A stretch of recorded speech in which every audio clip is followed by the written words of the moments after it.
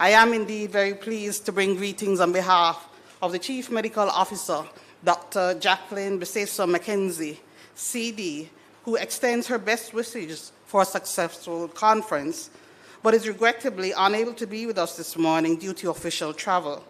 I therefore have the honor to welcome you to the 16th Annual National Health Research Conference. This conference, ladies and gentlemen, remains the Ministry's premier national forum for highlighting research conducted within Jamaica's public health system and for promoting the use of evidence-based research to strengthen policy, programs, and service delivery. The theme, Health for All in a Changing Environment, reflects Jamaica's long-standing commitment to primary health care, the principles of the Alma Ata Declaration, and the global commitment to leave no one behind under the 2030 Sustainable Development Agenda.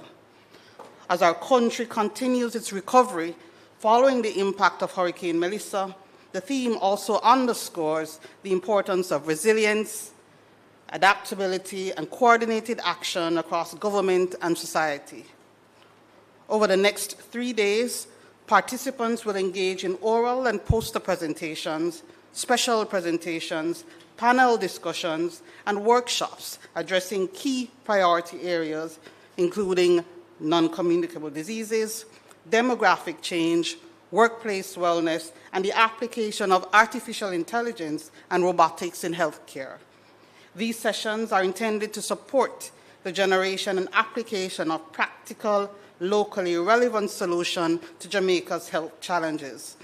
The Ministry is therefore especially pleased to continue advancing the National Health Research Agenda and the Research for Wellness Fund, which demonstrates our commitment to investing in high-quality research that can be translated into improved health outcomes for our population. So once again, welcome to the 16th Annual National Health Research Conference. I wish for you a productive and successful convening, and I thank you.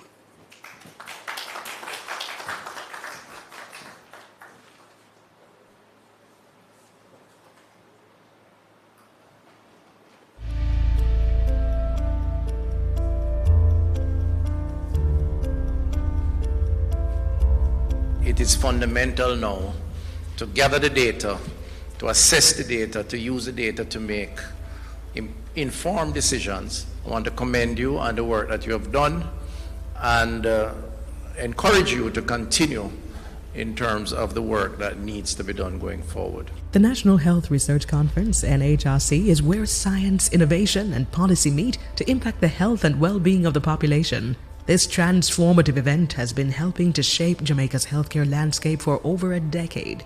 Following its inaugural staging in 2010, it's the flagship platform of the Ministry of Health and Wellness, uniting government institutions, academic minds, and the wider public to share groundbreaking health research that's pushing the boundaries of innovation and that can provide solutions to meet modern healthcare needs. The NHRC's key objectives are to facilitate the sharing of research findings from the various participating researchers, identify operational research with the potential to shape public health policy, and aid special discussions on the conference theme to drive actionable outcomes.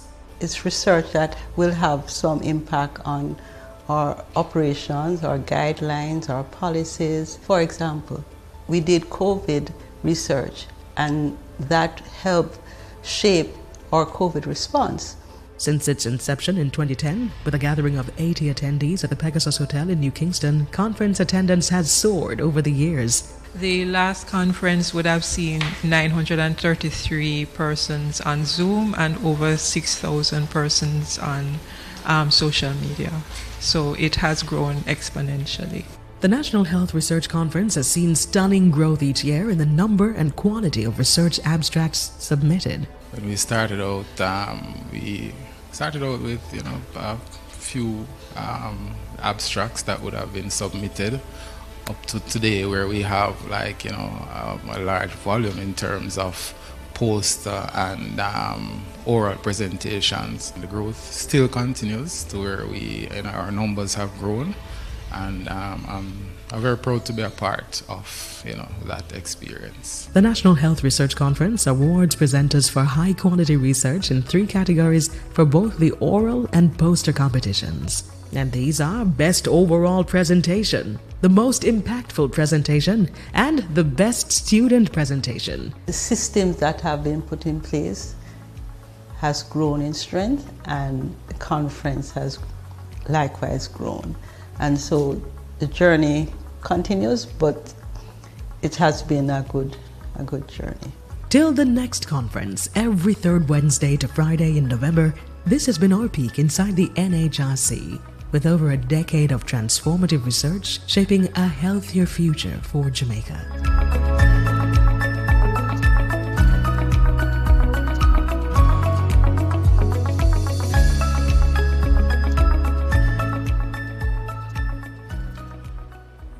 So you are a part of something that is growing and growing and benefiting Jamaica land we love. You should feel really good about that and probably give yourself a clap. We continue with our flow for this morning. We're going to have 2 greetings now coming to us. First, from Mr. Ian Stein, the Pan American Health Organization, World Health Organization representative, responsible for Jamaica, Bermuda, and the Cayman Islands. And Mr. Stein will be followed by Dr. Lisa Indar, Executive Director, the Caribbean Public Health Agency, CARFA. So in that order, we now have these 2 greetings, Mr. Stein, followed by Dr. Lisa Indar.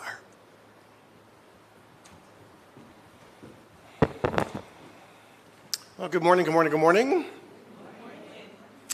It is really a pleasure to join you all and join all of you, friends, family, colleagues, and the broad range of people joining us today. And I'm also pleased to note that all the protocols have been observed as well. I thank the organizers who have invited me to share some opening comments for this opportunity, this gathering together, especially in the context of Health for All, a subject close to my heart, a subject close to my organization's heart, WHO and PAHO, true to this over the many years and dedication in collaboration with our member states. So allow me to, if I may, put this in context, research in context and Health for All in context, because I think it's important to recognize that we are fresh into 2026, fresh with the cold air blowing upon us, 4 years from 2030. And it's the year 2030 that the world and countries made commitments to measure how progress is being made on this Health for All. Jamaica also aligned in this broad effort to achieve particular targets. However, we are reminded that these goals and this agenda, the 2030 agenda, is not just a list of goals. It's a commitment to equity. It's a commitment to resilience and the idea that development must be inclusive, but also evidence-based and people-centered. And nowhere is this more evident than the health sector. It is with this in mind that I point out that the relevance of research as it pertains, it's with this in mind I point to the relevance of research as it pertains to achieving well-established goals. Today I want to share 3 pieces in particular, where we stand globally and regionally on the SDGs, in particular SDG 3, where the data gaps remain and why it matters, and how research, including the work of the Jamaica's research community, can accelerate this progress towards 2030 with a special recognition of the important role that the Ministry of Health plays, but also other institutions within the Jamaica environment. This is a humbling time. At the global level, the world is not on track to achieve most of the goals of the SDGs by 2030. It's humbled by the COVID-19 pandemic, but also by climate-related shocks, economic pressures, and the widening economic inequities that have reversed, unfortunately, years of progress. Melinda's landfall exacerbated these Sorry, Melinda is a friend of mine. Allow me to rephrase that. Melissa, not a friend of mine. Her landfall exacerbated these challenges here in Jamaica. In the Americas, PAHO's latest assessments show several concerning trends. Life expectancy has declined for the first time in decades. Non-communicable diseases continue to account for an enormous burden, which requires a substantial effort to do operational research on behavior change. Mental health needs have grown sharply, and yet services remain under-resourced across the region. Maternal mortality, once declining, has plateaued or increased in several countries, and climate-sensitive diseases such as dengue are rising in frequency and intensity. Unfortunately, challenges are persistent. Rates of NCDs remain stubbornly high. Violence and injuries continue to strain the health system. Climate changes threaten water security, vector-borne disease patterns, and disaster resilience. And like many countries, Jamaica faces data gaps that limit the ability to fully measure the SDG progress. One of the most important lessons that we are seeing from the SDG era is that data is not a technical issue, it's a development issue. Without accurate, timely, and disaggregated data, we cannot design effective policies or track progress. We know that outdated health systems across the region are challenging. We know that there are enormous limitations on disaggregated data. There are gaps on environmental and climate-related data. And all this points to insufficient research across the spectrum of health-related issues, and in particular, the social determinants of health. We recognize that the Jamaica researchers, the tremendous resource that we have here in Jamaica, has a particular role to play to accelerate some of the attainment in the work on the SDGs. Jamaica has a vibrant research community, and this work is essential to all of us reaching our collective goals. We need to focus on the greatest data gaps, and this includes mental health and climate health interactions, NCD risk factors, and health inequity. We need to do something challenging, which is embrace the interdisciplinary approach, because the SDGs and the efforts to achieve health for all require interconnected work.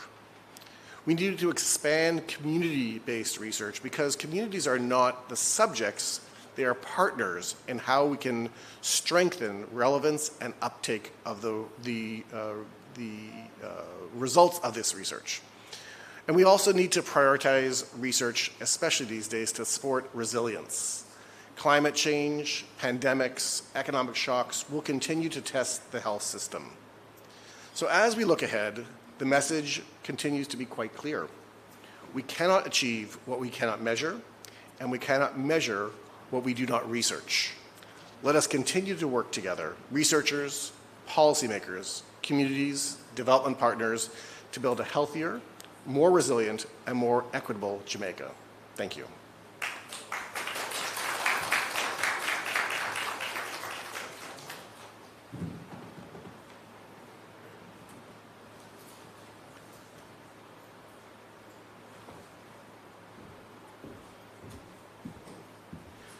Dr. Indar?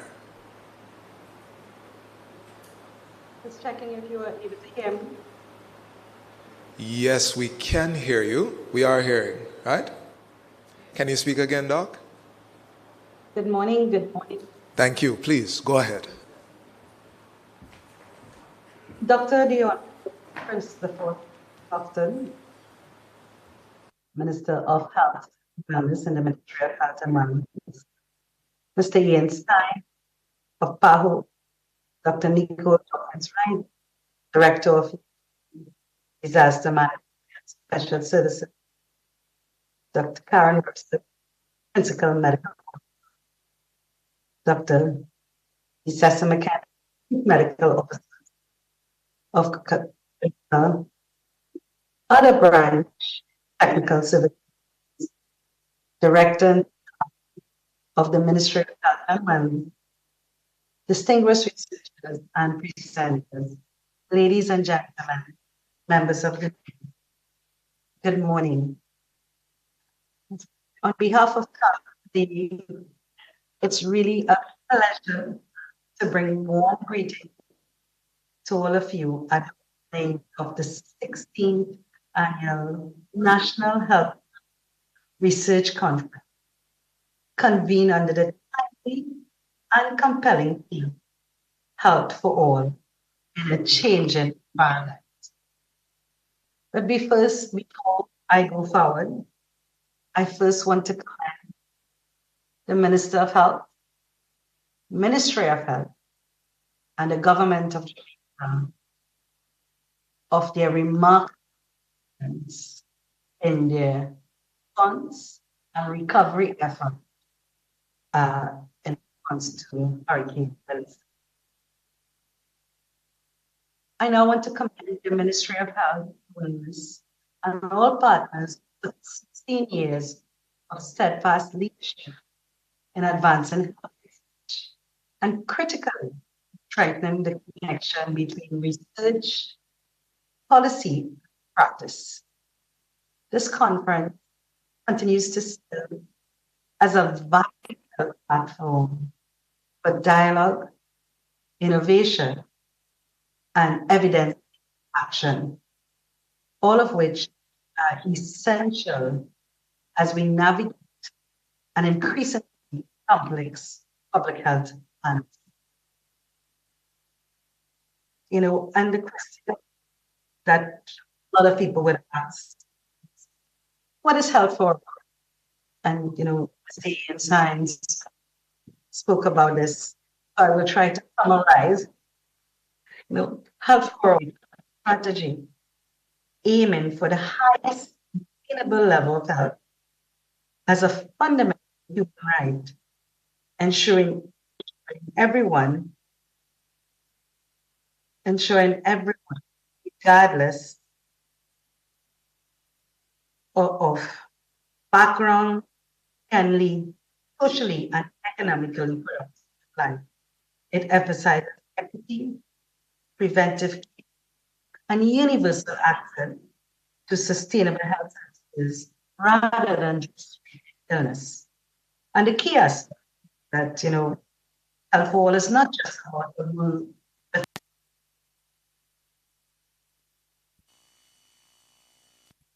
but within reach of everyone in a given country, allowing people to have productive lives. The strategy is rooted in equity-oriented policy, social justice, and the recognition of health is a fundamental right. And it focuses on social, economic, and environmental determinants of health, including sanity, education, nutrition, and not just medical treatment. It requires a comprehensive approach, a multi-sectoral, all of governmental approach that involves government, community, individuals. So I look at the papers that are being presented and think that this conference is aptly addressing health. And as we know, across the Caribbean, we experience profound environmental, social, and ecological shifts, from climate change to extreme weather events, to emergent and emergent diseases, including resurgence of vaccine-preventable diseases, demographic transfer, and widening health inequities. These realities that research is no longer optional. It is foundational to building resilience, inclusive, and responsive health systems. CAFL remains firmly committed to supporting member states through strengthened surveillance, lab systems, workforce development, and digital. Do I continue?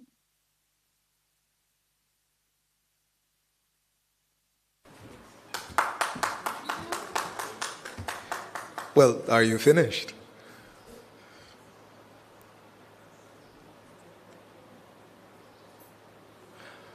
All right. We seem to be having a technical challenge here. So let me just say thank you to Mr. Stein and Dr. Indar for their comments, their affirmations, and for painting an interesting picture of the world around us and what needs doing as we go forward. Let me insert some commentary here about the conference itself. As you should be familiar with, those at the hub and the greater majority online, there is a conference website beyond the proceedings on Zoom where you can review the conference booklet, review the history, past winners, past themes. You can also view the posters in the poster hall and leave questions and comments for the authors.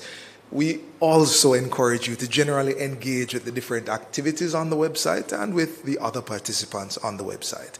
There is a running leaderboard of engagement that ranks what you do on the website, and you gain points for that, and your name goes up and up and up and up. Go up high enough, and you'll get a gift or two. What the gift will be, I'm not at liberty to say, but it will be a good gift based on the pictures I saw of the winners last year. So the more you immerse yourself, the greater your chances of winning some prizes.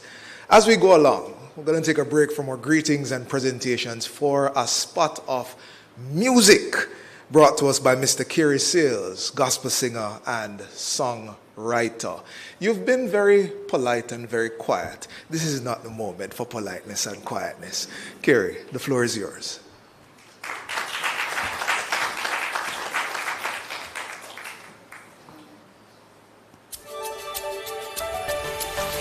When I wake up in the morning, say, see the sun shining, I know that your blessing is over me. Yeah. When I see the tree moving, hear the birds chirping, I feel my beat inside of me. Listen, say, I've got joy. Say, I've got peace. Say, I've got favor all over me. Say, I've got joy, Lord, I've got peace. Say, I've got favor all over me. Can you do it one more time, everybody? Say, when I wake up in the morning, see the sun shining, I know that your blessing is over me. Yeah, and when I see the tree moving, hear the birds chirping, I feel my beat inside of me. Help me sing now, say, I've got joy. Say, I've got peace. Say, I've got favor all over me. Come on, say, I've got, say, I've got, say, I've got favor all over me. Listen, every day I'm living, everywhere I'm going, every move I'm making, you're guiding me. All of the love I'm feeling, all the kindness showing, all the mercy flowing. I need everybody know to say, you've got, say, I've got, say, I've got, say, I've got favor all over me. Say, I've got joy. Say, I've got, say, I've got favor all over me. And in my life, He's blessing me. And as I grow, His grace covers me. So I will walk in God's authority.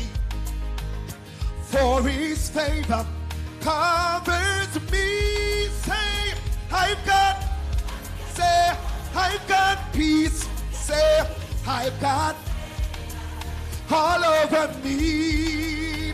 Say, I've got joy. I've got peace. Say, I've got favor. Oh, do me a favor right now. Turn to your neighbor. Say, neighbor, you've got. Say, you've got. Cover them now. Cover them. Say, all over you. Say, you've got joy. Neighbor, you've got peace. Say, you've got favor. Come on, let me see everybody wave your nose. So say, I've got, say, I've got peace. Say, I've got favor all over me. say, I've got favor all over me.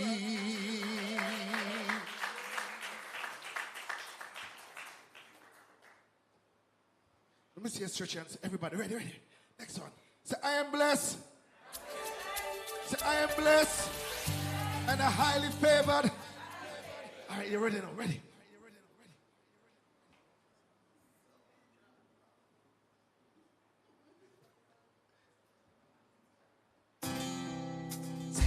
Say, I am blessed and a highly favored. Anybody blessed right now? Let me see a wave. So say, I am blessed and a highly favored.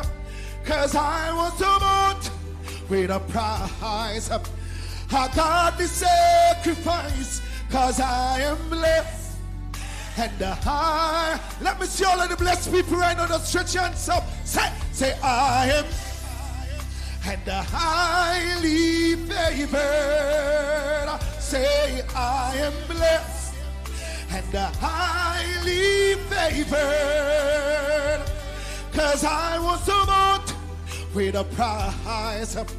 I got the sacrifice. Cause I am blessed and a highly favored. Listen, I'm so blessed. Nobody can steal my joy or take my love away.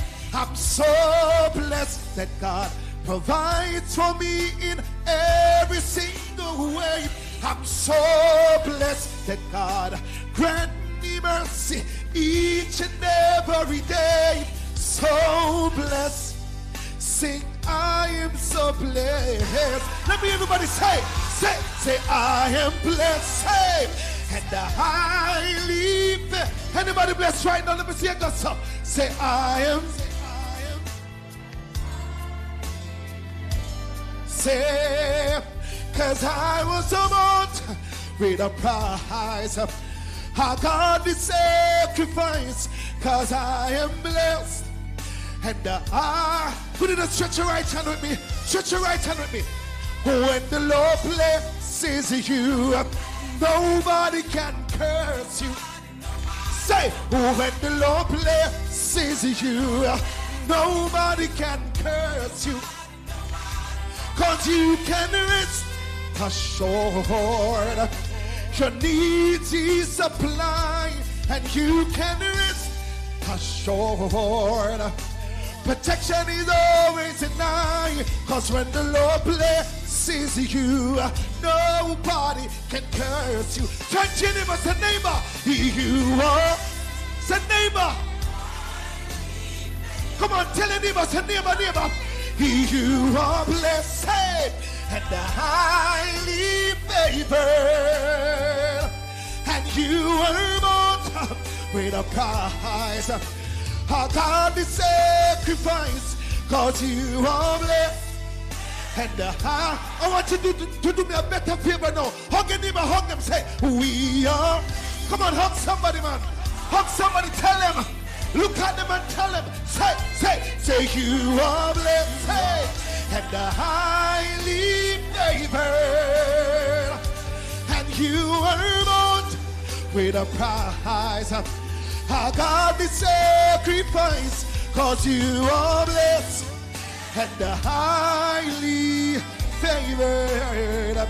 Yes, you are blessed, and highly favored. You are blessed and highly favored.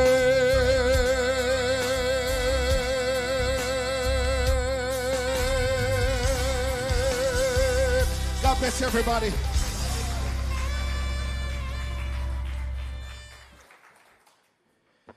There is a corporate well-being and wellness challenge that ends in, let me see if I have my information right, about 24 days, which involves people submitting videos of them getting active.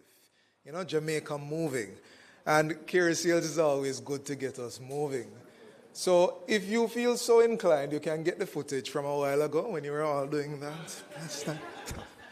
And that will complete your submission for the corporate wellness challenge. As we proceed, our feature address is coming up next, and that will be done for us by the Honorable Dr. Christopher Tufton, the Minister of Health and Wellness. And let me tell you just a little something about Dr. Tufton as he comes. He has devoted his life to public service in Jamaica, serving as an educator, politician, minister, mentor. We've seen him running. What else does Dr. Tufton do? Writing, yes, there's that. So he is multi-talented and multifaceted, our Minister of Health and Wellness. And for his outstanding work in public health and governance, he has been awarded the Order of Distinction in the rank of Commander recently. Dr. Tufton will be delivering our feature address now. I invite your attention as he presents. Thank you very much, Mr. Chairman. And thank you for those good words. You're not so good on the stage with the performance, though, so don't try moving that. Don't do that in public too often. Distinguished ladies and gentlemen, let me recognize those at the head table, of course. Mr. Master of Ceremonies, Mr. Henry, Ian Stein, PAHO WHO, representative to Jamaica, Bermuda, and the Cayman Islands. Lisa Indar, who isn't here, but we heard her, or could barely hear her, but we appreciate her presence. That's the director of CARFA. Nicole Dawkins-Wright, our emergency disaster management and special services at the MOH. And of course, the chief epidemiologist, Karen Webster Carr, who is also, by the way, ODCD, right? Commander class. And well deserved, well deserved. I was kind of proud to walk up with her last time, you know. Me and her get a little bit of award and recognition. So I want to commend her. She's doing a good job. She and her team, of course. Dr. Grant, Director, Epidemiological Research and Data Analytics. And should I say everyone else who is present in the room. All of you, very distinguished. Very happy to see all of you and those online. Very happy to, again, speak at another research conference, the 16th National Health Research Conference opening ceremony. And I believe you have 3 days of intense conversation around critical matters of research in healthcare. Health for all in a changing environment. Very, very appropriate topic to guide the conversation and the work that's done here. I believe also that at some point this morning we're going to be awarding our wellness grants to three or four recipients. You may recall that a few years ago, I had announced this 50 million grant to support research in healthcare. Went through a little teething pain, but today we will recognize the leads on the research that they will do, benefiting from this first 50 million allocation.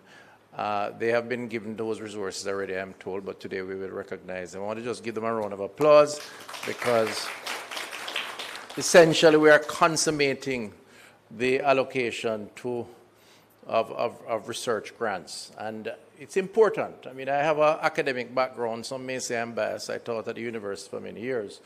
But I do believe, and I've said it to my team, that while opinions matter, and the world is full of opinions, particularly in free media, and everybody postures as an expert in everything, not just in one thing. The real expert are those who ground their positions, their points of view, their opinions as it relates to health anyway, in the data. And having the capacity to collect, to analyze, and to conclude around that data is what will drive good policies and programs to support the health and wellness of our society. Anything else is opinion. And you're all entitled to it. We are all entitled to it. And in a world where everybody has access to free media, there is a whole heap of opinions to go around. I've heard some things said about myself. I wonder if it's me they're talking about or somebody else, for example, including all sorts of things, which I won't go into. It may excite you too much or you may lose focus today. The point is, it is research that will drive good policy. And we must, as the corporate drivers of policy in public health in the country, and with Ian present in the hemisphere and indeed the world, we must maintain, promote, and embrace that principle of data to drive decision making. And that's why this annual health research conference is so important, and that's why I embrace and support it. So commendations to those who have put this together for the 16th year, and I encourage you to go full 100 over the next 3 days and send me the proceedings, the results of what you have found out, so I can act as if I'm bright when I talk over the next year as to where we need to go, right? Because I'm depending on you now to inform me, because you are the ones doing the research. So, as I said, the topic is the theme is very apt, is very relevant, because we are living in a changing world. We have always been in a changing world. The difference between a century ago and today, if I were to hazard a guess, is that the change is happening a lot more rapidly today. The life cycle of any idea almost dissipates within a very short period of time. In fact, while nothing can truly be seen as original, because we build as we go along on ideas, and we should appreciate ideas that have come before us as we seek to make those ideas better as we go forward. The reality is that because of how the world is positioned, for a number of reasons, we have to constantly change. The only certainty in life is change, in my opinion. And it is kind of a contradiction in terms, but context matters, and our ability to adjust to that environment is critical. And I want to just share, I'm not going to be very long, a few ideas around some of the changes that I think are going to be very critical going forward, and hopefully will drive some of that research. And I want to be bold about some of the statements as how I see it. So if you look at the demographic profile, which is where it all starts, because we are about people and ensuring or supporting living that promotes longevity and quality of life. In a very short, abbreviated way, I think that's what we're about. We want people to enjoy life, and we want the people to enjoy a period of life that could truly be said is what they expect. And there are guidelines around that, as you know, in terms of life expectancy, depending on where you live. Beyond that, though, that kind of dissecting has to cause us to look at certain trends that research should focus on. I mean, we have an aging population that is impatient of debate. We're having fewer children, and as a result, our response to this population, both those who are young but those who are not so young, and those who are aging and getting to a stage where they may want to leave the workforce either involuntarily or voluntarily, there is going to be a need to support that population. And the question is, what will the future of our population look like in 5, 10, 15 years? Can we influence the mix of that population? So in a sense, you're looking at both the aging, but you also may want to influence the incoming. Fertility is a big issue.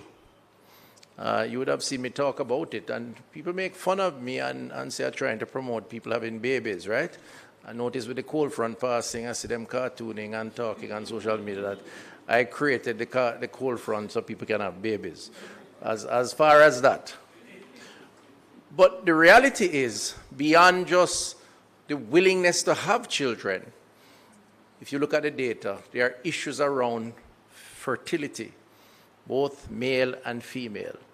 And the question, if you were to look at some of the existing data, is how do we create an environment that supports responsible parenting, but also maintains a population that ultimately creates and maintains a cohesive society. We should not lose sight of the fundamentals as to why we promote child rearing in the context of responsible parenting, but also in the context of the socioeconomic fundamentals of how a society functions and why a society has to function with a balance around the population that's aging as well as the younger population. And I do believe that that requires examination in a fundamental way. The lifestyle issues are big issues, the choices that we make in our community. The availability of healthcare workers is a big challenge in the current context. The truth is we are moving in an era where the human element around healthcare service provision will have to be complemented more so by technology, and where that human element, because of the mobility of labor, will have to cut across cultures and societies in order to serve the kind of universal approach to One Health that One Health represents. Despite the challenges to One Health that we also see emerging, we are also going to have to overcome some of those objections, because the truth is it is inevitable. No matter where you are in the world, you are vulnerable to the extent that the weakest parts of the world are vulnerable to certain diseases or health threats. And so I have a theory, and that's all it is, a layman's theory, since I'm not a health expert, that we need to define or look at defining what health and wellness represents. And it's not an original thought. And indeed, somewhere in the continuum of healthcare, it is already lodged and is being attended to. But the question of emphasis and focus, I think, is very important. My own view is that health research should increasingly focus on a very holistic concept of health as community. Community. I think community should be the word of 2026, certainly at the level of the Ministry of Health and Wellness, Jamaica. Can't speak for anybody else. Because I do believe that the start of every progressive step as it relates to population health and wellness, or indeed any negative movement in the same context, starts within the community. And that's why primary health care is so important. But it's not just about the provision of health care as we know it in a traditional sense. It really is the support of the healthcare infrastructure within a community context that creates intervention in almost every area of life. Now, health may not appear like it, but health is national security, because domestic violence is a significant part of the wellness of a community and a society. And who are the peacemakers in the society? We applaud the work of the police, who enforce the law and who have some peacemaking role. But if you really think about it, the community center, the community health aides, the public health nurse, the midwife, is a receptor of almost every concern and disagreement you can think of. It's either they come to you to get treatment from the impact of it, and by extension you receive the details of it, and as a consequence may need to have an intervention related to it. Health touches every aspect of our lives.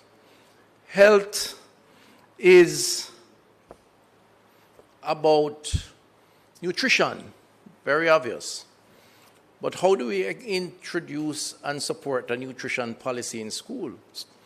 While the schools, the education system has a critical role to play, since it is their governance structure that will implement and enforce, the role of health in the school system, in the education system, to give the guidance that is required and to nudge, to encourage, to use moral suasion, to link the quality of life with the lifestyle choices, to my mind, is fundamental.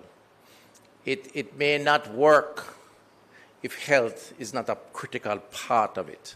And the question is, how do we improve the contribution of health to that kind of introduction? Health is about productivity and how to achieve more from the efforts in a positive way. We have to arm ourselves with supporting that imperative. The point I'm making is that we need to see the community center, the community health center, as the epicenter of activity and life as we know it within that particular community context. And we need to arm our primary healthcare system with the knowledge, the application, the tools, the technology, if necessary, in order to influence the lifestyle that we desire as a society from birth through to death. And that really places health as the epicenter of all that takes place. Now, what does that require? It requires clinicians, clearly. That's our core discipline. But it requires a lot more than that. It's going to require the sociologists. It's going to require the anthropologists. It's going to require so many other disciplines. So that redefinition of health also has to redefine what skill sets are going to be necessary to truly promote a healthier environment and a healthy society. And I think we have to start touching down around the research that allows health to be defined as a multidisciplinary activity, intervention, embedded in a community that is the soul, the vein, the heartbeat of how that community functions. The health of a community has to be driven by healthcare, but include everybody else and every other discipline. Can't be a siloed approach, given the current context of how life. I'll give you an example. I saw where one or two countries have started to discuss the use of social media by young people. And I am for it. I believe that in the context of health, it may not appear so, but we are creating a society of young people who will eventually become adults, who through overexposure and negative reinforced exposure, with social media being the core of that, are either going to be exceptionally challenged by mental health related issues or influencing their behavior and their choices that will lead to a much more challenging period beyond the age of consent, when they in fact can make decisions. And I believe that the time has come for health to be part of that lobby, to say, if you're 16 years or younger, we should regulate, moderate, or even totally avoid social media exposure to our young people. Now, not many people are going to like that. Parents are going to say, you have to give my child a smartphone to take to school so that they can communicate with me. There was a time when we never had it, and people communicated, right? And there may be other mechanisms that need to be put in place to allow for communication. But let me tell you something. As an adult, 50 plus years, and I'm going to tell you the exact age. I am appalled at some of the things I see on social media, just scrolling through. Some of the opinions that have been expressed, some of the vitriol and the evil that is manifested, not just in faraway land, right here in Jamaica. People attack each other, attack character, make up stories, set new standards of behavior that, to my mind, to a open and fertile and learning brain in the form of a young person, is deforming them for life and creating a much worse society for the future generation than for us as adults. And I do believe we have a duty. Call it censorship if you like, but I think we are doing the next generation a favor by calling this out as a bad thing for society. Some may say it's free speech, but with free speech must come levels of responsible behavior. And we have an obligation and a fiduciary duty. It affects health. It does. It affects people's attitude one towards another. It affects the choices we make, what we consume. It affects our mental health. Health in the context of community has to be seen in a much more holistic way. And so, I kind of gone off on a tangent, but I have not. I'm saying to us here in this room who are researchers, broaden our minds beyond the obvious. It's not enough to tell people not to drink too much sugary drink because the consequences are obvious. Because the consequences are already proven and obvious. There's more than enough data out there. What we need now are nudging mechanisms, either through moral suasion, regulation, policy, law, to create an environment that is safer for our people. Yes, and the police is doing a great job at that. But to create an environment where choices influence the environment, as opposed to the environment in a free-for-all way determine the pressures of the choices that people make. It's fundamental, and we may not be able to do it alone. We will not be able to do it alone, which is why I say health has to be more than just clinicians, as important as they are. So the next $50 million, I'm giving a policy direction.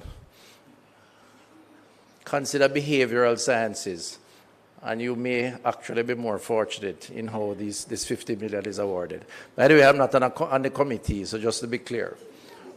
But the multidisciplinary nature of health, I think, requires that type of examination. So enjoy your discussion. Look forward to hear what the results are, and we'll continue to fight for a better society and a healthier society.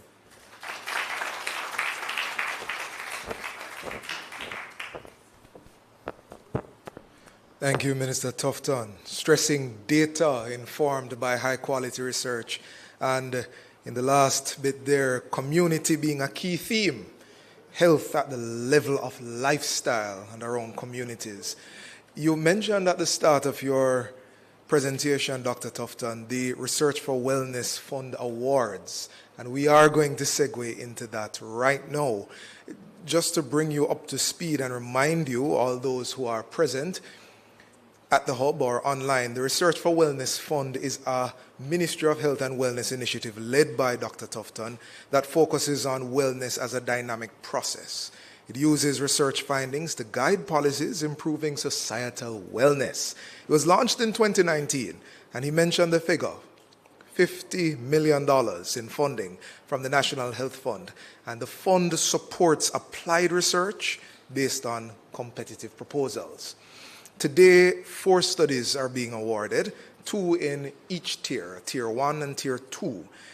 Tier 1 is up to $20 million, and Tier 2 is up to $5 million.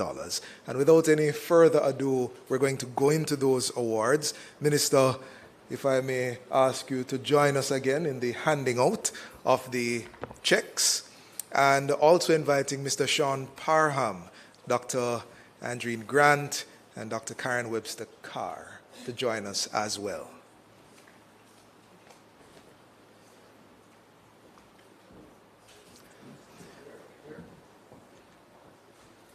Now, as our handovers get into position, you guys did a really good clap a while ago at the end of the minister's speech. Hold on. I wasn't saying you need to clap now. I'm saying when the handing over is happening, I'll need you to replicate that clap. All right. So I mentioned that there are 2 tiers of the awards. Tier 1, which is up to $20 million, and Tier 2, which is up to $5 million. And we have 2 studies being awarded in either category today. Let's begin with Tier 1. Now is the time to clap, by the way. Professor Denise Eldemar Shearer in Tier 1. Please join us.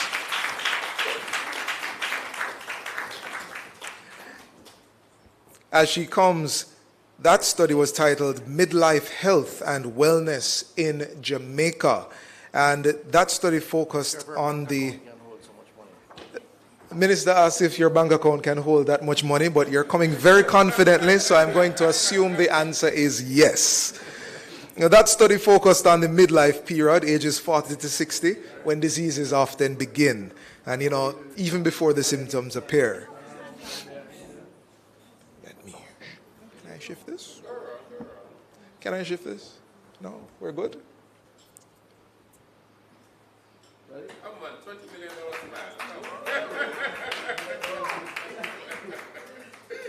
That's better.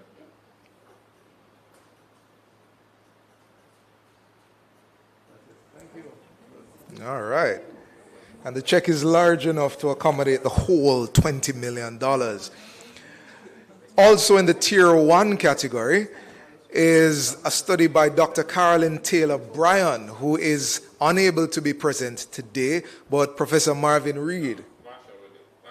Okay, we're editing on the fly. It will be collected on her behalf. What is research on?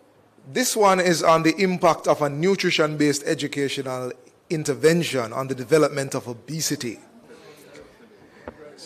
So the cohort was involving children from 2 years to 5 years of age.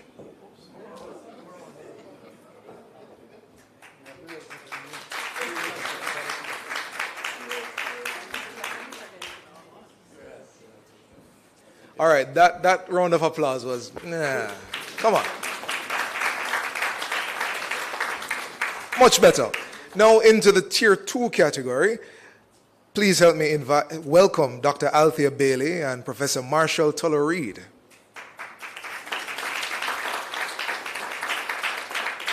All right, just Dr. Althea Bailey this time.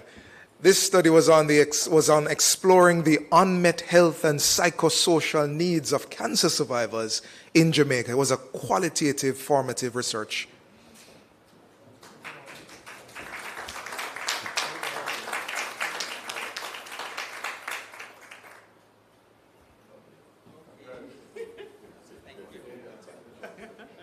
And last but not least, help me welcome Professor Wendell Abel.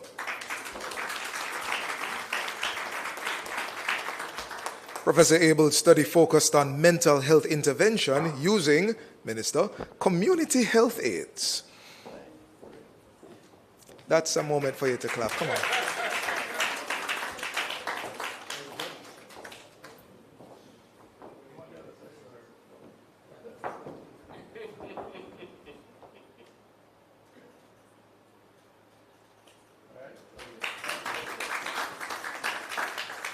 Thank you, Minister. Thank you, presenters. On that note, ladies and gentlemen, another big round of applause for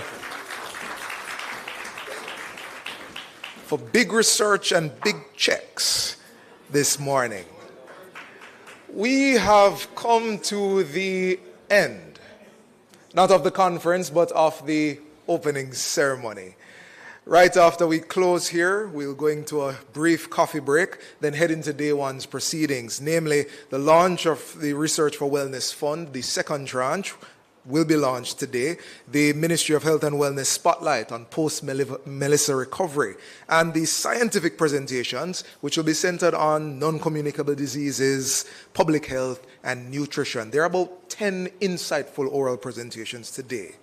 The conference and the presentations will continue tomorrow through to Friday, starting at 9 a.m. daily.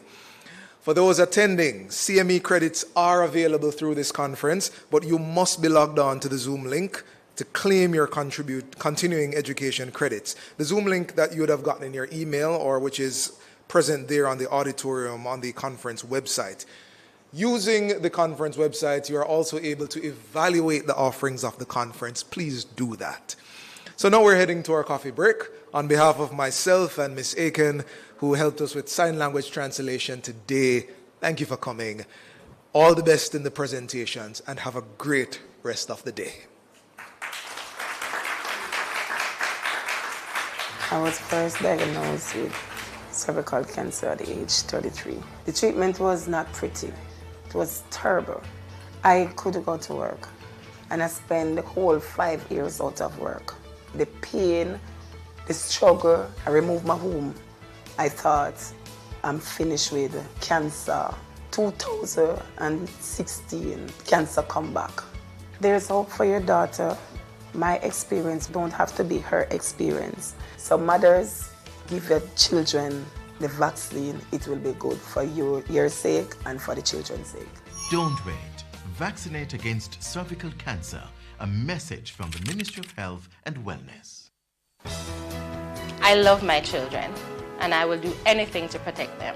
So that's why, as a mom and as a doctor, I made sure that my daughter got the HPV vaccine to protect her from cervical cancer later in life when she becomes a woman. The HPV vaccine is very safe and effective. I was afraid of the injection at first, but I got it and it really wasn't that bad after all. If there was something you could do to protect your child, wouldn't you do it? Protect our next generation. Ensure that your daughter gets the HPV vaccine today. Don't wait. Vaccinate against cervical cancer. A message from the Ministry of Health and Wellness. I want to see a Jamaica that is cervical cancer free. Cervical cancer is one of the leading causes of cancer in women in our nation, and I want this to stop. The HPV vaccine has been proven to be the most effective method to prevent cervical cancer. It is a safe vaccine, and it is best to give the vaccine to young girls before they've even been exposed to the HPV virus. So parents, I want to encourage you to let your daughters get the HPV vaccine. Let us protect our next generation against cervical cancer. Don't wait. Vaccinate against cervical cancer. A message from the Ministry of Health and Wellness. Meet Jess. Jess knows a thing or two about her health. Measles and rubella virus still circulate in the world, right? Yes, Jess. So could I possibly get sick if I travel to those countries and I am not vaccinated? That's right. Wow. We all need to be vaccinated on time. She understands the value of vaccination. Mommy, did you know that vaccines work to prevent 2 million deaths in children each year? Wow. Mommy, thanks for ensuring that I'm vaccinated. You're welcome, Jess. Let's give our children the gift of health. Vaccines strengthen their defenses against harmful diseases for life. Get vaccinated. A message from the Ministry of Health and Wellness and PAHO.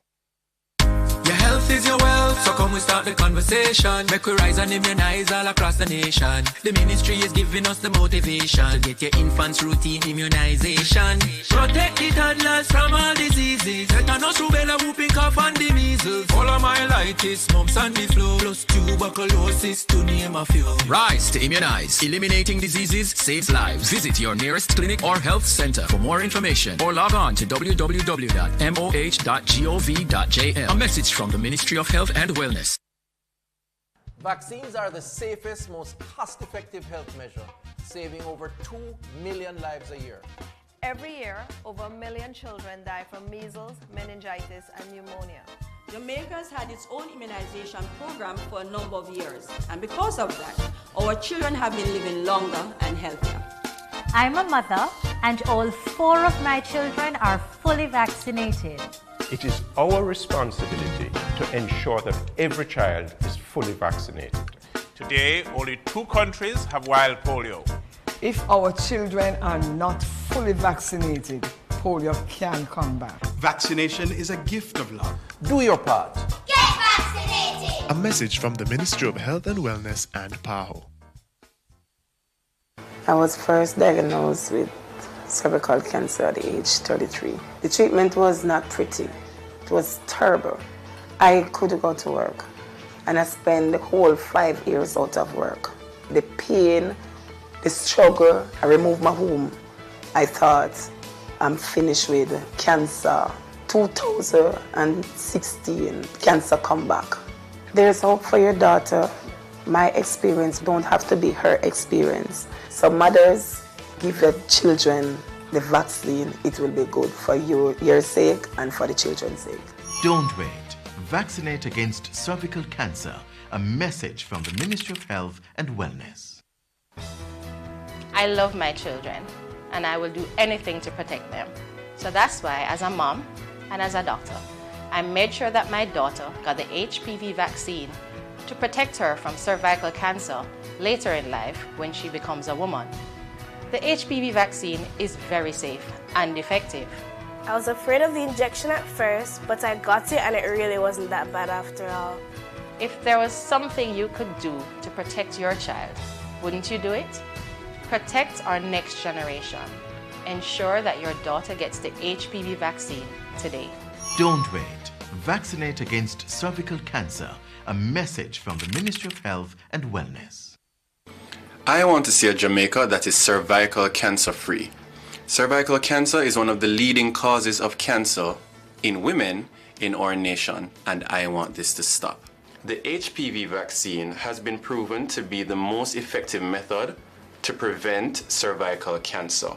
It is a safe vaccine, and it is best to give the vaccine to young girls before they've even been exposed to the HPV virus. So parents, I want to encourage you to let your daughters get the HPV vaccine. Let us protect our next generation against cervical cancer.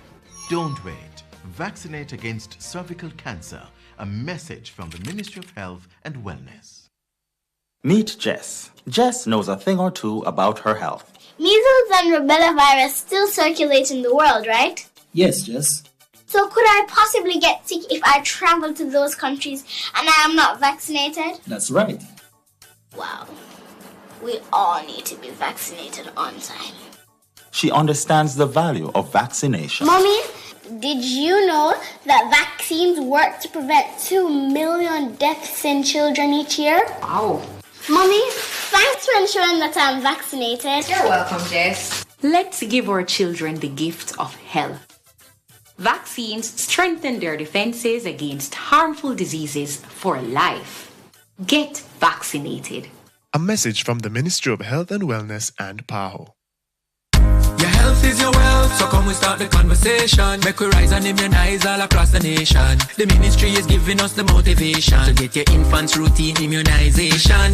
Protect the toddlers from all diseases. Tetanus, rubella, whooping cough and the measles. Polymyelitis, mumps and the flu, plus tuberculosis, to name a few. Rise to immunize. Eliminating diseases saves lives. Visit your nearest clinic or health center for more information or log on to www.moh.gov.jm. A message from the Ministry of Health and Wellness. Vaccines are the safest, most cost-effective health measure, saving over 2 million lives a year. Every year, over 1 million children die from measles, meningitis, and pneumonia. Jamaica has had its own immunization program for a number of years, and because of that, our children have been living longer and healthier. I'm a mother, and all 4 of my children are fully vaccinated. It is our responsibility to ensure that every child is fully vaccinated. Today, only 2 countries have wild polio. If our children are not fully vaccinated, polio can come back. Vaccination is a gift of love. Do your part. Get vaccinated! A message from the Ministry of Health and Wellness and PAHO. I was first diagnosed with cervical cancer at the age 33. The treatment was not pretty. It was terrible. I couldn't go to work, and I spent the whole 5 years out of work. The pain, the struggle, I removed my womb. I thought, I'm finished with cancer. 2016, cancer come back. There's hope for your daughter. My experience don't have to be her experience. So mothers, give your children the vaccine. It will be good for your sake and for the children's sake. Don't wait. Vaccinate against cervical cancer. A message from the Ministry of Health and Wellness. I love my children, and I will do anything to protect them. So that's why, as a mom and as a doctor, I made sure that my daughter got the HPV vaccine to protect her from cervical cancer later in life when she becomes a woman. The HPV vaccine is very safe and effective.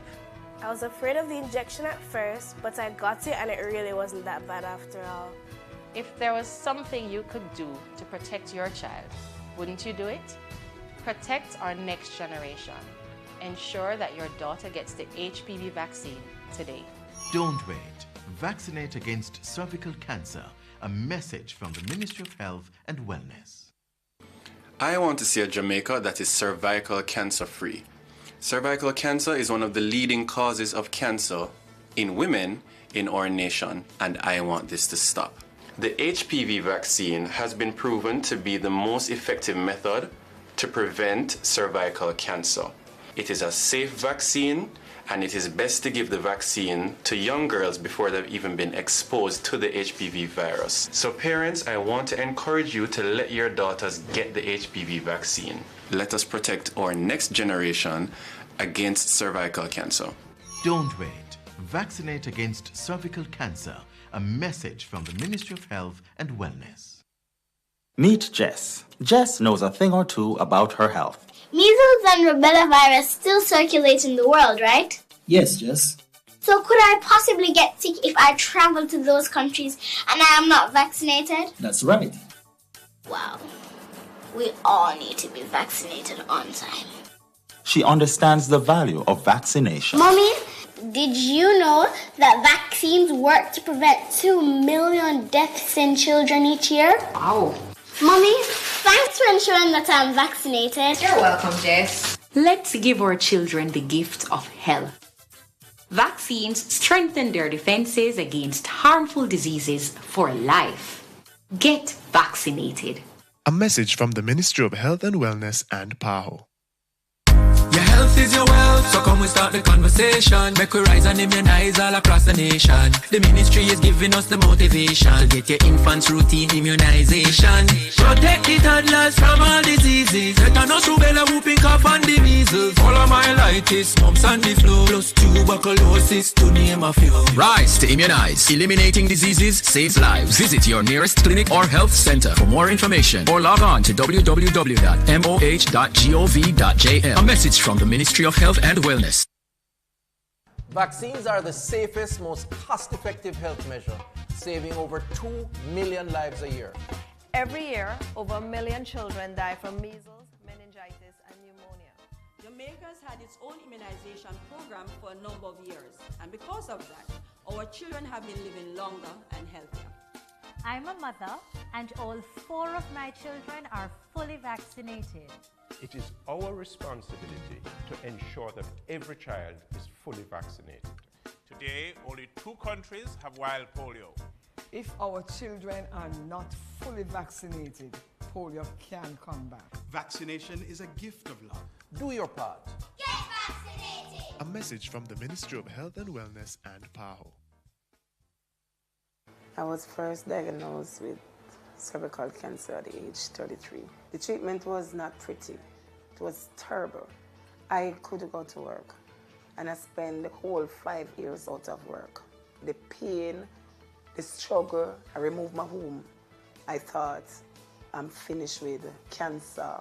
2016, cancer come back.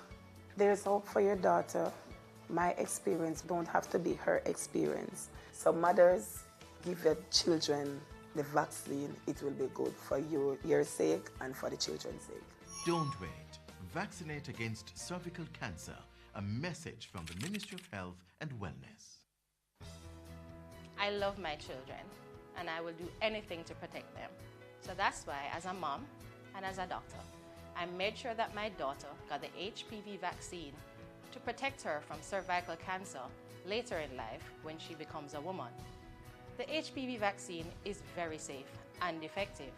I was afraid of the injection at first, but I got it and it really wasn't that bad after all. If there was something you could do to protect your child, wouldn't you do it? Protect our next generation. Ensure that your daughter gets the HPV vaccine today. Don't wait. Vaccinate against cervical cancer. A message from the Ministry of Health and Wellness. I want to see a Jamaica that is cervical cancer free. Cervical cancer is one of the leading causes of cancer in women in our nation, and I want this to stop. The HPV vaccine has been proven to be the most effective method to prevent cervical cancer.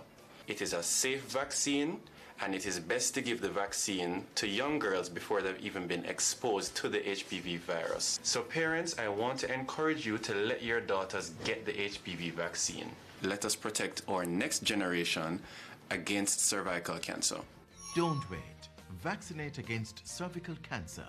A message from the Ministry of Health and Wellness. Meet Jess. Jess knows a thing or two about her health.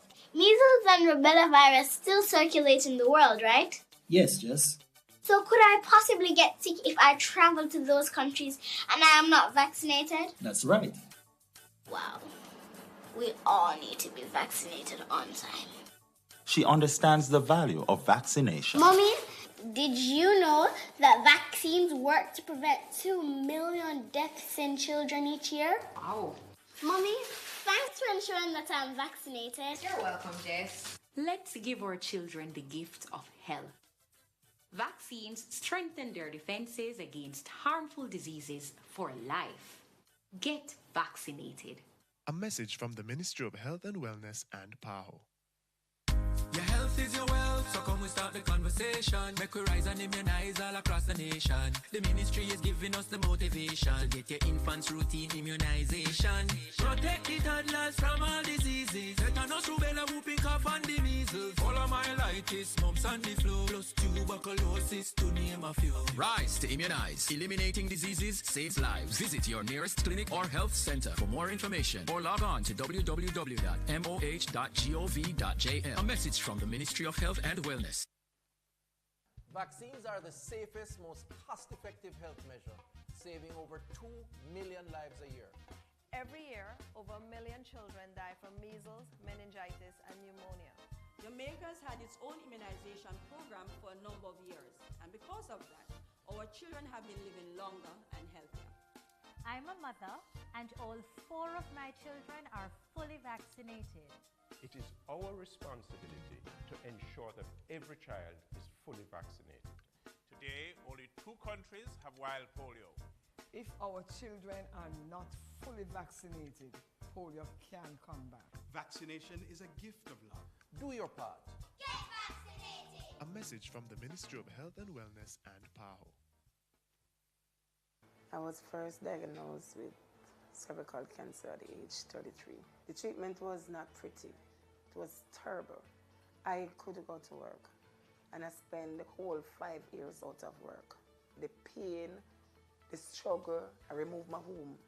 I thought, I'm finished with cancer. 2016, cancer come back. There's hope for your daughter. My experience don't have to be her experience. So mothers, give your children the vaccine. It will be good for your sake and for the children's sake. Don't wait. Vaccinate against cervical cancer. A message from the Ministry of Health and Wellness. I love my children, and I will do anything to protect them. So that's why, as a mom and as a doctor, I made sure that my daughter got the HPV vaccine to protect her from cervical cancer later in life when she becomes a woman. The HPV vaccine is very safe and effective. I was afraid of the injection at first, but I got it and it really wasn't that bad after all. If there was something you could do to protect your child, wouldn't you do it? Protect our next generation. Ensure that your daughter gets the HPV vaccine today. Don't wait. Vaccinate against cervical cancer. A message from the Ministry of Health and Wellness. I want to see a Jamaica that is cervical cancer free. Cervical cancer is one of the leading causes of cancer in women in our nation, and I want this to stop. The HPV vaccine has been proven to be the most effective method to prevent cervical cancer.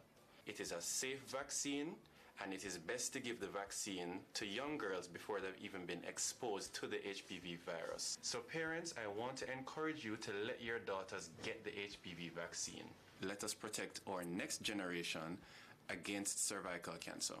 Don't wait. Vaccinate against cervical cancer. A message from the Ministry of Health and Wellness. Meet Jess. Jess knows a thing or two about her health. Measles and rubella virus still circulate in the world, right? Yes, Jess. So could I possibly get sick if I travel to those countries and I am not vaccinated? That's right. Wow. We all need to be vaccinated on time. She understands the value of vaccination. Mommy, did you know that vaccines work to prevent 2 million deaths in children each year? Wow. Mommy, thanks for ensuring that I'm vaccinated. You're welcome, Jess. Let's give our children the gift of health. Vaccines strengthen their defenses against harmful diseases for life. Get vaccinated. A message from the Ministry of Health and Wellness and PAHO. Your health is your wealth, so come we start the conversation. Make we rise and immunize all across the nation. The ministry is giving us the motivation to get your infants routine immunization. Protect the toddlers from all diseases. Tetanus, rubella, whooping cough and the measles. Polymyelitis, mumps and the flu, plus tuberculosis to name a few. Rise to immunize. Eliminating diseases saves lives. Visit your nearest clinic or health center for more information or log on to www.moh.gov.jm. A message from the Ministry of Health and Wellness. Vaccines are the safest, most cost-effective health measure, saving over 2 million lives a year. Every year, over 1 million children die from measles, meningitis, and pneumonia. Jamaica's had its own immunization program for a number of years, and because of that, our children have been living longer and healthier. I'm a mother, and all 4 of my children are fully vaccinated. It is our responsibility to ensure that every child is fully vaccinated. Today, only 2 countries have wild polio. If our children are not fully vaccinated, polio can come back. Vaccination is a gift of love. Do your part. Get vaccinated! A message from the Ministry of Health and Wellness and PAHO. I was first diagnosed with cervical cancer at age 33. The treatment was not pretty. It was terrible. I couldn't go to work, and I spent the whole 5 years out of work. The pain, the struggle, I removed my womb. I thought, I'm finished with cancer. 2016, cancer come back. There's hope for your daughter. My experience don't have to be her experience. So mothers, give your children the vaccine. It will be good for your sake and for the children's sake. Don't wait. Vaccinate against cervical cancer. A message from the Ministry of Health and Wellness. I love my children, and I will do anything to protect them. So that's why, as a mom and as a doctor, I made sure that my daughter got the HPV vaccine to protect her from cervical cancer later in life when she becomes a woman. The HPV vaccine is very safe and effective. I was afraid of the injection at first, but I got it and it really wasn't that bad after all. If there was something you could do to protect your child, wouldn't you do it? Protect our next generation. Ensure that your daughter gets the HPV vaccine today. Don't wait. Vaccinate against cervical cancer. A message from the Ministry of Health and Wellness. I want to see a Jamaica that is cervical cancer free. Cervical cancer is one of the leading causes of cancer in women in our nation, and I want this to stop. The HPV vaccine has been proven to be the most effective method to prevent cervical cancer. It is a safe vaccine, and it is best to give the vaccine to young girls before they've even been exposed to the HPV virus. So parents, I want to encourage you to let your daughters get the HPV vaccine. Let us protect our next generation against cervical cancer. Don't wait. Vaccinate against cervical cancer. A message from the Ministry of Health and Wellness. Meet Jess. Jess knows a thing or two about her health. Measles and rubella virus still circulate in the world, right? Yes, Jess. So could I possibly get sick if I travel to those countries and I am not vaccinated? That's right. Wow. We all need to be vaccinated on time. She understands the value of vaccination. Mommy, did you know that vaccines work to prevent 2 million deaths in children each year? Wow. Mommy, thanks for ensuring that I'm vaccinated. You're welcome, Jess. Let's give our children the gift of health. Vaccines strengthen their defenses against harmful diseases for life. Get vaccinated. A message from the Ministry of Health and Wellness and PAHO.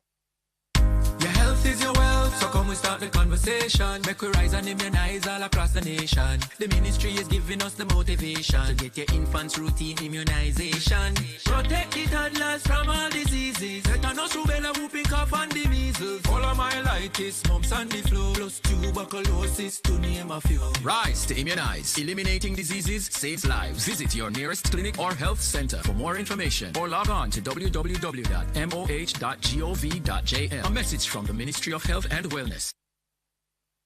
Vaccines are the safest, most cost-effective health measure, saving over 2 million lives a year. Every year, over 1 million children die from measles, meningitis, and pneumonia. Jamaica has had its own immunization program for a number of years, and because of that, our children have been living longer and healthier. I'm a mother, and all 4 of my children are fully vaccinated. It is our responsibility to ensure that every child is fully vaccinated. Today, only 2 countries have wild polio. If our children are not fully vaccinated, polio can come back. Vaccination is a gift of love. Do your part. Get vaccinated! A message from the Ministry of Health and Wellness and PAHO. I was first diagnosed with cervical cancer at the age 33. The treatment was not pretty. It was terrible. I couldn't go to work, and I spent the whole 5 years out of work. The pain, the struggle, I removed my womb. I thought, I'm finished with cancer. 2016, cancer come back. There's hope for your daughter. My experience don't have to be her experience. So mothers, give your children the vaccine. It will be good for your sake and for the children's sake. Don't wait. Vaccinate against cervical cancer. A message from the Ministry of Health and Wellness.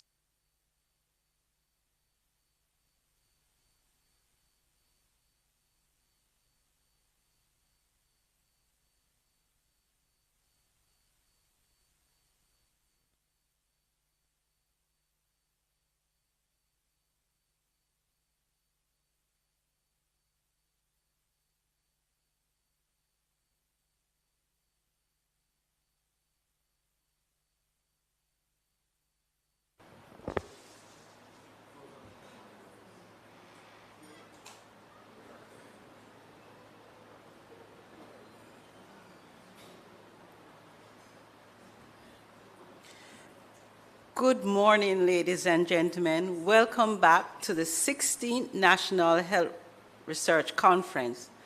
I am Karen Webster Carr, Principal Medical Officer, National Epidemiologist. It is my pleasure to introduce our notable guest speaker for this session, Professor Marvin Reed. Professor Marvin Reed is the Principal Director, Office of Research, Innovation and Partnership, University of the West Indies, Mona, with special responsibility for the global health portfolio. Professor Reed is an accomplished researcher who has supervised several doctoral students to completion and has published over 150 research papers and book chapters across public health, metabolism, and clinical trials. Prof. Reed is the past president of the Caribbean College of Family Physicians and currently serves as president of the Medical Association of Jamaica. Professor Reed chairs the Essential National Health Research Committee of the Ministry of Health and Wellness, Jamaica, which oversees the National Health Research Agenda of Jamaica. Please welcome Professor Marvin Reed.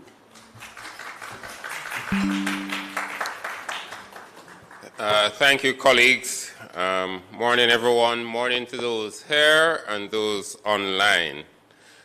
My task this morning is really to introduce to you the Essential National Health Research Committee, as well as to introduce the Research for Wellness Fund. Those of you who were here in the earlier session would have seen the recipients of the first tranche, so to speak, of the Research for Wellness Fund. So let me get cracking here. So many of us here, as experienced researchers and some of the more junior colleagues, would recognize that research in itself tends to undergo what we call a cycle, as we develop and create evidence at the bedside and move that evidence all the way through to the public health realm, where it can become beneficial to the society at large. Ultimately, the goal for us in health research is to improve the well-being of our population. And so in the center of all of this activity is, of course, our clients and our patients. The concept of moving research into evidence so that it benefits to all is really the whole concept of what we call translational science. So public health research, which is going to be the focus of most of my talk, really revolves around a few key attributes. The key for any research activity is knowledge creation. Having created that knowledge, it therefore then provides us with the evidence to decide what policies, services, and programs are going to be needed. Hopefully from that, and I was having a conversation with my table, the whole issue of the efficiency and the economics in terms of how it is that we deliver the model in a more efficient and cost-effective manner. Financial and governance arrangements needed support and sustain the service, and of course, disease prevention and health promotions. Many of us in the room here would have seen some of the slides as it relates to the cervical cancer campaign that the ministry has launched. And those are important messages that we need to share with our constituents, as there's lots of data to support the efficacy of these interventions. Ultimately, Minister spoke about the fact that health is everywhere. Health is part of our national development, and clearly one of the roles that we face or have is really how it is that we help address any health inequalities that may exist.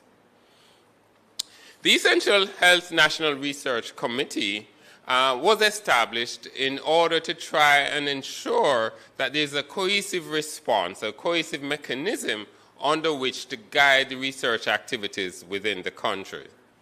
We have a terms of reference, we have a structure, and we have been engaged in several activities since our inception. And I'll just highlight some of these things. So the terms of reference for the Jamaica version of the Essential National Health Research Committee, we had about 15 of them. And basically, overall, our goal is to formulate and monitor the implementation of national policy on health, research for health. But an important aspect of our role as well is to advocate for the improvement of the national health through the National Health Information System, which facilitates the collection, organization, and dissemination of reliable health information. We're also responsible for, and so the Research for Wellness funding mechanism is going to be operationalized through the committee to help raise funds to monitor health research within the country, as well as to monitor and evaluate the respective programs that may be so funded. The other third major thematic area in terms of our terms of reference relates to our role in terms of training, ethics, and governance as it relates to the research ecosystem that exists in the country. So we foster best practices and enhance the standards of research and advocate that research addresses established priorities on research for health. We support the various ethical bodies within the country, so work, the advisory panel on ethics and medical legal affairs. And one of the things that we wish to do and is really to promote transparency and adherence to international standards in the conduct and reporting of health research. The third major development, or the third major attribute of our terms of reference relates to what we call management of data.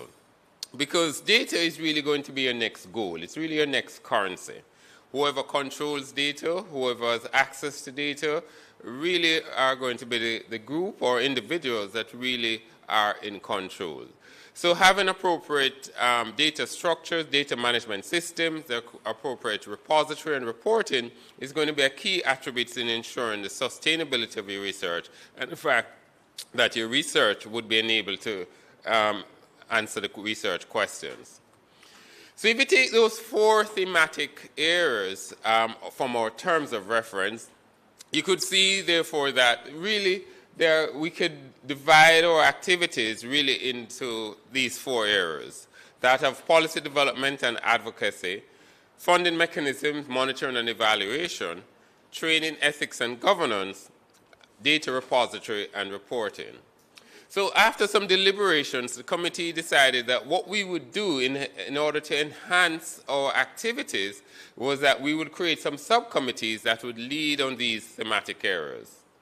We have eventually decided to subdivide these or to condense these to three groups. So we have collapsed the policy development and advocacy along with the funding mechanism and monitoring and evaluation to be one group, and to have as separate entities the data repository reporting and training, ethics and governance. So that's really our structure moving forward.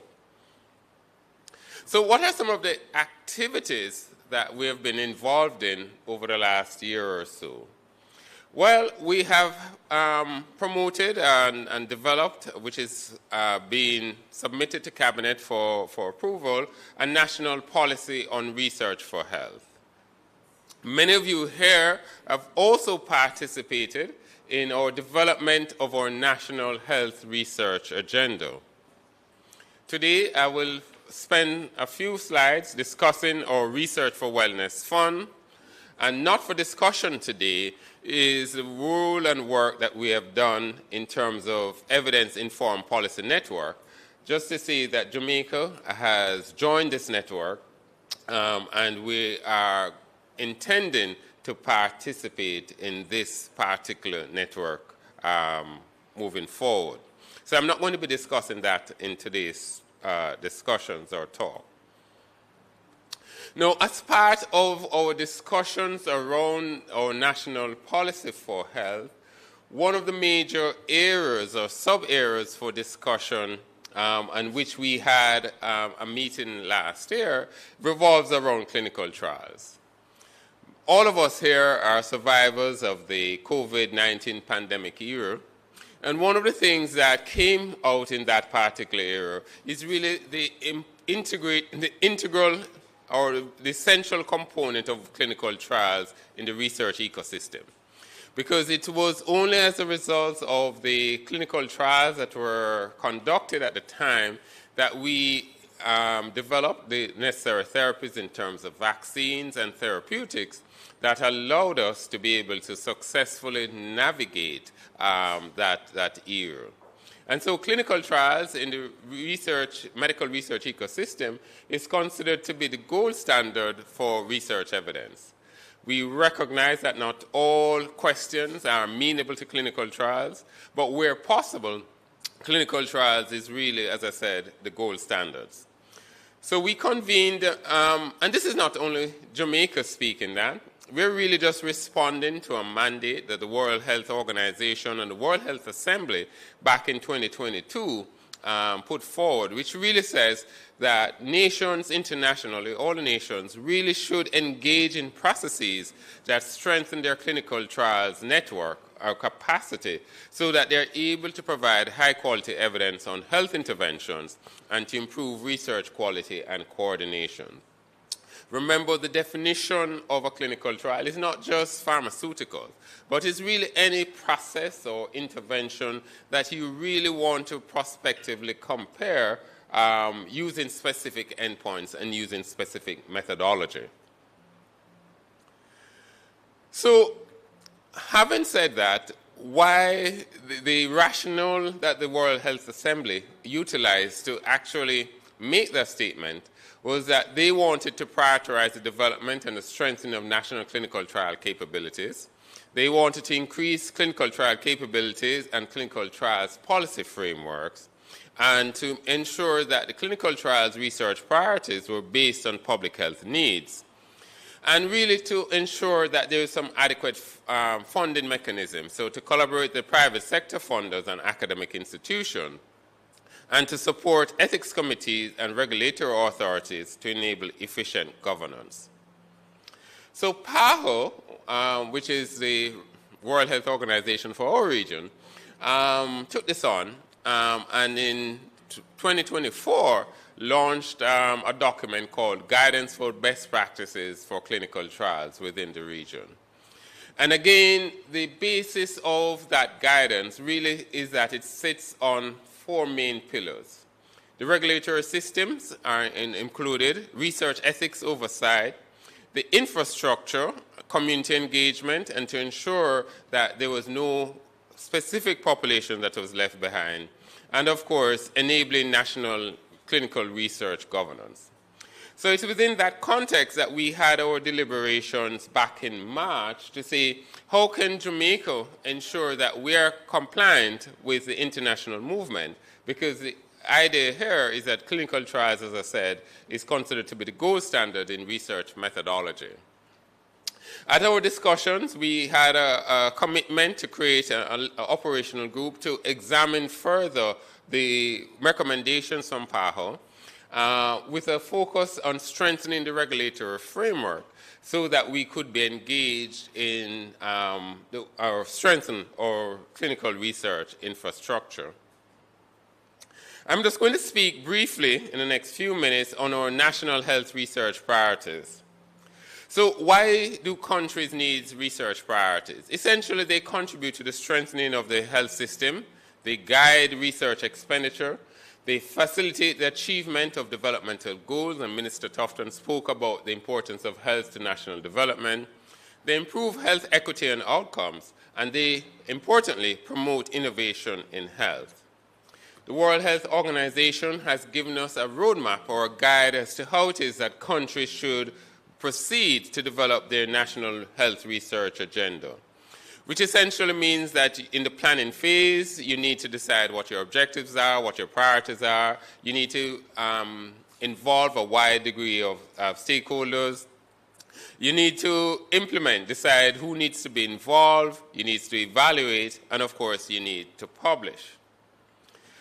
So we did just that. We followed that roadmap. We invited representatives from a wide cross-section of organizations or stakeholders in health to a series of meetings back in 23-24. And this slide just represents the groups that were involved in terms of where they were from.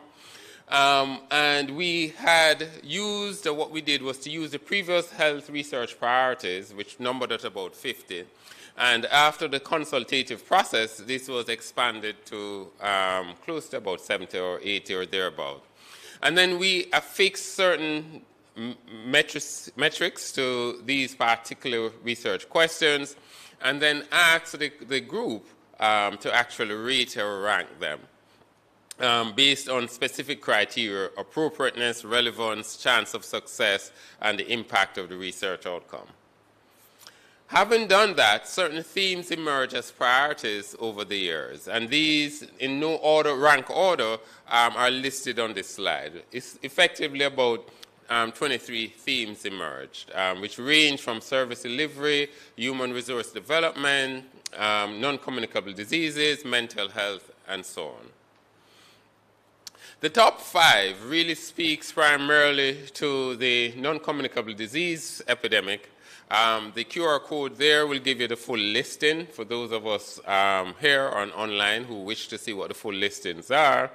But the top 5, of which I've presented 4 on this slide, relates to the NCDs and the risk factors associated with the NCDs. So where are we now in this National Health Research Agenda? Well, having created it, we are in the process, and we also created a monitoring and evaluation strategy, which we submitted last year to the CMO. We're now in the process of publicizing and disseminating this National Health Research Agenda, and of course, looking at sustainable funding to ensure that individuals and researchers can actually engage with the research agenda and create research activities around that. We have received some endorsements from some of our stakeholders: Pan American Health Organization, CARFO, MAJ, University of Technology, NCU, and NERA. So I'm going to close by briefly describing our Research for Wellness activity and our Research for Wellness Fund. As Minister Tufton said this morning, the pool of funds is really about $50 million that we intend to distribute on an annual basis on 2 tiers. Tier 1, which is $20 million maximum, and Tier 2, $5 million maximum. The funding cycle for the 5 years has been secured, so rest assured that after this one, there's going to be a call again later this year, and so on. So researchers, you can plan ahead.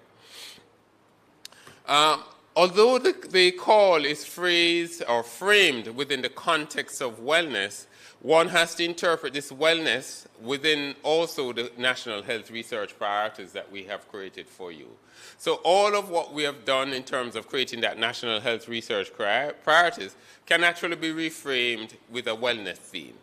And the wellness here really relates to locations, wellness in the workplace, schools, home, communities, and so on.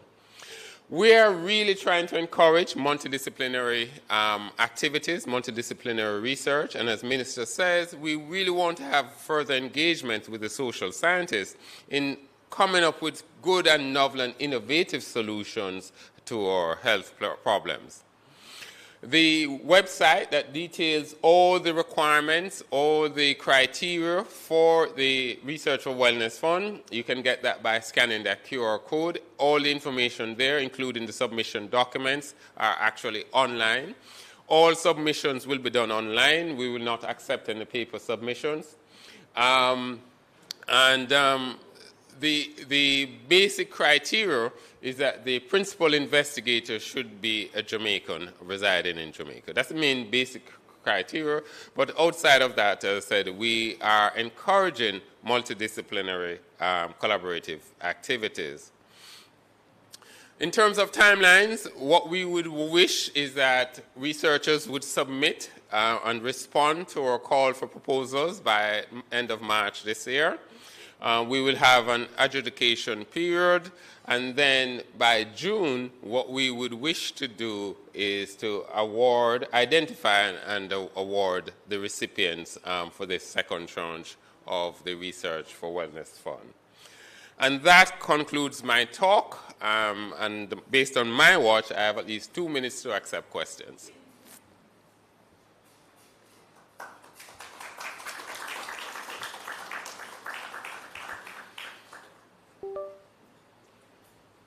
Are there any questions online or on the audience?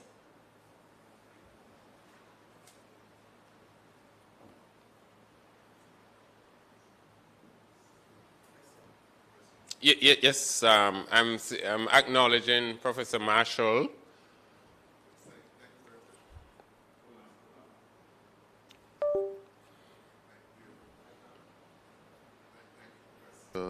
Read on the work of the HRC. Question I had was whether or not there would be any refreshing, how frequently you're thinking about refreshing the national priorities as part of your engagement. Right. So typically, many countries have a defined periods in which they refresh it, typically within 5 years or so. Right now, we're in the dissemination phase and the solicitation of endorsement phase. This basically, from our standpoint, is 2024 work.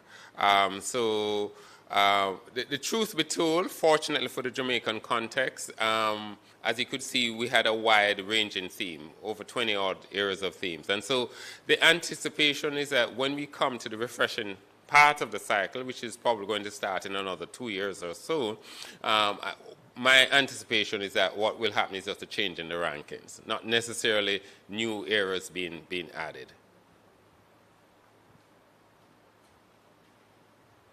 Are there any other questions? Any questions online, Zoom team? Okay. All right, over to you, Chair. Thank you very much, Professor Reed. And thank you all for joining us. We'll now break for commercials and be back. Oh, thank you. We were very efficient.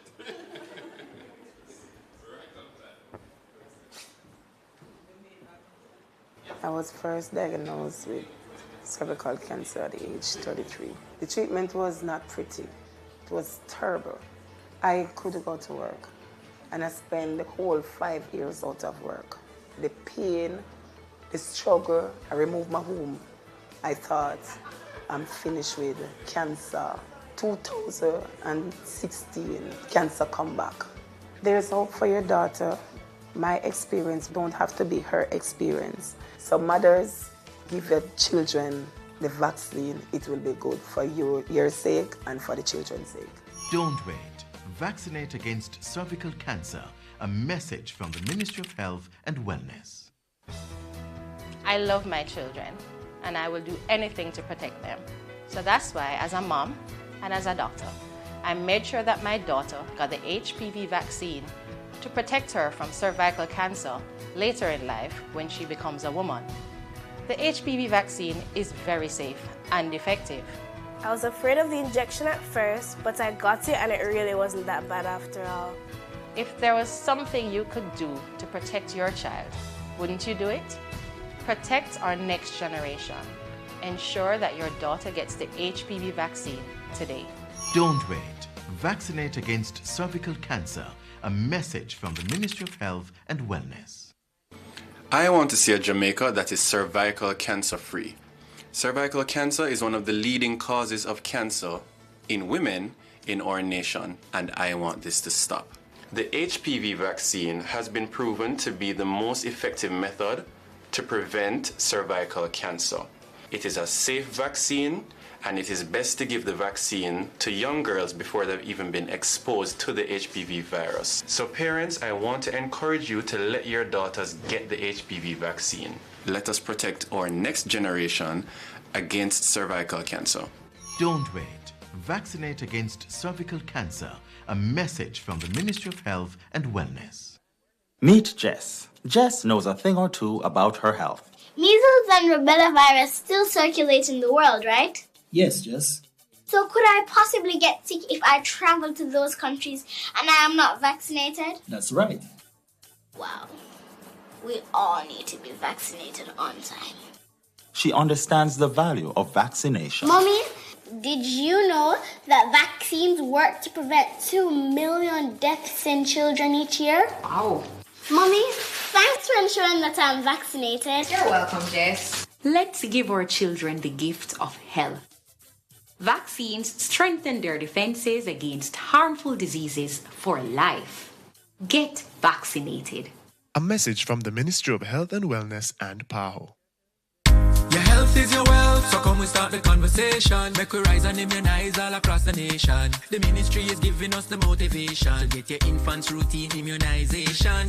Protect the toddlers from all diseases. Tetanus, rubella, whooping cough and the measles. Polymyelitis, mumps and the flu, plus tuberculosis to name a few. Rise to immunize. Eliminating diseases saves lives. Visit your nearest clinic or health center for more information or log on to www.moh.gov.jm. A message from the Ministry of Health and Wellness. Vaccines are the safest, most cost-effective health measure, saving over 2 million lives a year. Every year, over 1 million children die from measles, meningitis, and pneumonia. Jamaica has had its own immunization program for a number of years, and because of that, our children have been living longer and healthier. I'm a mother, and all 4 of my children are fully vaccinated. It is our responsibility to ensure that every child is fully vaccinated. Today, only 2 countries have wild polio. If our children are not fully vaccinated, polio can come back. Vaccination is a gift of love. Do your part. Get vaccinated! A message from the Ministry of Health and Wellness and PAHO.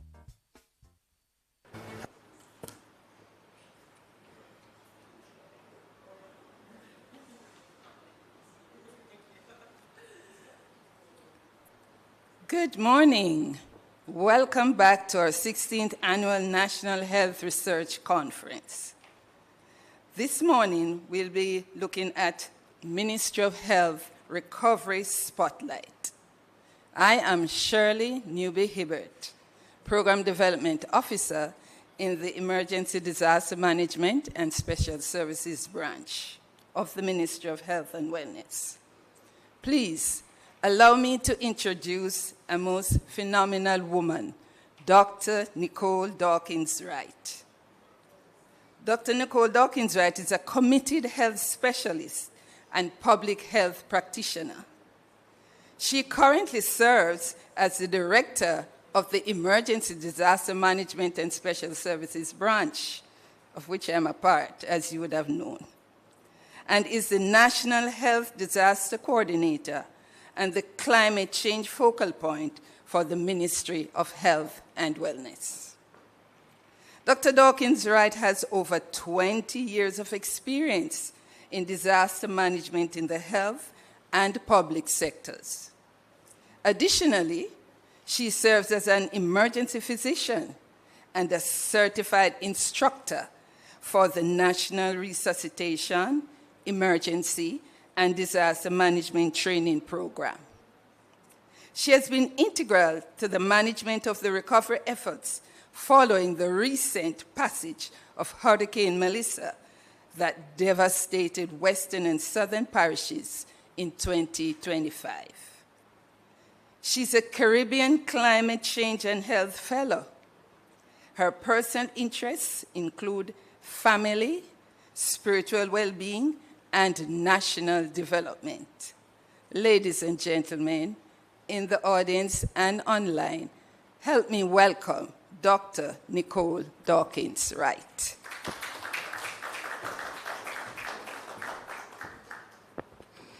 Thank you, Madam Hibbert. Morning again, everyone.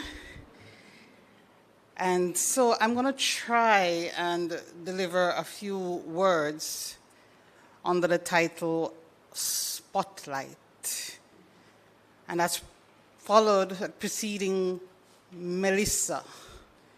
And Melissa is nothing small. It's very broad. So I'm going to ask you to just be a little kind to me because I struggled to find a spot to light up. I really did. But I'm going to try.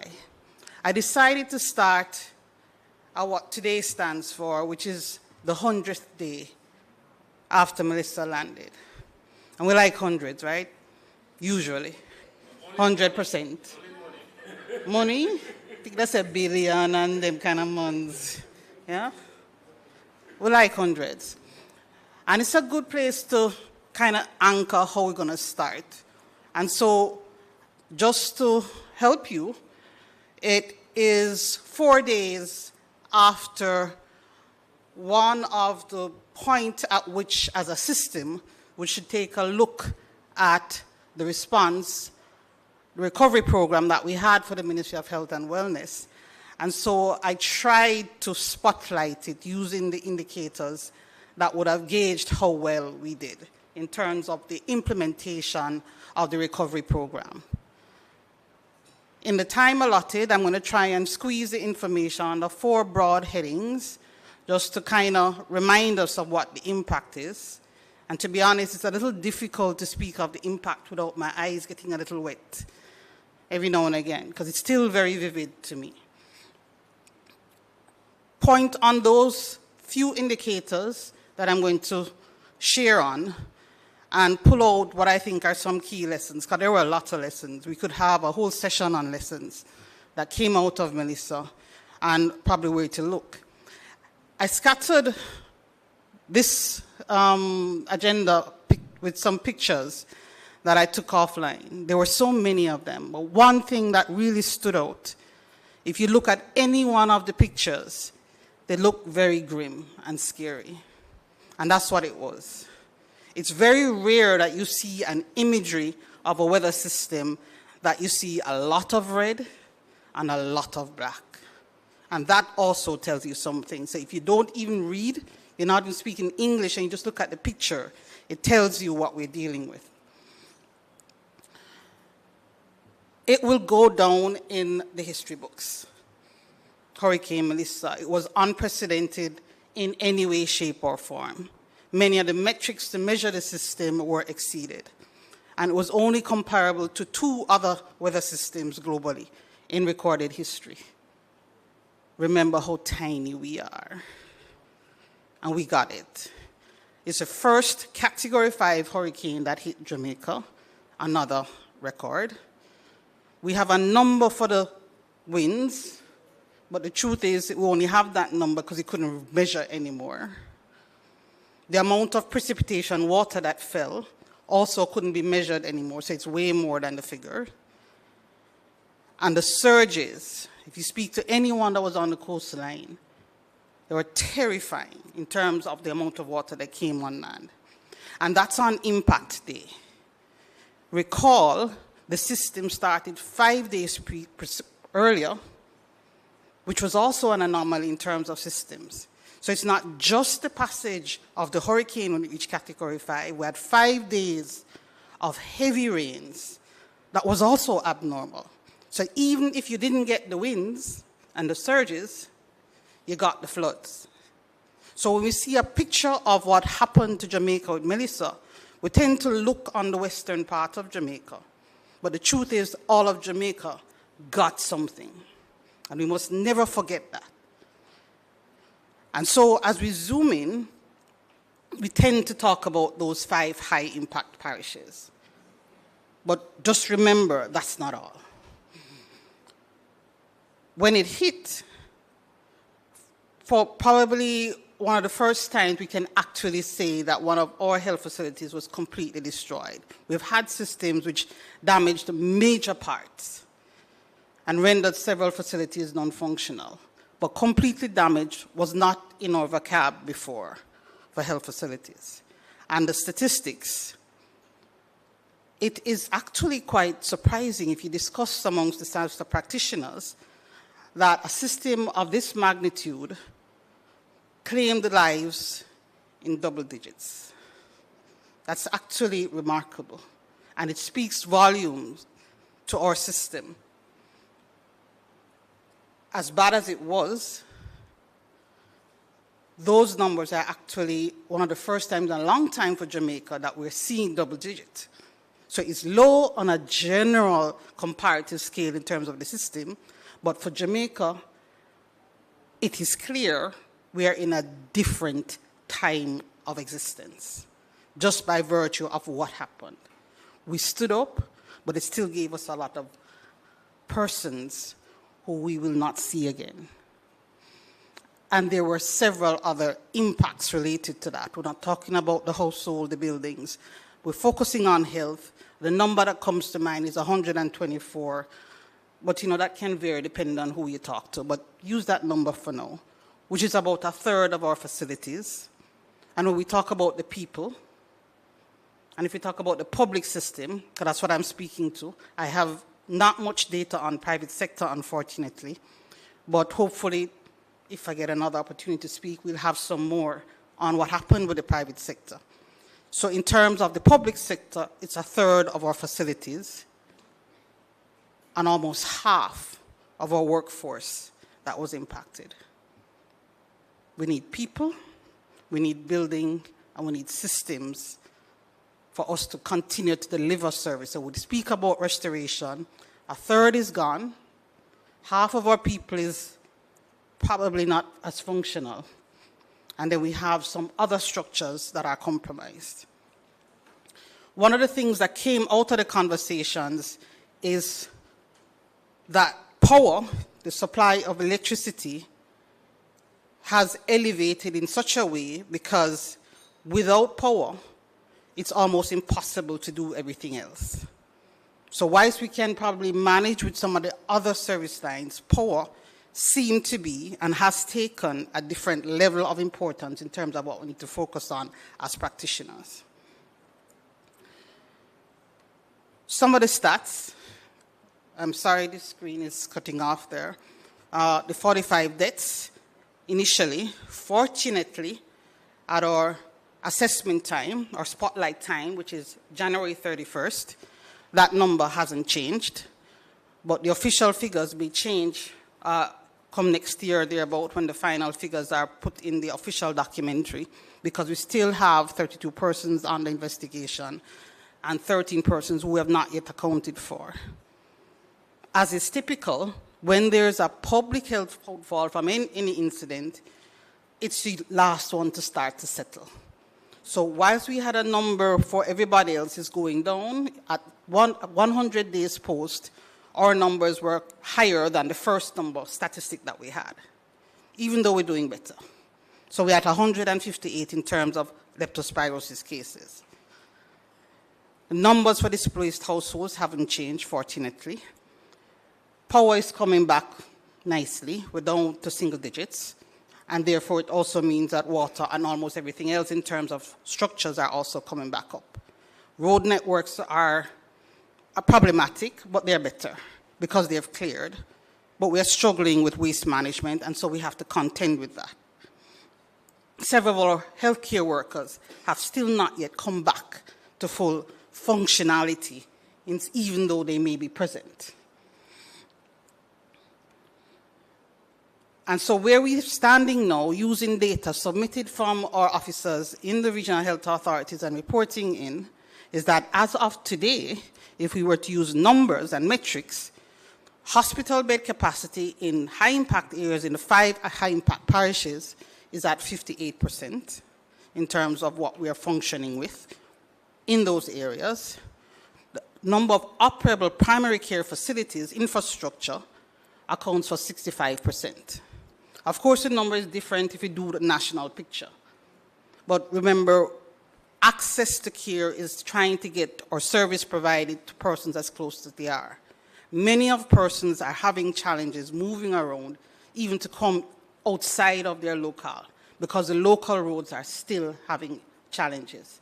And so this number, as much as it speaks by itself, we're not speaking about the road networks, but it's probably even less, because the matter of access for people coming to the facilities is still a challenge.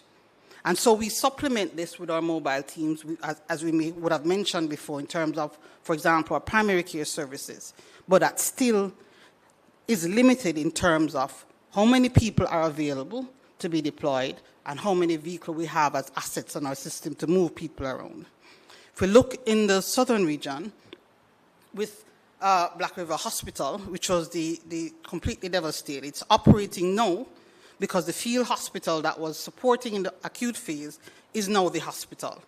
That holds 35 beds, if you can call it fully functional 35 beds based on the structure.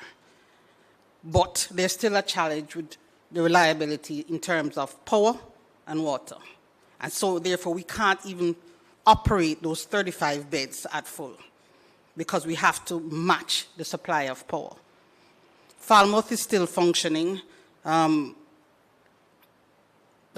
Johnson Campbell, I hope I'm not misrepresenting, 45%. SAV, the number reported is 100% in terms of capacity. Noel Home Hospital, 60%. Cornell Regional, I think most persons know by now that we are speaking of 60%, but it was already stretched from before. And the primary care facilities in both Southern Region and Western Region, as mentioned, still remains at 65% between the first check at day 40 and today at day 100. I want to paint a very grim picture on a spotlight area in terms of when we say we're preparing and bracing for a storm. We usually send home as many persons as we can, and so who remains in hospitals are people who can't go home.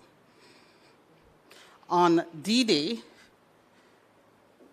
Black River had relocated their patients to a higher ground, which is usually better able to stand up to the storms.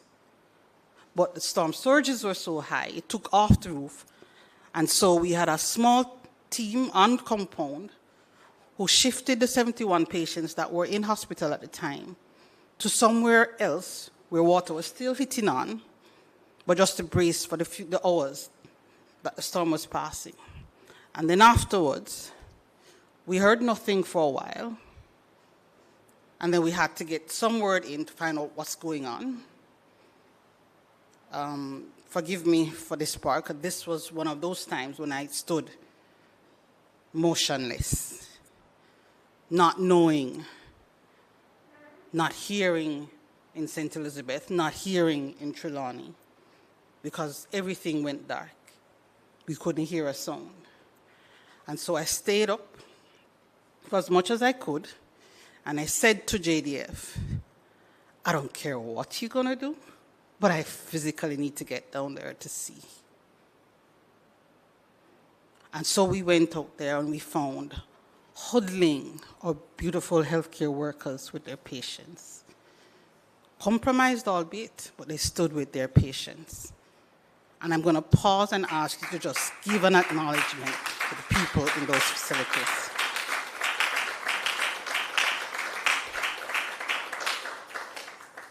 Despite the impact, we lost not one of those patients. That is also remarkable.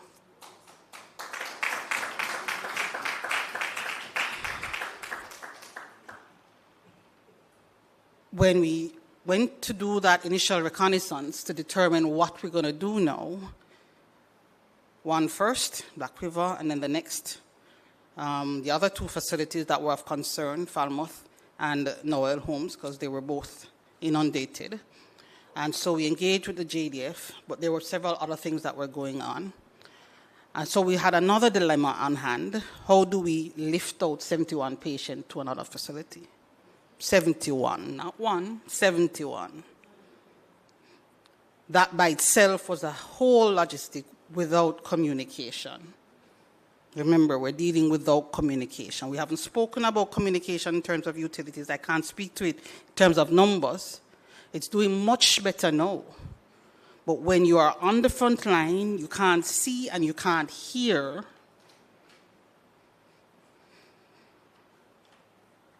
Here now you go, the inside of you tells you what to do, and you're going autopilot. You go and you deal with what's in front of you. We're moving, and we're moving what's going next. So it took 24 hours for the first 10 patients to be airlifted, and then we did by ground. Southern Region team again. I don't know how they did it, but I can share a bit of it. The team left from Mandeville, decided that we're going in convoy to go and rescue the others. With escort, of course, no road, no communication. At some point, we made some connection. Thank God for the citizenry in Jamaica. We had some contact. It's important for us to know our neighbors. It's important for us to reach out. So as part of our preparation, not only do we have some contact information for persons whose duty it is to be first responders, but we also keep a list of contacts of private citizens, just in case. This was one of those just in case moments.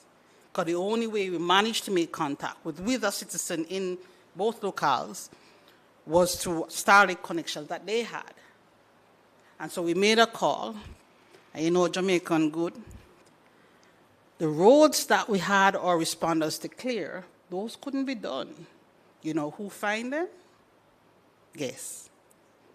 The farmers who know the back road and the farm road, and they walk with their machete and their flashlight, and they cut through the road. And we had our officers stay in location. I don't know how I pin a location. I learned about pinning it on the phone that night. I kid you not, because it's not something I'm very good at. My daughter says I'm a tech immigrant because I'm not very comfortable with devices. Right? So I learned that, because that's how we had to locate the other person, geolocate. And so we could direct the person who is rescuing them to go find them and meet them, identify, and then locate them, and then pilot them into the location. That's how we got the rest out. So that's the other set. So again, the importance, so you're hearing three things. The need for maintaining connections. It's not just our devices. Walk, foot, and talk. Sometimes it's the best bet, because that won't fail. But we must maintain relationships outside of devices as well, because they will fail. And in crisis, that's what we have to depend on. We must network. We must have redundancies. And we must use our partners in community. But it underscored one important point, another important point. Community capacity, local level capacity, is what is going to optimize our outcome. So as good as any preparation can be on one side, it's the local level capacity that's going to be able to respond, because nothing can get in and nothing can get out in those first phases when lives matter. The estimate so far, just to share, we're talking about numbers, 100, Prof, but it's 3.5. Sound like a big number when we put a B beside it. And that's one of the facilities to reconstruct. And this is just to kind of gauge. It's easy. People understand dollars and cents, so they try to put a monetary value on some of these, the impact. We would have had support from the UN ECLAC system to conduct a damage and loss assessment for key sectors, including health. And so the translation is as much as possible to put it in dollars and cents. So services lost is quantified in terms of dollars and cents as well. And so health is a little bit more difficult to quantify, but one of them is easy, is infrastructure, because that's straightforward. We had underscore, again, not just the local partners, because globally people were watching, and one of the teams that were watching was Samaritan's Purse. Samaritan's Purse watched the system from before, and they strategically, they're very good. Just in case you're not inclined with just, clinical work, if you're straight techie as well, they watched that system very close and knew that Jamaica was going to be impacted by Melissa. And so they actually arrived here before and positioned and knowing that that's where they were going to go. So they had actually done an aerial. So they were here in 24 hours, also on site. And so, not surprisingly, they were the first ones to have support to assist with the facility out. They also would have moved into the other parishes that didn't pick up with mobile teams. And so, just to measure, again, just to give a spotlight on where we are, that structure is a 35-bed facility. They had 2 phases in terms of stand-up, and that structure has been handed over to the government of Jamaica Ministry of Health and Wellness as one of our assets now, and that is the function, that is the structure that has now been set up on the grounds that you see in picture as to the Black River Hospital that's now functioning.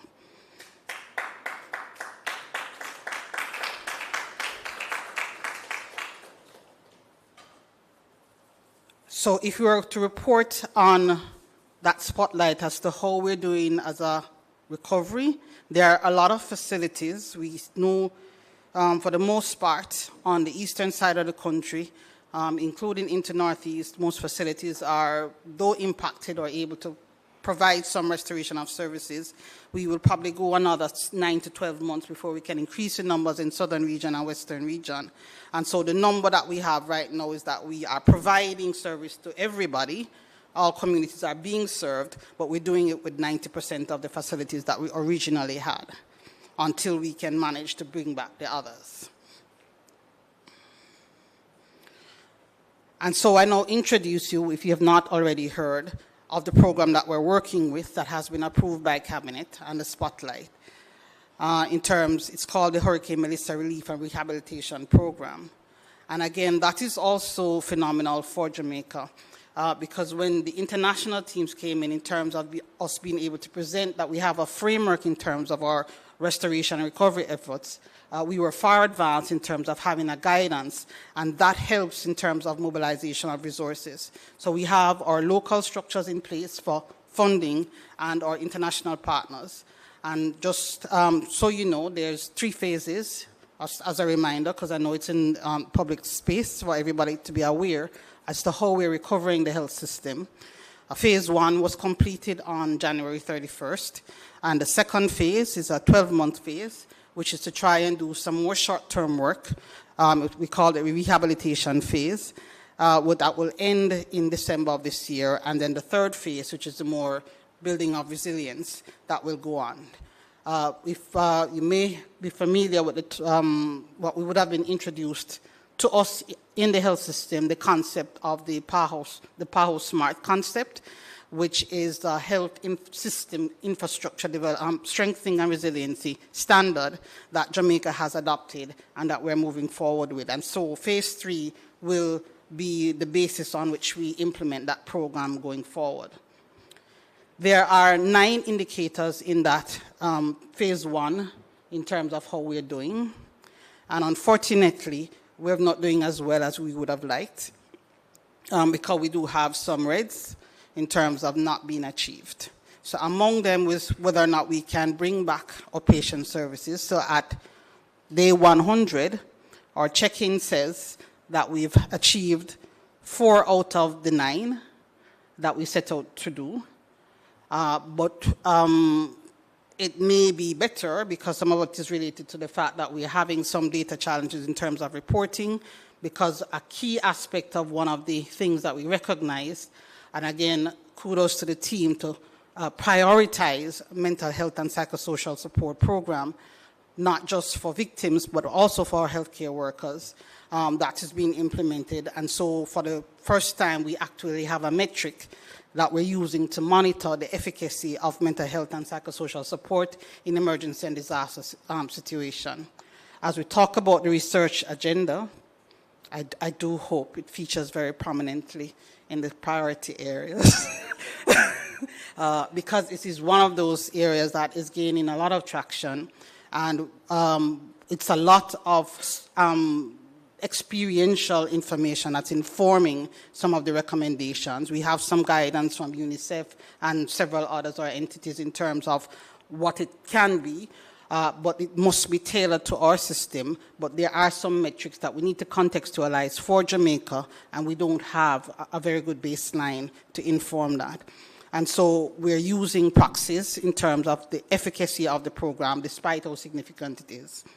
The other area, which is not too surprising, and this is probably not really in the red. I think I saw Dr. Spence come in. She can probably say in terms of our environmental measures.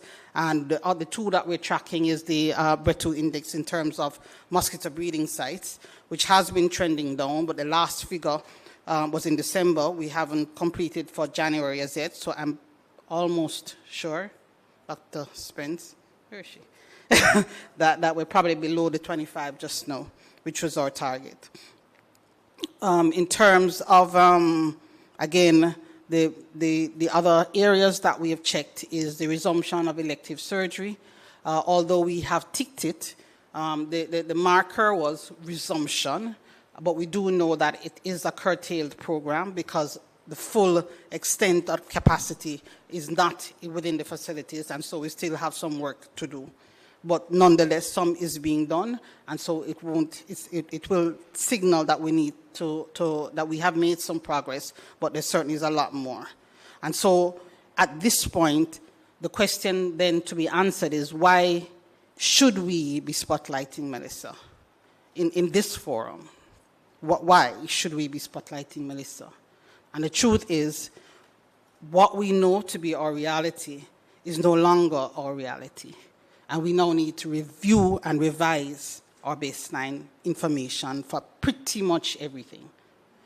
Last time we spoke in general about climate change as a concept, and that we need to revisit some of those standards and information that we have. What Melissa said is that we don't have much time because it's here. And this is now the conversation that this is probably our new norm. Burial was just a year ago, and it wasn't. It was pretty devastating. We didn't speak much about burial because we thought we would have had a little bit more time to recover. And Melissa is right on the heels. And we're being warned that this may not necessarily be the exception. And so we now need to think of the other ways to expedite what scientifically can guide our recovery process. Hence the reason for the spotlight. Am I going the wrong direction?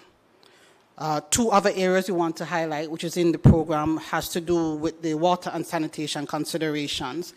Again, because of the fallout, and with the NWC still indicating that we have some of our water facilities that are inoperable, and therefore still may give rise to problems and render the public health fallout to be more significant. And so we have to watch that. That remains to be done. This you see very regularly. We get updates in terms of the leptospirosis outbreak. I don't know if Dr. Webster Carr had agreed that we would have curtailed the outbreak within 45 days. But that was the standard that we were using. We're a little past the 45 days, and we can't quite declare it over just yet. But we know how public health is. So that's another one that we need to work with. It was declared in November, as you recall, and we had a pretty intensified program that is still ongoing, hopefully to mitigate.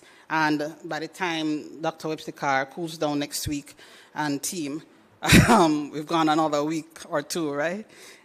Because there's still a lot of scare. We get a lot of queries from our international community, because still some persons don't have a perception as to what it means. And so at checkpoint, this is what our curve looked like. Our outbreak is not yet declared over, but one thing stood out and has been recognized and is garnered a lot of attention is what happens in terms of what manifests in terms of the strength of our surveillance system, because it featured very prominently yet again. And so kudos again to the teams at all levels to render that system robust and standing up, despite the challenges that we had. So these are the statistics for the leptospirosis, which is the one that we speak to. I mentioned the matter of mental health and psychosocial support, largely because, again, this is one of those that we're building out, and we're looking to see that there is a structure that we can have. It's very process indicators at this time, but we are not able to quantify and identify if all persons who are on our register are back in system, back on the program as yet.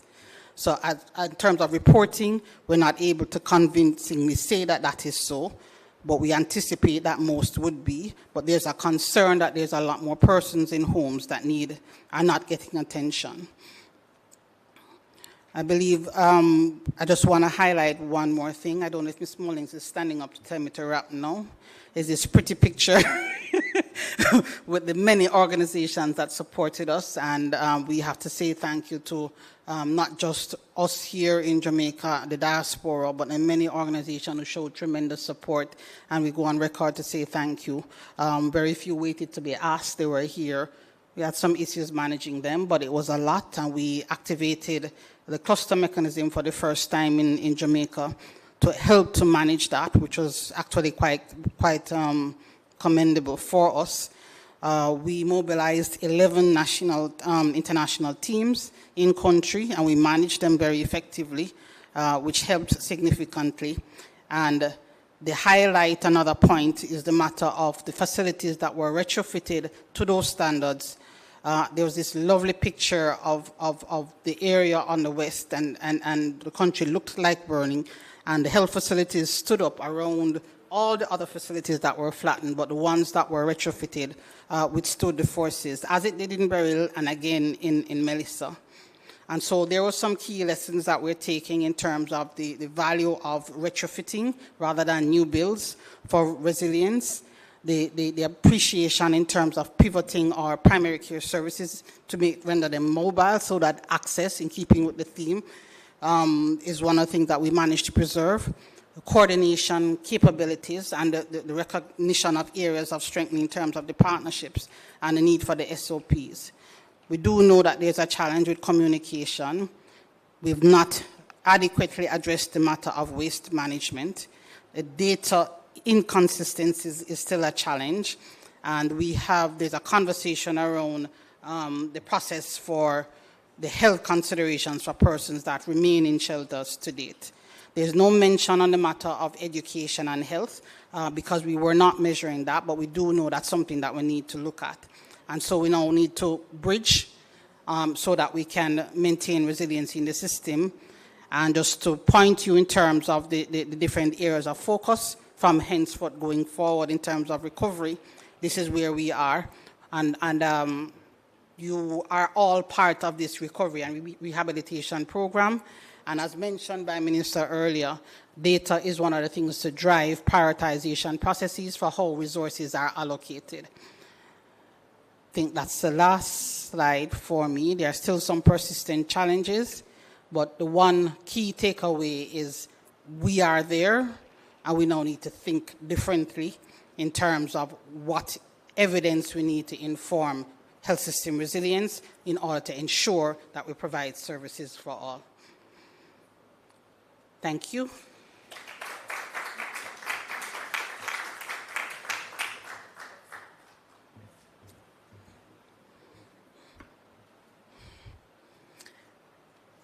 I tend not to invite questions, but feel free to ask. There's a mic on your table.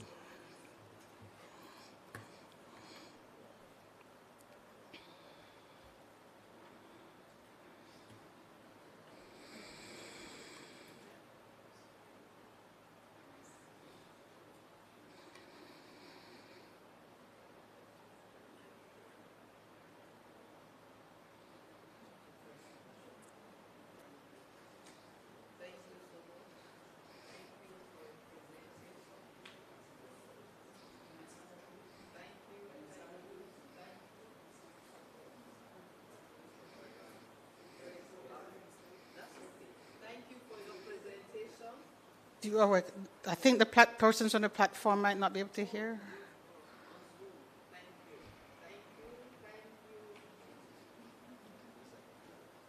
Thank you for your presentation. Yeah. Yep. Thank you so much. I want to really appreciate the efforts to make this presentation a spotlight even at this time. It is highly appreciated. I have been giving you so much clap online and all the hats and everything. I really must say that the healthcare workers and the farmers, the Jamaicans, they did excellently well. So we must give ourselves a round of applause. Clap for yourselves, you know. When I'm in a class, I tell my students, clap for yourself and clap for your teacher. So you clap for the presenter. Can we clap for her again in the room? Thank you. Thank you. There is something that came to mind, even through the process while we've been walking through Melissa and several other things. There are areas that still are not reached right now.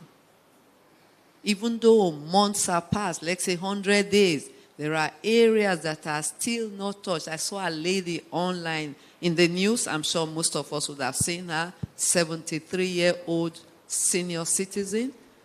She's still under the tarpaulin, the house, the same structure. So I'm wondering, how do we reach such people? Because it's Jamaica. I think Jamaica is not too big that we can't reach. The first thing that came to mind, presenter, is when the hurricane happened and they were wondering how to reach all the people. I know that each community, let me use the word, community have representative. That is, they have MP or councillor, and I was thinking that if all of those persons come together and you give them what is needed to go to their various communities, we would have been able to reach the people on time, effectively, simultaneously. Because many are still left untouched. Many people have still not gotten anything. And many families who live in Kingston have to go right into the various areas to seek for their relatives. Some brought them to Kingston, some are still there, nearby. So those persons, how do we reach them and reach them good? Because time is running out on those ones. Then the next thing I also want to state that the healthcare workers did so well. It is commendable. So do we think as a nation to pay our healthcare workers, the doctors and the nurses and all of those persons that were there serving? Can we pay them better so that they can be comfortable, so that they can do their work very well, because they are giving beyond. No, listen, they are giving beyond what is necessary. I'm not a stranger. I've been here 25 years in Jamaica. So I know what I'm talking about. We need to pay the healthcare worker very well. Put it in the news. We need to pay them very well. Thank you. I'm so glad that wasn't a question. But point well taken. And just in terms of persons who, there are two issues. Persons who are, when I use the term, kind of shut in at the time. Some persons do not want to leave their location. And the responders are aware of them. And we're working with the JDF and the couple other responders for areas for which roadworks is a challenge. They have done things like airdrops with supplies in terms of food, etc. We've put medical teams who have been dropped in to assess persons who are locked in and can't come out. And even at the parish level, the teams, they pretty much know a lot of persons who may need special attention and go into those homes. I do agree that there may be for some persons who may not be identified, but that program is still ongoing in terms of continuing to pretty much search and identify. I think it doesn't fall necessarily in our remit, but generally speaking, the public health team know members in their community, and they reach out to the social, the Ministry of Labour and Social Security and the local team to get them on the register in order so that they can become beneficiaries. I will not speak to the salary issue. That's not my unit. But I do agree that, it's interesting. One of the things that we spoke about is, as carers, we almost can never be paid for what we do, because most will do it even if we don't get the pay. And certainly in response mode, even if they didn't get paid, they were going to go anyway. And you're right, we're not paid enough, but I don't know how that will change anytime soon. And when we can lobby, yes.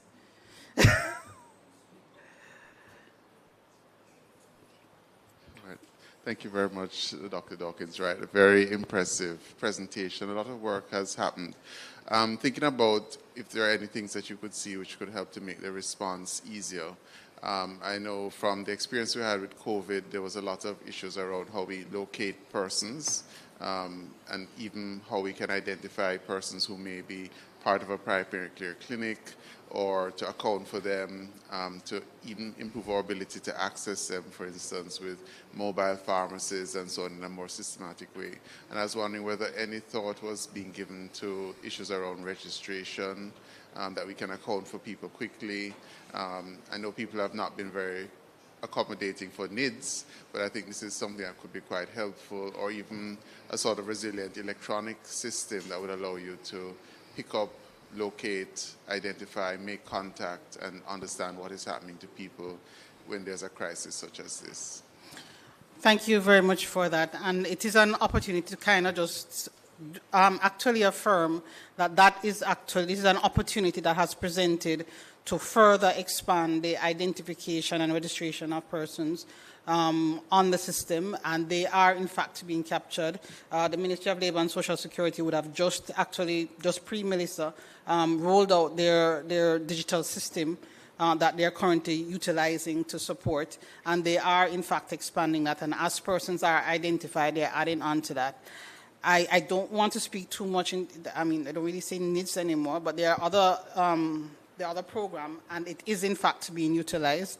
And for persons who are, certainly the public health team, as part of the response, we would have had our field operations and engaged with the local team, and we crafted the different parishes, designed what is most appropriate for their locale in terms of being mobile, and so we had mobile pharmacy services, multidisciplinary teams that were moving out to get closer to persons where they are as much, and as they are identified, they are in fact logged. And for persons who are known with, for example, our NCDs, etc., they will in fact go certainly in the acute phase to find and verify some persons. I think that's some of the challenges we have with some of the mental health persons. Those were a little harder to find. The staffing complement is small, and so the aggressiveness sometimes is limited by the extent of the workforce. But the measure is there, the model is there, and it's a matter of scaling up that model.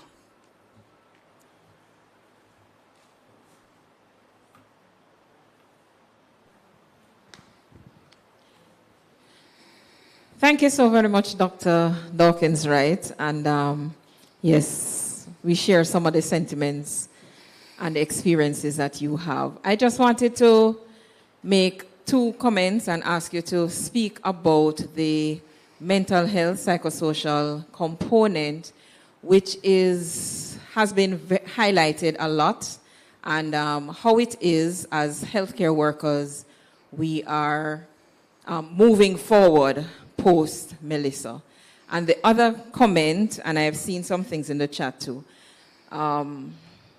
just to say that when we say healthcare workers, sometimes we say healthcare workers, doctors and nurses, and we fail to acknowledge and recognize the tremendous effort for all healthcare workers, administrative, maintenance, housekeeping, portering, security, all the clinical aspects. And I know some people feel left out when you don't single them out, but so we can say healthcare workers, all healthcare workers, without singling out anybody. Thank you. Point well taken. And in the staff welfare program, that is part of it. It was very, very actually emphasized that we should probably, as long as you're employed to health, and there was almost a deliberate attempt not to categorize by professional grouping as well, especially to try and mitigate against bias in terms of persons' perception. And so you're quite correct.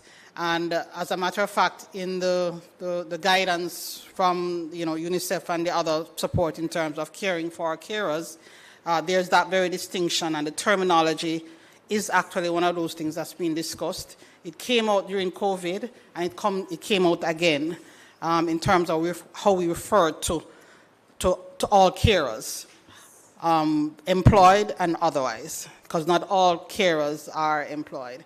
And so, point well taken and duly noted. The mental health, it has been a challenging one. I know you appreciate that.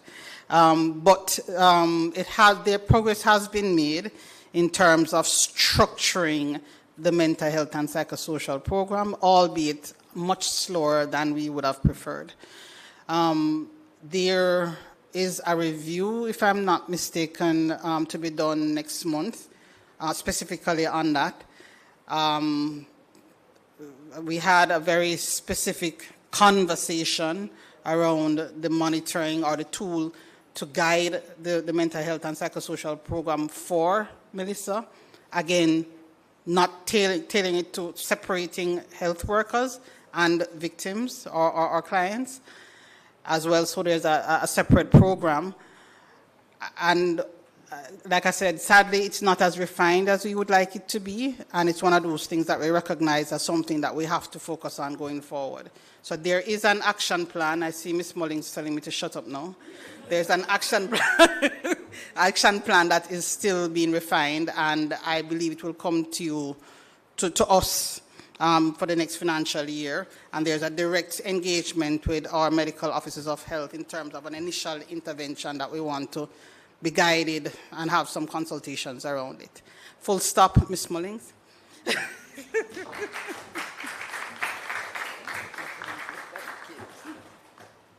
Ladies and gentlemen, it has been a very stimulating morning. So I thank you for joining us. We'll have a short break before our next scientific session where we'll have some commercials.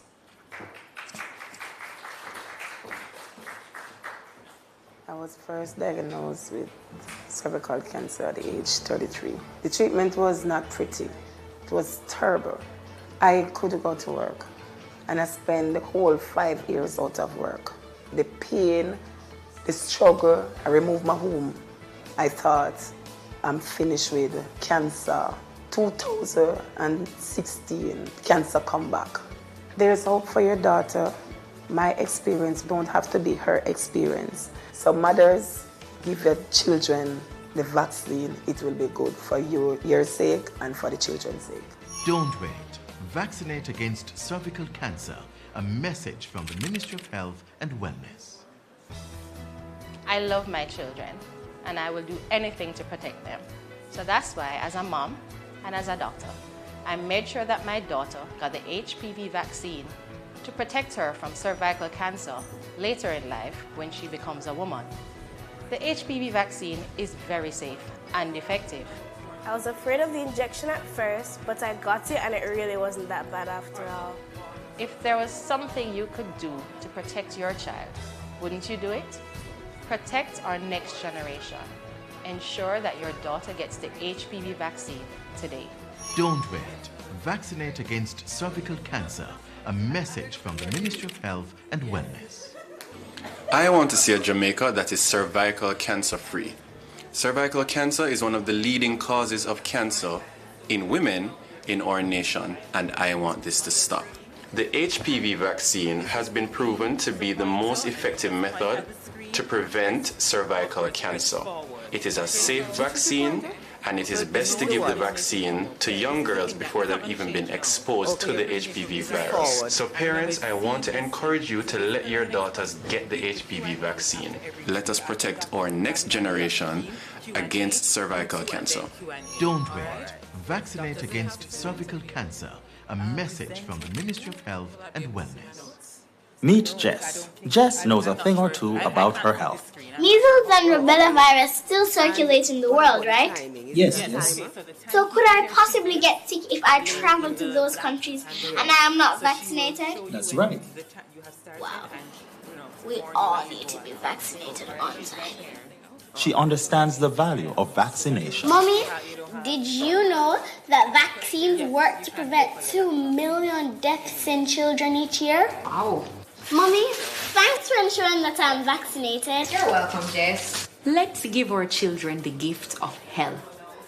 Vaccines strengthen their defenses against harmful diseases for life. Get vaccinated. A message from the Ministry of Health and Wellness and PAHO. Your health is your wealth, so come we start the conversation. Make we rise and immunize all across the nation. The ministry is giving us the motivation to get your infants routine immunization.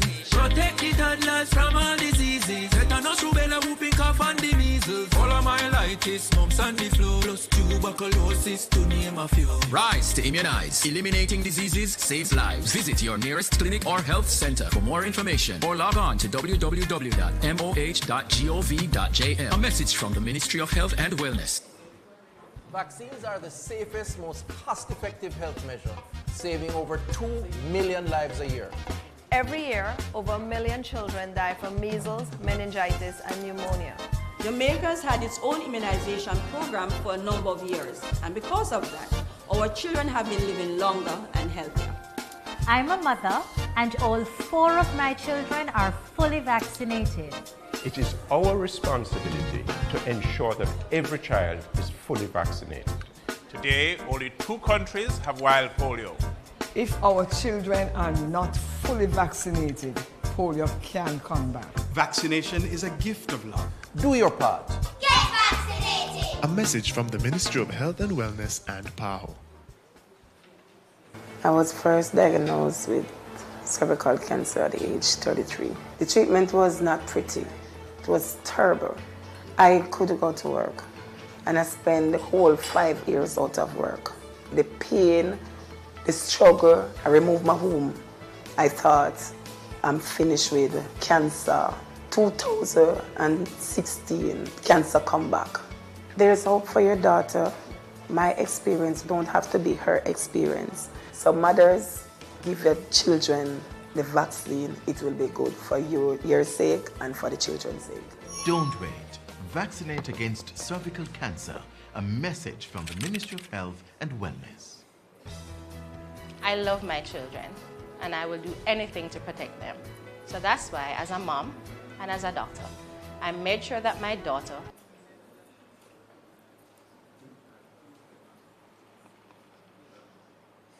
Good afternoon, colleagues and distinguished guests.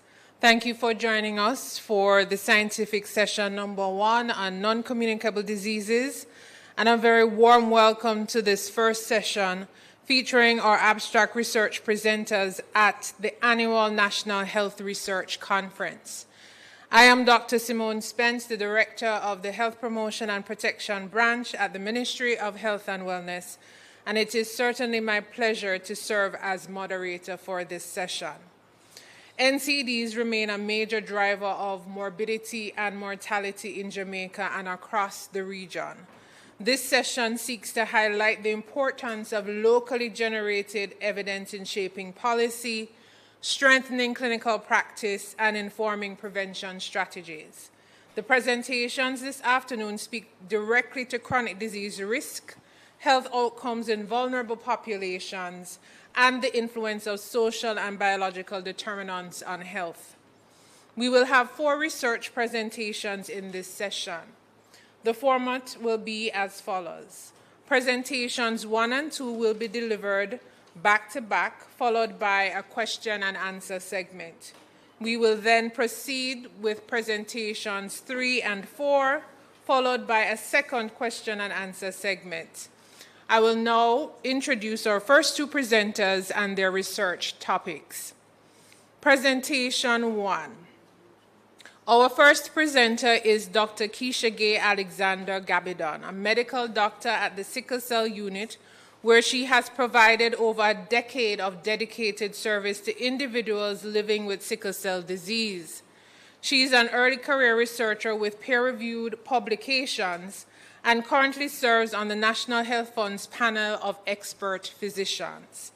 Dr. Alexander Gabidon will present on examining the socio-demographic correlates of self-reported sickle cell status and risk perception in Jamaicans. This presentation explores how socio-demographic factors shape individuals' awareness of their sickle cell status and perceptions of risk, an important consideration for targeted screening, counseling, and prevention strategies. Presentation 2 will be done by Dr. Sanjay Ann Dean, a pediatrician at the St. Anne's Bay Regional Hospital who is deeply committed to improving pediatric health outcomes and supporting children to achieve their fullest potential. Dr. Dean will present on a review of the pattern of disease manifestations, disease activity and outcomes in pediatric systemic lupus erythematosus at a pediatric referral center in Jamaica. Her presentation provides important insights into the clinical patterns and outcomes of pediatric lupus in Jamaica, with implications for early diagnosis, management protocols, and long-term care. Please make our presenters feel welcome.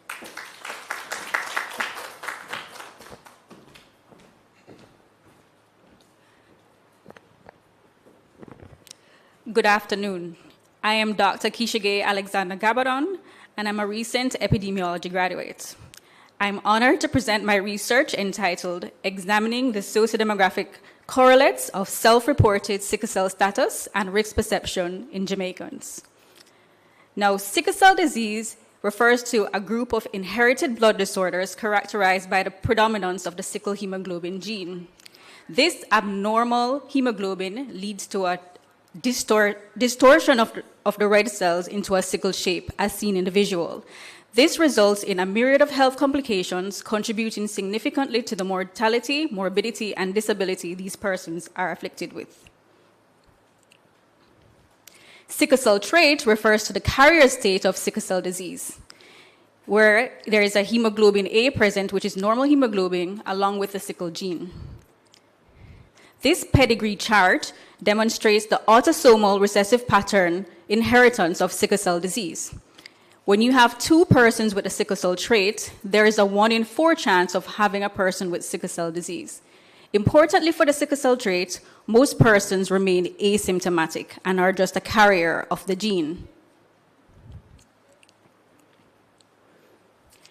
Sickle cell disease is the most common hereditary blood disorder worldwide, with the highest incidence in sub-Saharan Africa, followed by the Caribbean region.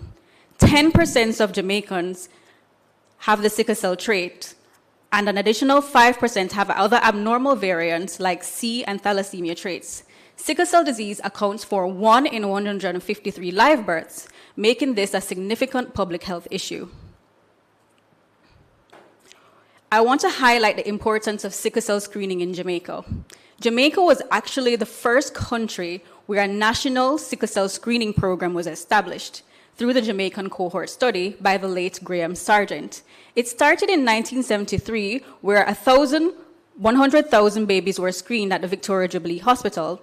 It then expanded in 1995 and became universal to all hospitals in 2006. Its impact has been great in that early diagnosis of sickle cell disease through this screening has reduced childhood mortality and morbidity. It's also improved somewhat sickle cell status awareness, which has helped to inform health decisions and family planning in the future. But there are gaps in research. There's limited local data in terms of self-reported sickle cell status. Most of them had highlighted genetic and clinical aspects, with only a few studies talking about the socio-demographic factors. For the purposes of this study, risk perception was defined as an individual's perceived risk of their likelihood of having an offspring with sickle cell disease. Therefore, the objectives of this study were to explore the relationship between self-reported sickle status, risk perception, and socio-demographic factors. We were also able to assess agreement and validity of self-reported status against diagnostic testing that were performed on a subset of the individuals. We were able to also identify predictors of accurate self-reporting. The study design was a cross-sectional one, using data from the JHLS3. This was a secondary data analysis of a nationally representative sample employing a multi-stage sampling approach. There were 2,807 Jamaicans aged 15 years or older, and a subset of the participants underwent sickle cell testing. The requisite ethical approvals were sought. The exposure variables for this study included demographic factors such as age and sex, as well as socioeconomic factors such as employment, income, and educational level. Our main outcome variables was self-reported sickle cell status, self-reported risk perception, the diagnostic testing results achieved, as well as a binary variable was created for accurate self-reporting. In terms of the methodology, we employed a 95% confidence interval, statistical significance with a p-value of less than 0.5, and missing data was less than 5%. Consequently, we conducted data analysis on the, my apologies, we completed data analysis on the complete data. We used weighted proportions and means for sociodemographic factors by sex, and we were able to get weighted and unweighted genotype prevalence. For the bivariate associations, we used survey-weighted cross-tabulations for factors associated with self-reported status and the outcome variables. We also used weighted logistic regression. In the multivariate analysis, we employed survey-weighted logistic regression, and variables were selected by a stepwise fashion with a cutoff p-value of 0.2. We also assessed model adequacy with goodness for fit tests. We did agreement and validity between the self-reports and the diagnostic tests. Cohen's kappa was used for agreement, and concurrent validity measures included sensitivity and specificity. So in terms of our results, 2,806 participants were analyzed, and this represented just about 2 million Jamaicans. Of that, 48.7% were males and 51.3% were females. The mean age for females were 39.8 and 39.3 for males, with no statistical difference between the mean ages. The prevalence is described in this table. These were from the sickle cell diagnostic test results on patients. As you can see, sickle cell trait, the survey-weighted percentages are highlighted in brackets. So 10.9% of the persons had sickle cell trait, which was in keeping with previous prevalence studies. 0.7% had sickle cell disease, and the majority of patients had normal hemoglobin. For persons who reported self-reported sickle cell trait, sex, education, and employment were significantly associated, with females more likely to self-report sickle cell trait, and persons with post-secondary education more likely to self-report. For persons with who self-reported sickle cell disease, significant associations were higher in urban participants as well as in the middle-income group. Only 4.5% of participants perceived themselves at risk of having an offspring with sickle cell disease. This was significantly associated with age, crowding index, sex, and income. Persons who were older were less likely to perceive risk, while females were more likely to perceive risk compared to males. There were no significant associations for the other sociodemographic factors. For the bivariate analysis for accurate self-reporting, only 37.7% of persons correctly self-reported their sickle cell status. Persons of an older age were more likely to report accurately with an odds ratio of 1.01. Interestingly, secondary education was less likely to accurately self-report. This coefficient plot shows the final predictors in our final model for accurate self-reporting. Significant factors were age, urban residence, and employment, with persons who were older, urban residents, more likely to accurately self-report. Retired individuals were less likely to accurately self-report than employed ones. There is generally poor agreement in this study, with a kappa of 0.26 and 0.14 for the self-reports and perceived risk, respectively. For my final table for the concurrent validity studies, we performed this based on the self-reports versus the gold standard sickle cell lab test. There was high specificity for both self-reports, suggesting that persons who reported a negative status were likely to be accurate. The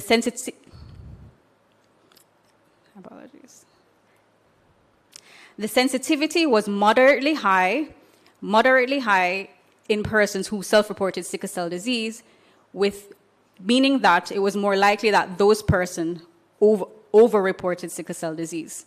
In contrast, persons who self-reported sickle cell trait had a low sensitivity, meaning that they were likely underreporting.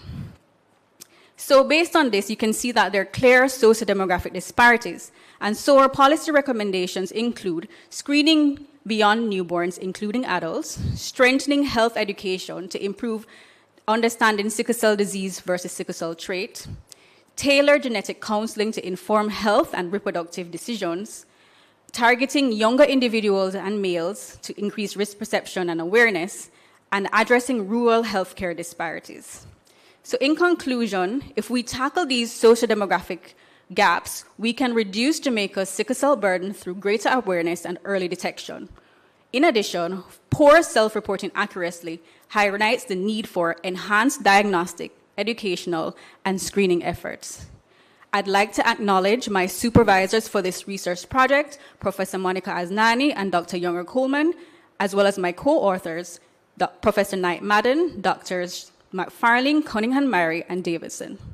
Thank you for having me.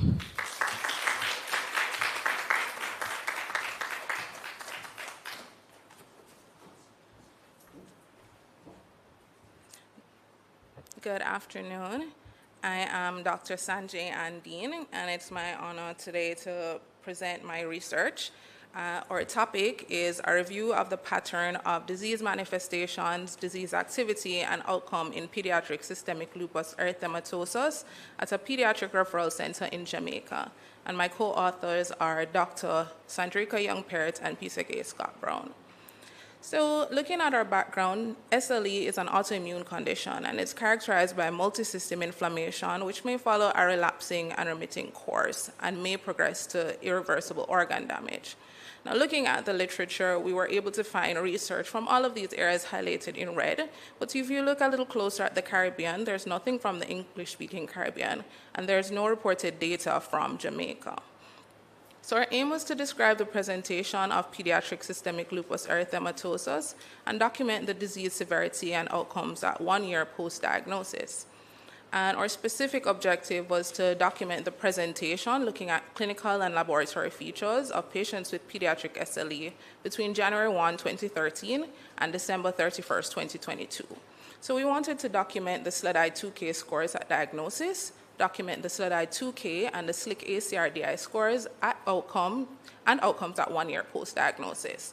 So I've introduced two scores most of us may not be familiar with.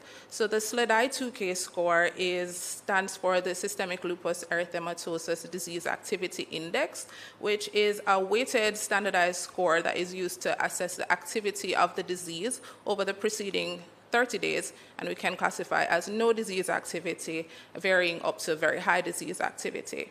The SLIC-ACR stands for Systemic Lupus International Collaborating Clinic, American College of Rheumatology Damage Index, which looks at end organ damage, which may be related to the disease itself or the treatment, and a score of 1 or greater indicates organ damage. So this was a retrospective cohort done at a single center, the Bustamante Hospital for Children, and we've already outlined our study period. Because systemic lupus erythematosus is a rare disease and more rare in children with an incidence of 0.3 per 100,000, we would expect over that period a total of about 14 patients diagnosed during that time, and so what we did was a total enrollment. We looked at patients admitted to the Bustamante Hospital, attended the nephrology clinic and the rheumatology clinic throughout that time to find our participants. We used a digital data extraction sheet, and we did our analysis with the SPSS suite of software. And of course, we got our ethical approval from the MONA Research Ethics Committee, as well as the Southeast Regional Health Authority. So we had a total of 11 participants, and we had 10 females and 1 male. Our participants range in age from 6.8 to 11.6, with a mean of 10 years old. When we looked at the clinical features at presentation and diagnosis, orange indicates presentation, and we found that fever, lymphadenopathy, anorexia, and weight loss were the most common findings at presentation. However, by the time our patients were diagnosed, there were 3 areas that we noted an increase in prevalence. So there was increase in pericarditis between their initial presentation and diagnosis from 36.4 to 72.7%, an increase in significant proteinuria from 45.5 to 54.5% of the cohort, and pleuritis from 9.1 to 27.3%. All others remained the same. When we looked at our laboratory features, all of our participants had a positive ANA at 100%. Of those who were able to have the anti-Smith antibody done, which was a total of 3, all were positive. Those who had qualitative anti-dsDNA done, which was 10 of the 11, and so those were all positive at 90.9%. And anemia was another common feature in our population. We had 5 patients who had lupus nephritis who had biopsies done, and 2 of our patients had class 2 nephritis, 1 had class 3 nephritis, and 2 had class 4 nephritis. And we looked at our SLEDAI 2K scores, which tells us about the activity of the disease. Our scores range from 6 to 42 with a mean of 17.55. And majority of our patients had high or very high disease activity at diagnosis. At 1 year post-diagnosis, we had went from 11 patients to 7 patients. We had 1 patient who demised, and we had some other patients who were lost to follow-up. Our mean score at a year post-diagnosis improved from 17.55 to 4.71, and we're now seeing that majority of our patients had no or low disease activity by a year of treatment. So this image stratifies our SLEDAI 2K scores on the basis of major organ involvement, and by major organ involvement we mean those who had neuropsychiatric or CNS lupus, or those who had lupus nephritis or renal lupus. For the entire group, the mean score was 17.55, and we noted higher scores in those who had major organ involvement, 42 for lupus nephritis and 20.4 for lupus nephritis. And this was statistically significant with a P of less than 0.05. We had 3 patients who had end organ damage, and the areas of damage were cardiovascular, renal, and CNS. So looking at our cohort, we had a male to female ratio of 1 to 10, and this varies from what is reported in the literature, where in younger populations, the ratios are usually between 1 in 2 to 1 to 4.5. Looking at our clinical features, we had a high prevalence of constitutional symptoms not seen in the literature. The most common features in the literature are musculoskeletal manifestations and malar rash, which affected a very small portion of our population at 18.2%. Those who had lupus nephritis and had renal biopsy, class 2 and 4 nephritis were most common, and from the literature, class 4 nephritis is typically most common. We had a majority of our patients having high or very high SLEDAI scores at diagnosis, and by a year post-diagnosis, these patients had improvement in their scores to 4.7. And when we look at the literature, our scores were in keeping with what is documented for diagnosis and at 1 year. End organ damage affected 42.9% of our cohorts at 1 year of diagnosis, which is higher than what's reported in the literature, which usually ranges between 30 to 34%. And the areas of damage also varied, with us having cardiovascular and renal damage in our population, which typically has a lower prevalence in the documented literature of 2.1 to 5.7%. So concluding from our study, constitutional symptoms were the foremost feature prompting presentation for evaluation. And so in an early and middle childhood Afro-Caribbean population, this should rouse high suspicion for systemic lupus erythematosus. In this population, we believe that a screening echocardiogram, formal urinalysis, and spot urine protein creatinine ratio may identify pericarditis and nephritis prior to overt manifestation and improve time to diagnosis. And so when we're evaluating children with constitutional symptoms that we're not able to elicit a formal diagnosis, we should maintain a high suspicion and keep a low threshold for repeat evaluation. Our study is limited in that it was conducted at the Bustamante Hospital for Children, and that is limited in that we serve children up to their 12th birthday, and so we automatically excluded children 12 to 18. It was a retrospective study, and it was a small sample size, but it is a rare disease population. And the availability of some investigations within the public sector limited our ability to complete the SLEDI scores to their completion. And so all scores in their research were minimum scores. And so we recommend to lobby the Ministry of Health and Wellness to increase access to some of these investigations that will allow us to more completely evaluate our patients. Thank you for your attention.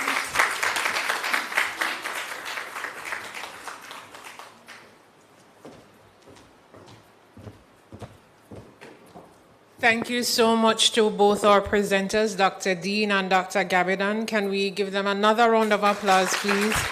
Excellent work. And so I'm going to open the floor now for questions. I think we have about 5 minutes. So persons in the room, you can indicate by raising your hands, or if I'm guessing somebody will tell me if there are any questions online that we want our first two presenters to address. I see there's a hand up from one of our judges. Please go ahead. Hi, good afternoon, everyone. My questions go to both first and second presenters. First presenter, you spoke about using the Cohen-Kappa for your agreement. Did you check if there are other agreements that you could have used?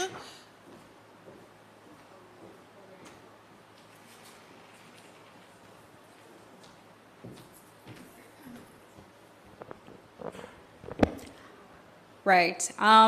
So that was the agreement that I was most familiar with, and that's the one that I went ahead and used.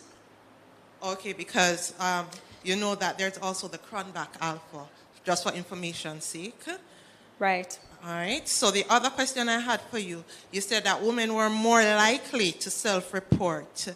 And so in discovering that, did you make any adjustments in your analysis? Okay. So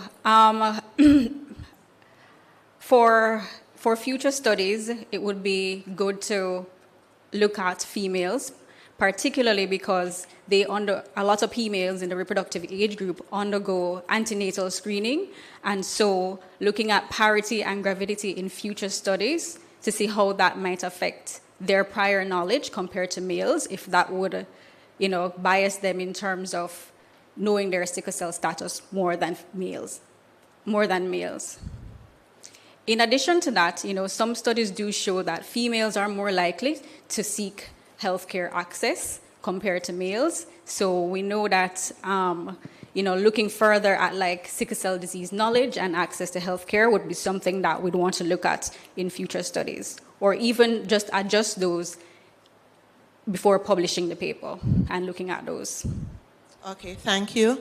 To my presenter number 2, you had, given us some information, and the last thing that you mentioned was about your limitation with sample size. How, if you were supposed to do this study in the future again, how would you combat that? So looking at the prevalence and the population that we're looking at, we did a total enrollment because we would expect 14 to about 20 patients diagnosed with SLE over a 10-year period. The way to combat this would be to extend the study, and it would require incorporating other institutions to include patients up to 18 years of age, and to extend the period of the study in order to have a larger sample. Dr. Dean, my question is for you. So you said over 60% of patients had severe disease at diagnosis.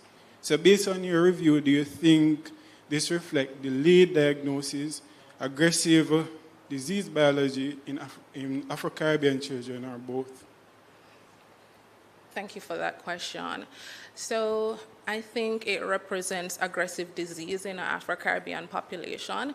Looking at our limitation that these are minimum scores and likely to be higher, I think that's likely the probability. When we look at the presence of lymphadenopathy, which was so significant in our population, it's not a part of the diagnostic criteria, and it's not usually mentioned in studies. In the studies it was mentioned in, the prevalence was between 6 and 19%. When you look at adult studies, lymphadenopathy is associated with more severe disease in terms of higher SLEDAI scores and higher damage accrual. And so it would warrant more research to look at that in our population.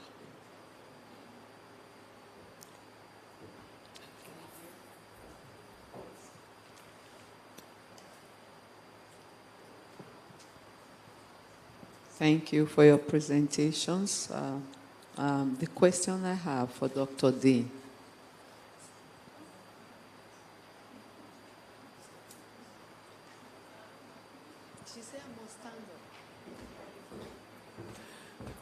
Remember, we have people online, and so the cameras want to catch the interaction in the room for those persons, so, you know, so don't be put off by having to stand. And so I'll just ask persons, when you are getting the mic, just please stand so that they're able to catch you on camera. Okay, thank you. Patience Alonge from Northern Caribbean University. The question I have is for both presenters. The first one, when you talk about the ages for the children, like 12 to 18, all right? But at Bustamante Hospital, they stop at 12. But there are still children at 18. Is that okay? So is there a possibility to extend the age within that facility to enhance your capability to capture those group of individuals? You can think about that. I know that will be beyond you, but it's something I'm throwing out. Because you already say you want to lobby the Ministry of Health and Wellness to do something about something, all right? So basically, that could be one of those things. And then the next question is, say, class 2. Class 2, as it relates to the relevance of class 2, was it unique to Jamaica? Was that a unique... Clarifying, you're mentioning class 2 nephritis? Yes. It's not unique to Jamaica. It is common in the Brazilian cohorts, if I'm remembering correctly.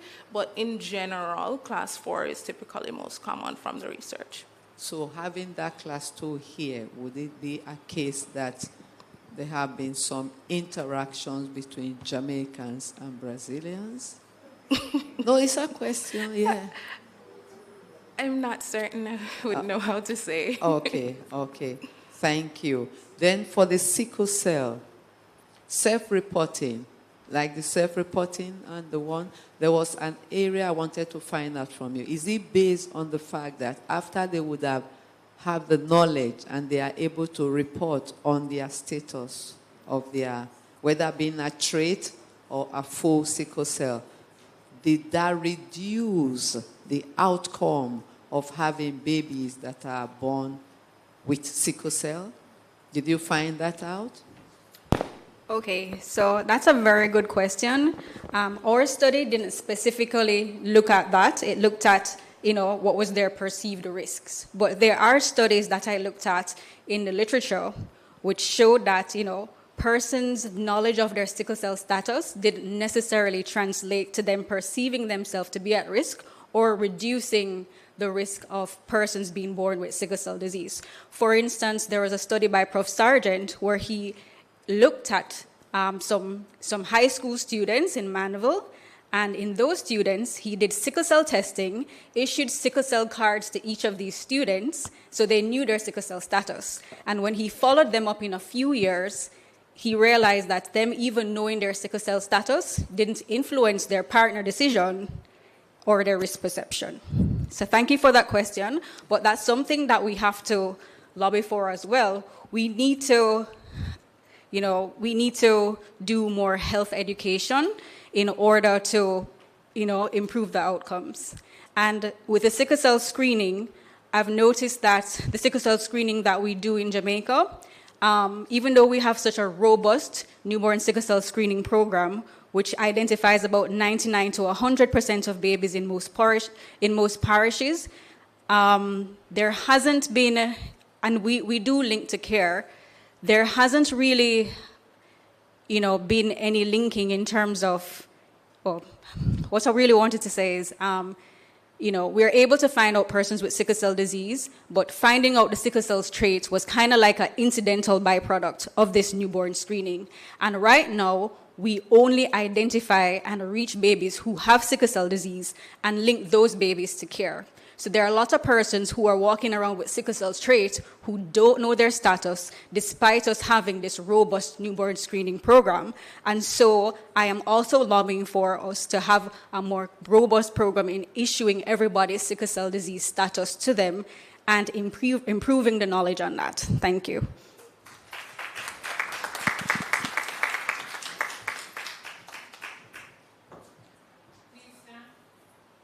Okay, so good afternoon, everyone. We have a question online which is regarding lost to follow-up cases. So the question is that they want to know what happened to the 3 patients out of 11. How can they not be found?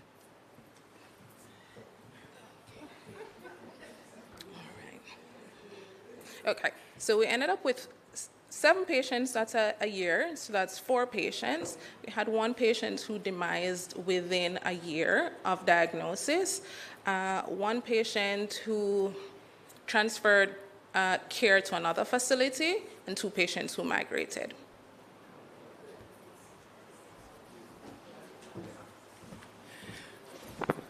Is that all the questions from online? Yes? Yes, that's it. All right, good. Thank you so much, ladies. Thank you both, Dr. Gabardon and Dr. Dean, for those presentations. Thank you, audience, for your participation in terms of your questions. And when you asked that question about how is it we lose 3 patients, I said it's easy. We have a very migratory population, and we all know this. They change number and places of residence, like they change shoes, like I change shoes, glasses, other items. But that's for another conversation. Let me just get my device back up. Apologies. So that I can introduce our next 2. Okay, why is my thing not working? See, this is why you supposed to have multiple sources.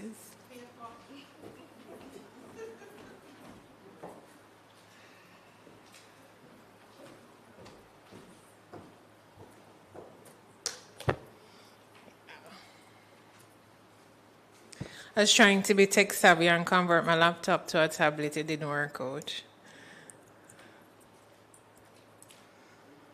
Alrighty, so we are on to our final 2 presentations in this session.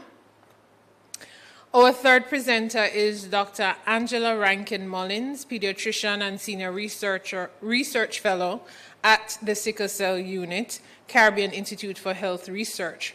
Her work focuses on stroke prevention and the use of hydroxyurea in children living with sickle cell disease.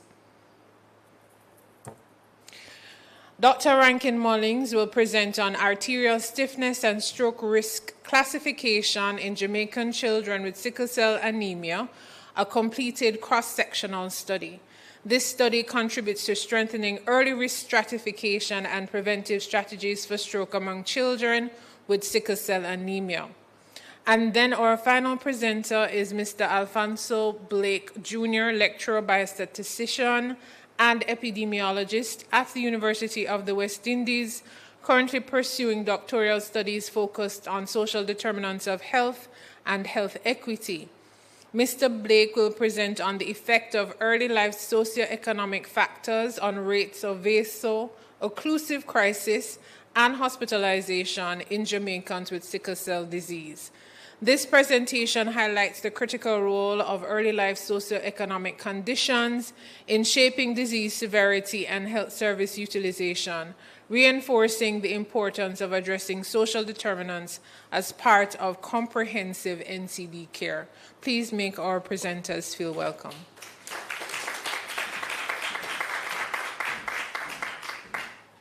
Good afternoon, colleagues. Thank you very much. My presentation focuses on arterial stiffness and transcranial Doppler velocity stroke risk classification in Jamaican children with sickle cell anemia. This is my outline. Stroke is common in Jamaica, as is highlighted by this Gleaner article by the Honorable Christopher Tufton. But a type of stroke with less public awareness is stroke in children with sickle cell anemia due to blockages in cerebral arteries or arteries of the brain.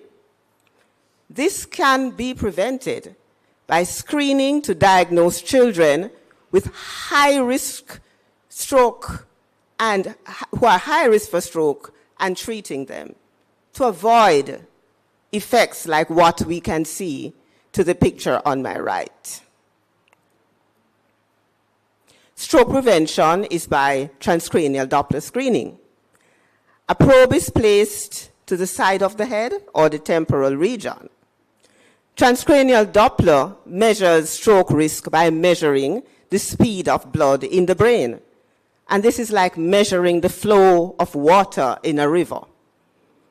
Children who have lower stroke risk have a normal study, and that is like a river that is flowing calmly.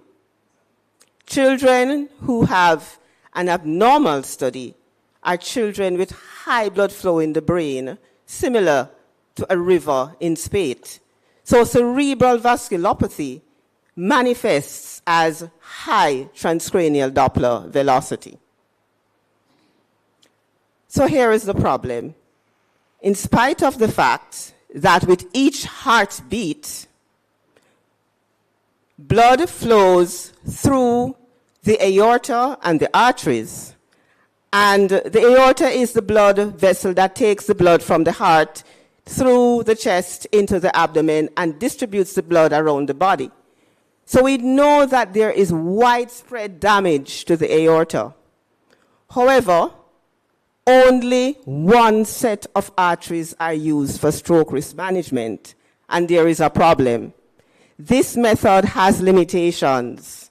There is lack of availability of the bony window, which is thin areas to the skull, which we need to have a proper investigation.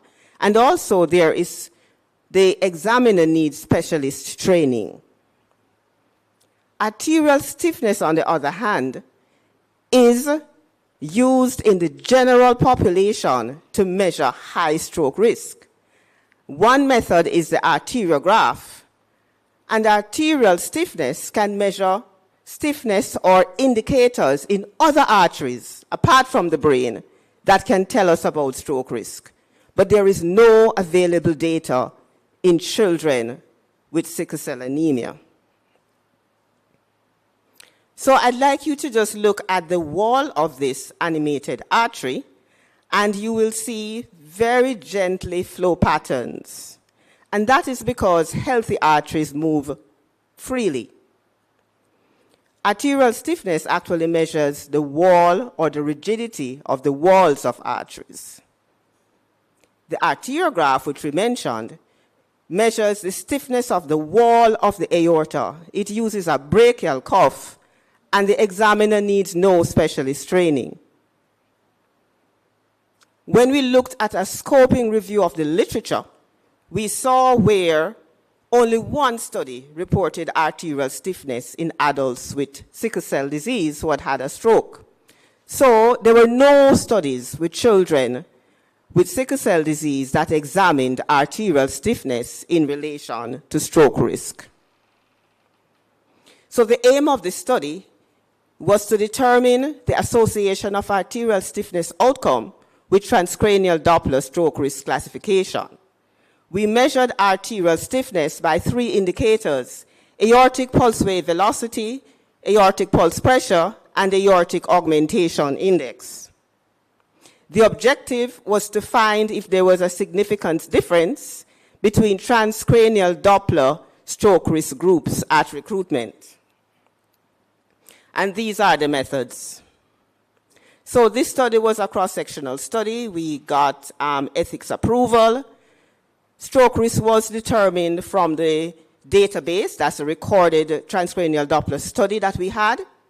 Once children came in and signed a consent form, investigations were done, including using the arteriograph and transcranial Doppler. Children between 4 to 16 years of age were included. Those with a stroke were excluded. 34 participants were considered to be adequate for our study. And these are the vascular measurements. We have the arteriograph and we have the arteriograph and we have the transcranial Doppler instrument here. So these are the roles of our variables. Outcome variables were our aortic variables. Exposure was our transcranial Doppler group, and covariates included hydroxyurea use. Statistical analysis, we reported our summary measures. We expressed those that were continuous with means and standard deviations. And for categorical variables, we looked at counts and percentages. Chi-squared and independent t-tests were used as appropriate to look at significance between stroke risk group differences. And we used multiple linear regression to look at the effect of covariates on any difference identified. And these are my results. So we had 2 groups. We placed our participants in 2 groups: high stroke risk group and low stroke risk group. When we looked at these groups, this table shows our variables, and there were 15 participants in the low stroke risk group and 19 in the high stroke risk group. These groups varied very little.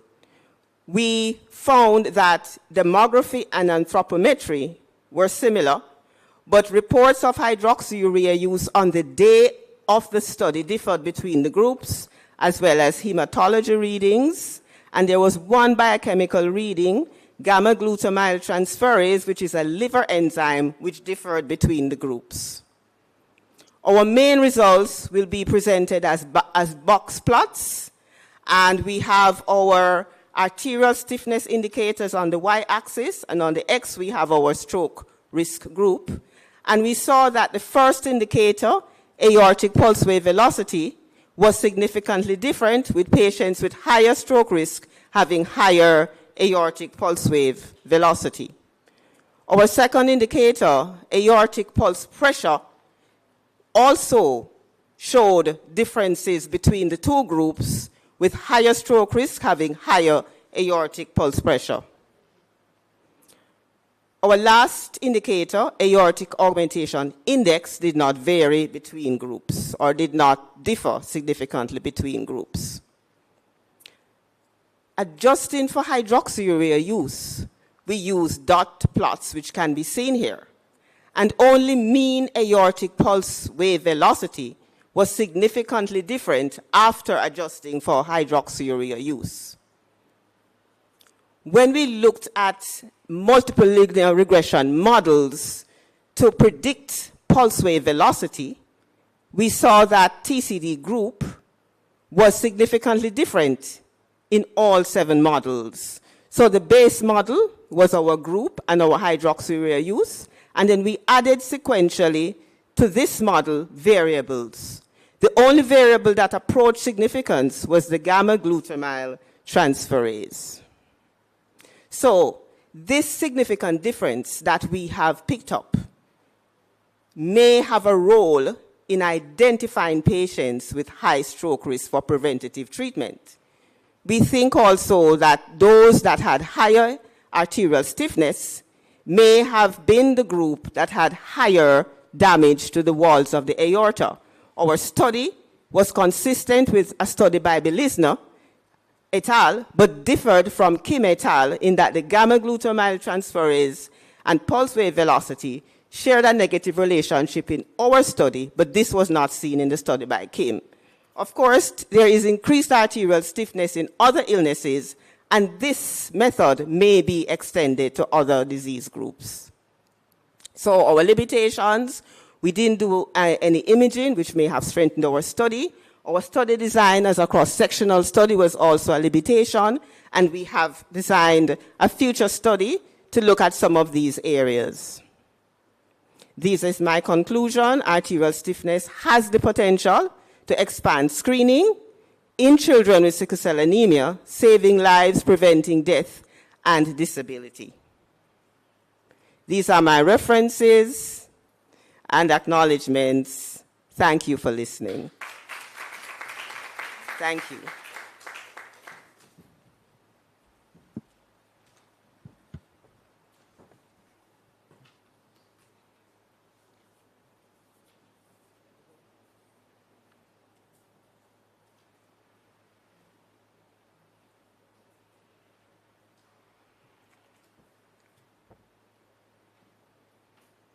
So good afternoon, everyone, and thank you for having us as I share this work on behalf of my co-authors listed here. And we're looking at the effect of early life socioeconomic factors on vaso-occlusive crisis and hospitalization rates in Jamaicans with sickle cell disease. So I know you'd have heard a bit about sickle cell disease before, so just to reiterate, it's a genetic blood disorder in which red blood cells become distorted into a sickle or banana shape, thus blocking blood flow. And in Jamaica, approximately 1 in every 150 live births will have a form of the disease. It is compounded by multiple acute and chronic complications which affect the individuals across their life course, which include hospitalization and vaso-occlusive crisis, which manifest as acute pain. VOC is the hallmark of sickle cell disease, and its management is centered around pain control, which is guided by international and local protocols. However, both patient-related and environmental risk factors are seen as important factors for VOC.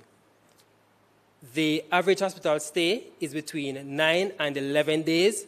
However, lifetime hospitalization rates are not well documented, so persons use a proxy of 2.5 hospitalizations per year as a proxy. A recent study showed that 51% of sickle cell disease admissions are pain-related, and rates do vary across countries with differences observed in African and non-African contexts. Importantly, poor living conditions and low educational factors are socioeconomic factors which are associated with increased hospitalization risk. These socioeconomic factors can happen early in life, such as during prenatal period, infancy, and childhood. And it's important to note that household structure, defined as the composition of and organization of individuals living together, has been shown to influence emergency department admissions. And this brings us to the life course approach, which posits that to fully understand a patient's medical condition, we must take into consideration their biological, psychological, and social circumstances, which begins in early life and accumulates over time. And this impacts health outcomes, as the Minister mentioned this morning. So although this relationship between socioeconomic factors and health is well established, most studies rely on cross-sectional data using a single time point. And to date, no research has examined how early life socioeconomic factors influence hospitalization and VOC rates in sickle cell disease adults in Jamaica. So we aim to assess the effect of early life socioeconomic factors on VOC and hospitalization rates in sickle cell disease patients in Jamaica using the Jamaica sickle cell birth cohort of 1973 to 1981. We hypothesize that early life socioeconomic factors are significantly associated with rates of hospitalization and VOC in sickle cell disease patients in Jamaica. For methods, we use data from the Jamaica Sickle Cell Cohort Study, which was initiated by Professor Graham Sargent in 1973, wherein a total of 552 patients were enrolled and followed up longitudinally. We abstracted data from health records into REDCap following appropriate ethical approval, and only persons with sickle cell disease genotype were included. Our exposure variables collected at birth included birth weight, social amenities rating score, which were classified into tertiles for analyses, where higher scores meant access or possession to more amenities. And we had parental occupation, classified using the International Standard of Occupational Classification, ranging from skill level 1 with lower manual education jobs, such as cleaners and laborers, to skill level 4 with more complex higher education jobs, such as managers, physicians, and teachers. Our outcome variables were lifetime rates of hospitalization and vaso-occlusive crisis captured from birth to death or the most recent visit. And it's important to note that when a person was admitted in quick succession for the same problem, this was only counted once. So basic statistical analyses summarized and compared data, and due to overdispersion, we used a negative binomial regression. Follow-up time varied across participants with censoring, as some persons either emigrated, died, or just lost the follow-up. And we used likelihood ratio test to determine the final model. We reported incidence rate ratio, 95% confidence interval, and related p-values. And as you know, it's record data, so we had missing data, which was handled using complete case analysis. For results, we were able to retain 97% of our data, as some files could not be found, and that gave us a final sample size of 535 patients. This table might seem like a bit, but it's really the characteristics at birth, classified by genotype, and this revealed that there are no significant differences in sex, parental occupation at birth, social amenities rating score, or household structure. Hence, these groups are comparable. Similarly, there are no differences in maternal age at birth or birth weight across genotypes.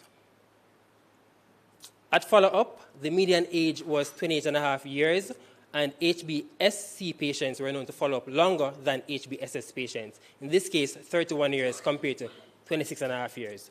Overall, the VOC rate was 2, a median rate of 2, and SS patients had significantly more VOC than SC and other genotypes.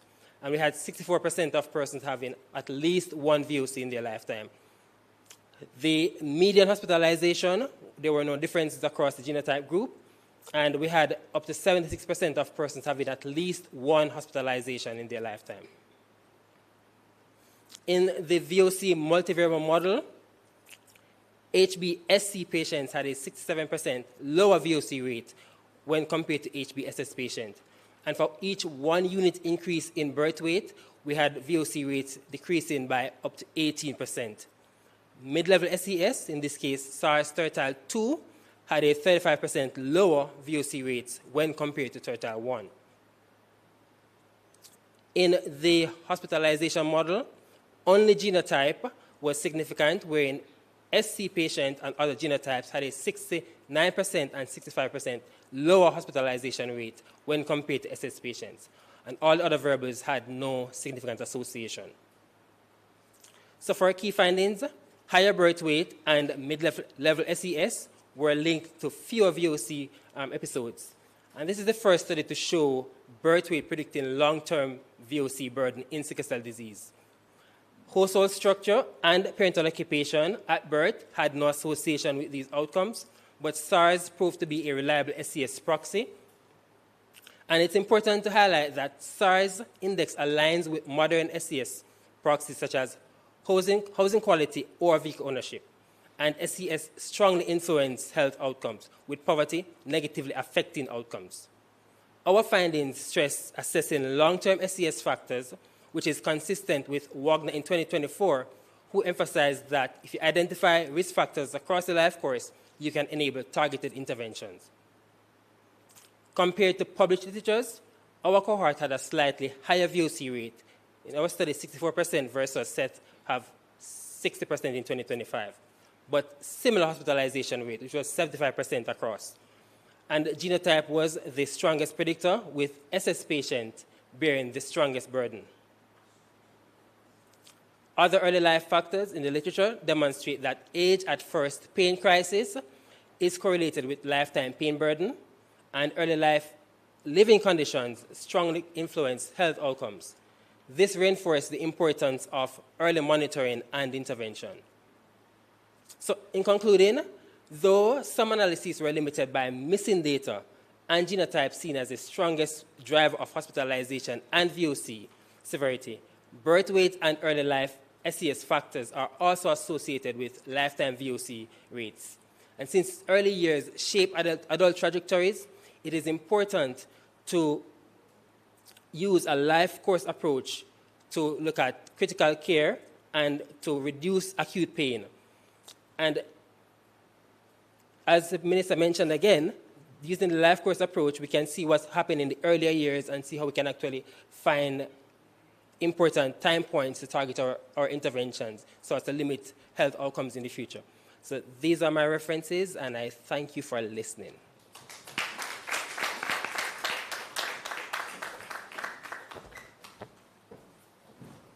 I want to thank both Dr. Rankin-Mullins and Mr. Blake for their presentations. And so we open the floor for another 5 minutes for persons in the room and online to pose their questions to our final two presenters for this session.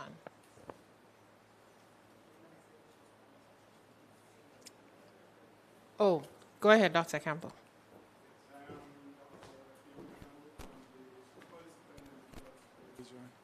So I have a question for Mr. Blake. So the study used a cohort from 1973 to 1981. So how is that generalizable to now, given the change or the shift in our dynamics? Thank you for that question. So the cohort is a cohort that has been used worldwide to actually influence sickle cell disease policies. So it might not be generalizable, but using the data from this same cohort, which Prof. Sargent used some 50 years ago to actually influence sickle cell disease discussions across the world, we can look at the life course approach, because most studies that we have looked at is really just looking at cross-sectional study, just a single time point. And we want to see how do the factors that start when you're born, following those across your lifespan, how do those come together to influence your outcome in the end? As it's highly mentioned that health problems don't start yesterday, it starts from in your 20s and you have effect in your 40s and your 50s. All right, another question.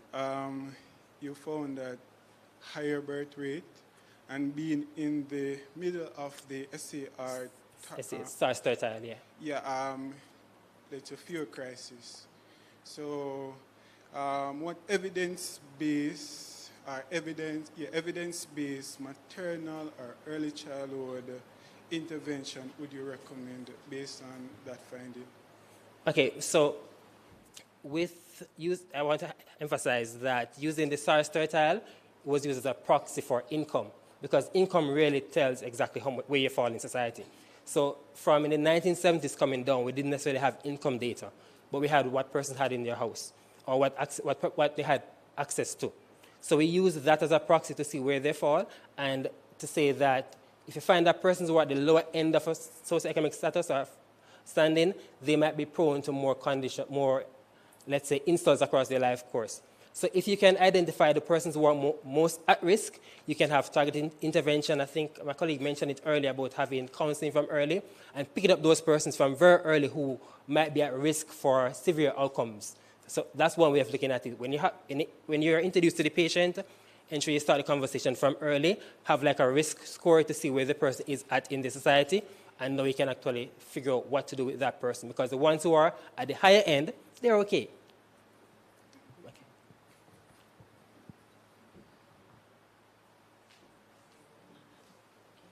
Good afternoon again, everyone. I am Dr. Tamika Royal Thomas from the University of the West Indies, and I have questions for both Dr. Rankine Mullins and Mr. Blake. I'll start with you, Dr. Rankine Mullins. Now, very interesting, you mentioned about your main results, and in doing the full model, the regression model, I wanted to ask you, did you do a full model with all the variables? Thank you. So we didn't do a full model with all the variables because we were concerned a little bit about our sample size to have so many variables in the model.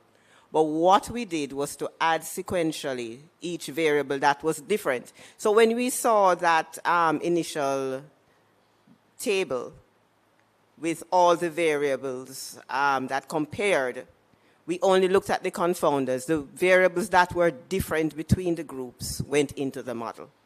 But we didn't do a full model with all the variables. Only those that were different went in the model. Only those that we thought could be confounders went in the model. Okay, I think that's a limitation. What was your sample size? 34. Okay, you could have tried it. You Yes. could have done it. You could have. I think we probably tried it in the early, but we didn't present that data because this data is just a subset of the PhD data, which is, quite big. Yeah, but I understand. Thank you. All right. Thanks for that. Point taken. All right, you. then. You're welcome. All right. So thank you, Dr. Rankine Mullins. That's all my questions for you. Thanks. Thank you. Yes. And over to you, Mr. Blake. All right. So you mentioned that the age at last assessment was statistically significant, right? What's different between the two groups? Yeah. Yeah. Yes. We're on the same page. Correct. You also mentioned that the VOC was statistically different, significantly different. Correct, yes. Okay. So then my question to you is that when you noticed that the birth weight was significantly associated with VOC, did you do any adjustments? We did do adjustments, yes, and we did adjustments, and that's why we used the likelihood ratio test to see the different models, which made more sense. So we tried multiple models. So we used a stepwise approach model. So we tried multiple models by introducing the different variables in the model to see what made the greater difference. And we kept sex and genotype standard in the model to see if it affects the outcomes. Okay, so I'm noting limitations from my observation. Remember, I asked you that age at last assessment that was statistically significant. Yes. It would have been good to have that in your models. Oh, so for age at last assessment, because we use negative binomial, we use that as the term at the end to ensure that it's adjusted for the actual age in the study. So you use that in your adjustment in your model? That's what you said? Correct. So we use age because that's why we use negative binomial instead of Poisson regression. No, it doesn't matter what you're using. I asked you a question, right? Mm-hmm. Did you use age at last assessment in your adjustment? Okay, so yes, we did. So why we use age? Because we had age from birth until the last date that they have. So we created a time variable in the analysis to capture where the person are with their age. So that's how we accounted for how much you'd have had across their life course. The biggest issue that we had was the missing data, which if we use additional variables in there, the model might go down to a smaller sample size, and we wanted to keep it at a good enough size, which ended up at 378 for the final model.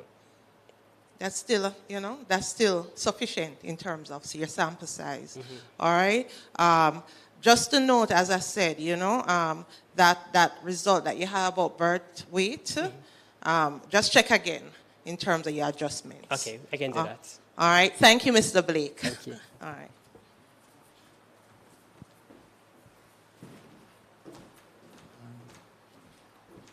So we have a question from online. Please go ahead.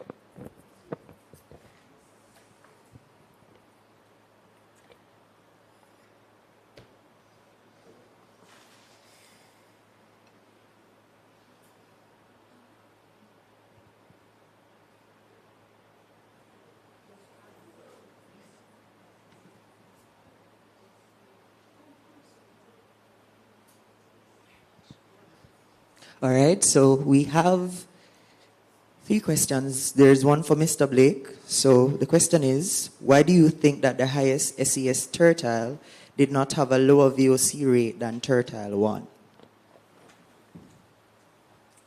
Well, thank you for that again. So we're of the viewpoint that it's really a numbers game because it was a small sample size, and the numbers did get smaller for the for the upper tertile persons, for the upper SES category, the numbers in that was little less than the other groups. So we have the viewpoint that at that point they had less persons who were in the higher, let's say, echelon of society in the study, because the study did say they picked mostly persons from lower income communities. So we just think it might be a numbers game, and we might want to look at it doing multiple imputation to see if it accounts for it. Okay, thank you. The other 2 are for Dr. Gabadon. So the first one is a bit lengthy, but it says, could you clarify how potential differential self-reporting of sickle cell disease status among urban, younger respondents, particularly those living in informal settings, was considered in the multivariate analysis? I can repeat. So it's saying, so it's asking if you could clarify how potential differences or potential differential self-reporting of sickle cell disease status among urban, younger respondents, particularly those living in informal settings, was considered in the multivariate analysis. It was saying specifically, were there any steps taken to assess or adjust for possible reporting bias related to healthcare access, disease awareness, or diagnostic history?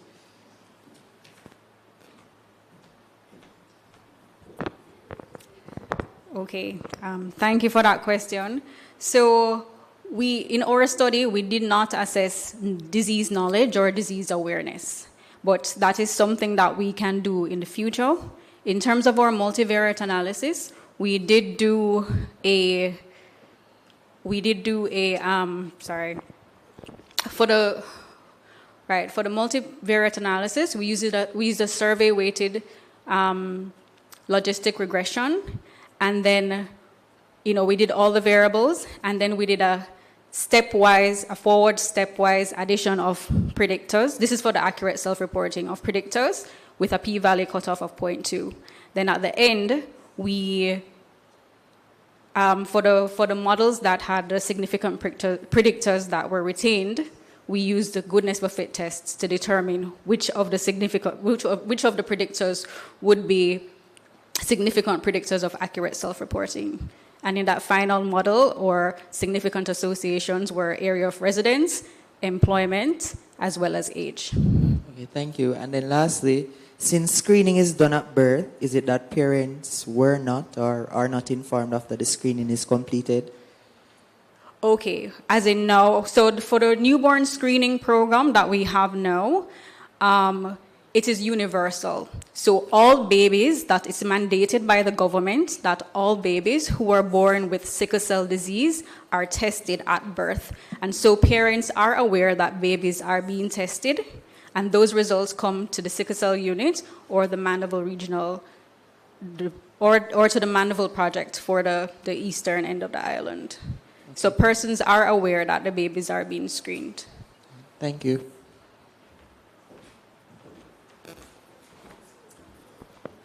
Thank you for that question, but I think the follow-up, or, in terms of the response is it that all babies, irrespective of whether it is trait or full sickle cell disease, or they don't have sickle cell disease or the trait, are they informed? So despite not being necessarily linked to care, because the system is focused on those who are at highest risk, would be those babies who have been diagnosed with sickle cell disease. Is it that everybody, irrespective, because they're all being screened and tested, are they informed of their results? Okay. So the data is available to be followed up for all of these patients. However, right now, we have the manpower to go out and find the babies who are diagnosed with sickle cell disease to link them to care.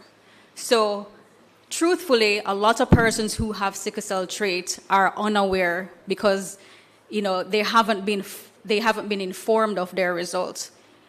they are supposed to be at the 6-week antenatal clinic. All these results are actually supposed to be followed up, but we found that that's not what's happening. So persons still go on, and unless they take an initiative to go and say, hey, you know, I did a sickle cell test for my baby, I need to know what it is, then, you know, we need to educate patients about that, but we also have to have a system that sends out the results to every single person who is tested at newborn screening. So we have to work on that, and that would require greater funding for sickle cell disease and greater manpower. Thank you. All right, so I'm going to put on now Ministry of Health hat to just clear up a few things. So, yes, based on the vantage point of the researcher, where you are positioned, yes, the manpower is dedicated to finding and actively finding patients who have been diagnosed with sickle cell disease. But certainly within the public health system, once these babies are coming back, the parents are informed of their disease status. We may not get all, but we get the vast majority to indicate to them whether disease, trait, or they have nothing to worry about. So don't want anybody leaving here with the impression that we don't indicate to parents because it's unethical to test and not inform and then manage and treat. You know, so we don't do that in public health, to be honest. That is not part of our mandate at all. The other thing in terms of general comments, so again, thank you all in terms of the presentations and the researchers. It takes a lot to come up here and present your data and findings, and it just reminded me of my DRPH research and the fact that I'm supposed to be pulling 4 abstracts out of that, and I'm just said to myself, me no remember all of them regression analysis and something for no come ask me about Kappa. And so me no know if me have that bravery to go dig back into that, but it really does take a lot for persons to come up here and present. So really and truly applauds to all our researchers, because it's a lot of work, and then to come and do it publicly is a really big step. But one of the things I would want to encourage our researchers in general to do, especially when you're coming to this particular conference, the interest of the Ministry of Health and Wellness is really about policy recommendations. And I think it's only Dr. Gabidon who had a slide specifically that spoke to policy recommendations in your presentations. Others would have alluded to things that, you know, we need to look at or they wanted to advocate for. But part of your research, even if you didn't look at it in your main research, when you come in to present here, let's see if we can center some of that around. Specifically, what are the policy implications and recommendations you're putting forward for the Ministry of Health and Wellness to consider? Right? I mean, it's not everything that we're going to be able to implement and to do, and there's a lot of cost benefits and cost-effective analyses that need to happen, and things that we have to look at because we're looking at general population and wider public health as opposed to individual patients or a subset of patients, and there's a whole prioritization process that needs to take place. But that is what our interest would be, to say from your research, how is that going to help us to change policy and help to move things forward in order to continue to serve the patients that we take care of, especially within the public sector. So thank you once again, especially also the participants online for your active engagement, for, you know, really asking some very thought-provoking questions. The evidence shared today underscores the importance of strengthening prevention, early detection, and integrated care for NCDs. And I especially like the inclusion of the social determinants of health. It is not often that we have research that looks at how these factors actually influence and, you know, have such a big impact on people and on their health. And so I really do applaud Mr. Blake for including that in his research study. And especially with sickle cell disease, looking at young people and children, even with SLE as well. I think 3 presentations were on sickle cell, but 1 on SLE. But, the focus on our children and the young population is very important because, we want to make sure that they are healthy enough to take care of me when I'm older. I'm just saying. At this point in time, we'll close this session. Thank you, everyone, for a very interesting first session. And we're going to break for lunch now. And I'm assuming we will resume in an hour at 2:15. Okay, thank you again, everyone, and have a good rest of the day.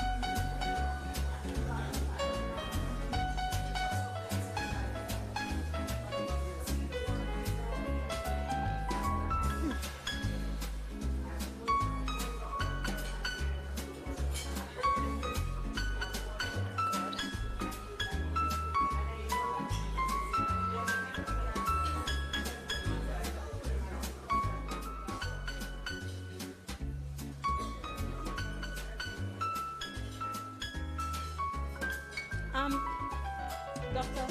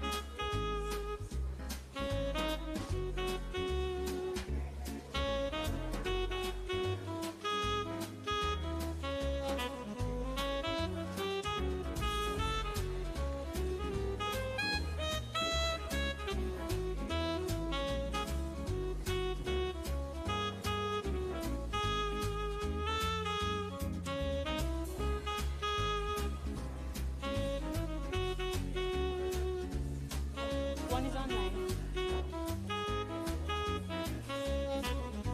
You can tell me when to start. Okay.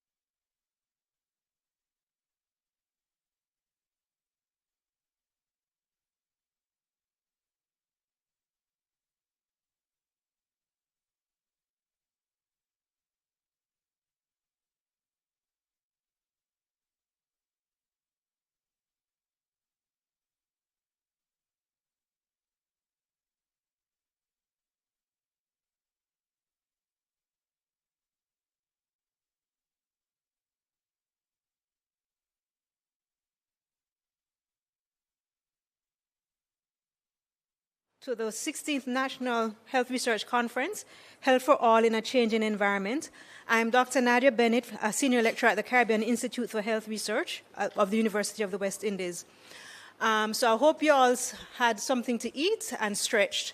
So we are now going to move into scientific session 2, non-communicable diseases and public health. For this session, we're going to have 3 research presentations. Now, the format is going to be all 3 presenters will present for 10 minutes. There will be a warning, a 1-minute warning, I believe it is, before the end of the presentation. And then after all 3 presenters have gone through, there's going to be a 5-minute question and answer. So now allow me to introduce you to each of our esteemed presenters. The first presenter is going to be Dr. Gerald Matos, who will be joining us on Zoom from the University of Texas. He is an assistant professor in the Department of Bioethics and Health Humanities at the University of Texas branch. He's a graduate of the University of the West Indies, St. Augustine. He has earned his PhD from the University of Massachusetts Amherst. His work now explores how history shapes health, ethics, and public health trust in medicine. In addition to his academic work, Gerald is a newspaper columnist for Daily Express in Trinidad and Tobago, as well as the Galveston County Daily News. His first academic book was published in 2025 by Routledge, and it was titled Caribbean Futurism and Beyond, Conversations with Writers of Folklore, Fantasy, Science, and Speculative Fiction. This afternoon, his presentation will be on re-imaging primary health care for non-communicable disease management, addressing structural barriers in Trinidad and Tobago's primary care clinics and underserved communities. Our second presenter will be here on stage, will be Dr. Marcia Johnson-Campbell, who currently serves as a Regional Priority Non-Communicable Disease and Family Health Coordinator for the Western Regional Health Authority. She has a long and distinguished career in medicine, having served for about 10 years in accident and emergency at the Cornell Regional Hospital. She then launched out into public health and is now working as a medical health officer in Trelawney, Hanover, and St. James. Dr. Johnson-Campbell is a recipient of the Medical Association of Jamaica Award for long and distinguished service in public health. Her presentation is going to be from her DRPH thesis, which she completed in 2025. Her presentation will be on assessment of delays to diagnosis and treatment of breast cancer among patients accessing care at the Cornwall Regional Hospital in Western Jamaica, a mixed method study. Our third and final presenter will be by Dr. Carol Lord, who is a distinguished public health specialist in Family Health Unit at the Ministry of Health and Wellness. Dr. Lord holds a Doctor of Public Health and is a native of Guyana. She serves as a National Coordinator for Maternal and Neonatal Health and chairs the Sickle Cell Technical Working Group and the National Maternal and Neonatal Health Technical Working Group. As a researcher, Dr. Lord has produced publications in infectious diseases, sickle cell disease, pediatrics, and maternal health. Dr. Lord is a past recipient of the Best Oral Presentation here at the National Health Research Conference. She will be presenting last in this session on improving maternal survival factors associated with hypertensive disorders of pregnancy from the South Sierra, Jamaica, from 2015 to 2019. So let us put our hands together and welcome our presenters for this second session. And we're now going to go to Zoom, where we will hear from our first presenter, Dr. Gerald Matters. I'll ask that once Dr. Matters has finished his presentation, Dr. Marcia Johnson-Campbell will come up to the podium and begin her presentation, followed by Dr. Lord, and then we will take a question and answer session for all three presenters afterwards. Welcome, Dr. Matters. We can see you. All right. Thank you.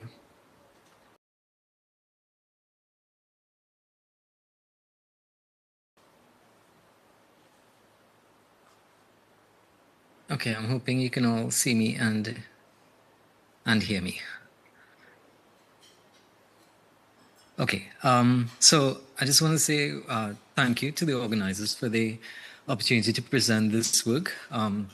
This presentation draws on a qualitative study examining how non-communicable diseases, particularly hypertension and diabetes, are managed within public primary care clinics in Trinidad and Tobago. And while I want to say, while it is specific, the data is specific to Trinidad and Tobago, the challenges that emerge and the solutions being proposed, I think, are highly relevant to Jamaica and the wider Caribbean. We talk about One Health, well, we could also talk about One Caribbean Health.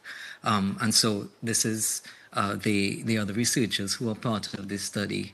I want to mention as well that it was a research study done with some students at the Faculty of Medical Science at St. Augustine. So, as you would know, the very general data, NCDs are accounting for over 10% of deaths in the Caribbean, and the high prevalence of hypertension and diabetes affecting over 40% of adults, and mirroring trends in Trinidad, mirroring trends seen in Jamaica and other CARICOM states. Despite regional national initiatives such as the CDAP, which is the Chronic Disease Assistance Program in Trinidad and Tobago, and other public primary care clinics, patients continue to experience inconsistent medication availability, long follow-up periods, and just in general poor continuity of care, particularly in rural and low-income communities. And what I want to emphasize today as an offshoot of that original qualitative study, this one looks at adherence failures as systemic and not necessarily individual. While there might be some individual factors, largely what emerged through the thematic analysis of the qualitative study was that a lot of the failures are really a failing of the system, how the system operates, particularly for rural and low-income communities. So just some study objectives. What it attempted to do: first, identify the structural and sociocultural barriers to NCD treatment adherence in public primary clinic care settings.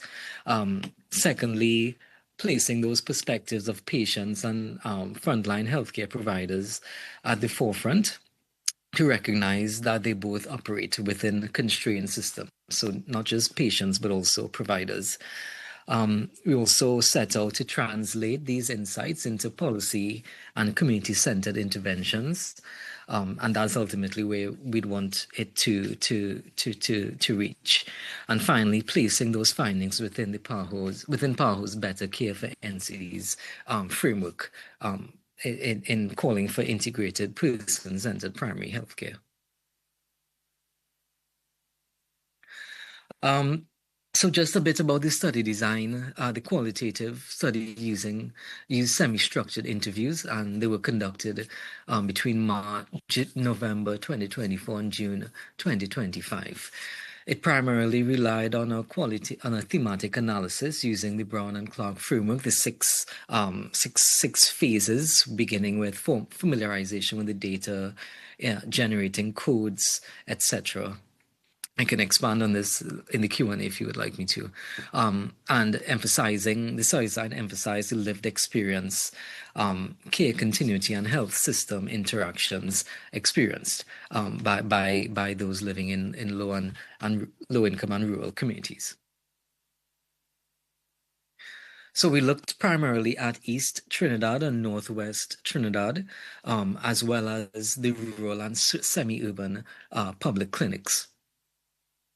The participants, sorry, this is a typo, but there were 50 patients with hypertension and or diabetes, as well as 20 healthcare workers. Ideally, I would have liked to present with those who were more closer to the study, right? I was not part of the qualitative study. I'm rather presenting on a paper that is intended to be an offshoot of it, where it leans more into the policy recommendations. So if you have any questions around the study design and setting on participants, I would follow up with that at another time when I consult with the researchers who were more in touch with the actual qualitative study and the interviewing. I had no input in that.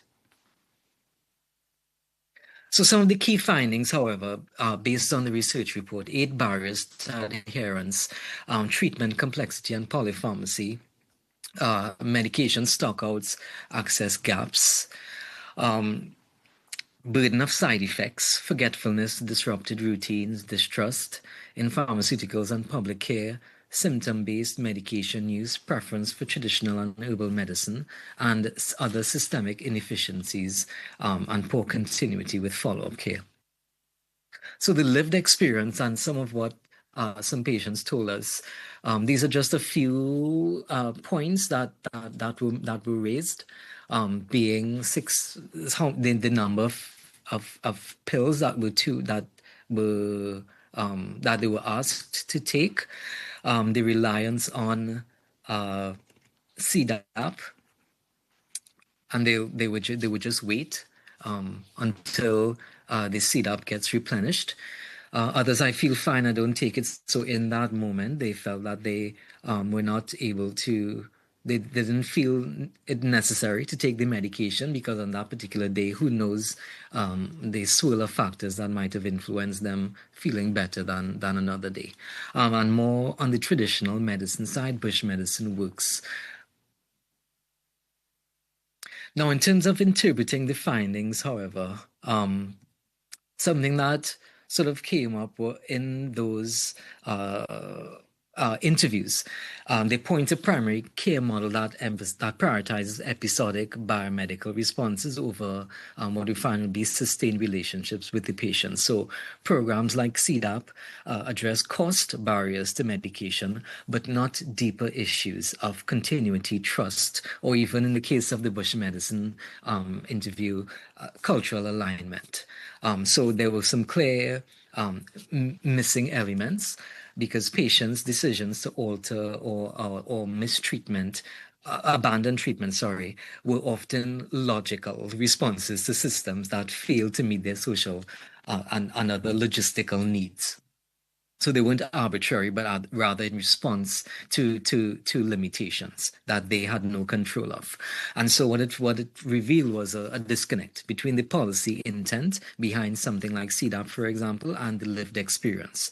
And it underscored the need to really rethink and redesign how NCD care is delivered, not just with telling people to take pills, but building that into the very system, accessibility and affordability, etc. So this is really the core of my intervention following the qualitative study, which is proposing a model for strategic intervention. First, the integration of community health workers who are trained in chronic disease management and cultural mediation, where providers can provide can provide continuity, support medication routines, and even bridge the traditional practices with the biomedical research. It's not enough to tell people that the medication works, but rather building that into their own traditional and generational history of medication. Secondly, mobile screening, mobile NCD screening and medication refill units. So particularly for those in rural communities who have less access to go to a clinic. This may seem very obvious, but it's still lacking, particularly in rural and low-income communities in Trinidad and Tobago. So we propose medical refill units where that can reduce the geographic barriers. And for those patients who revealed in their interviews that if their pills run out, they will just wait until they can make a trip to the clinic. The mobile screening and refill units feel particularly useful. Thirdly, fixed dose combinations. So prioritizing fixed dose combination therapies that can reduce pill burden to improve adherence. This would, of course, require some sort of alignment with WHO recommended best practices around how to procure medication that is in alignment with combined fixed dosage.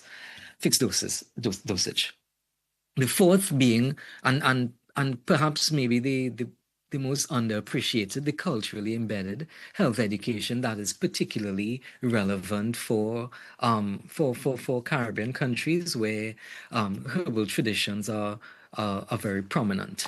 And so what would that look like for NCD management? It might be something radical because we haven't really considered as strongly how community figures who are engaged with herbal practices, bush medicine, how they could be folded into NCD management itself.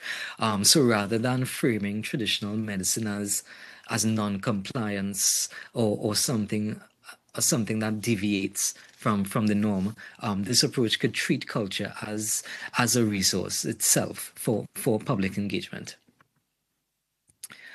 Winding down the presentation rather, and the relevance for Jamaica and the wider Caribbean. The challenges mirror what we see across the Caribbean and Latin America, where medication stockouts, workforce shortages are well documented. And so this proposed model is intended to be adaptable, allowing ministries of health to implement components incrementally and based on what they are capable of doing. And so I think there's a lot of, I do say so myself, there's a lot of transferability of the policy developments being proposed here. And it's being worked into a paper, so you can perhaps look out for that in the near future. So in conclusion, the study demonstrates that NCD adherence failures are structural and not just individual, and they're also systemic. And therefore, effective care requires a response that is community integrated as much as it is culturally tuned to systems. And so this proposed model it is intended to suit the Power Better Care for NCD's framework, as well as create a sustained relationship between systems and communities. I want to thank you for your attention. Like I said, if you have any questions around this the proposed policy recommendations, I am best suited to answer those, not so much the qualitative study itself, although I did, of course, have to familiarize myself with it. So again, thank you for your attention, and any questions, I'd be happy to take them.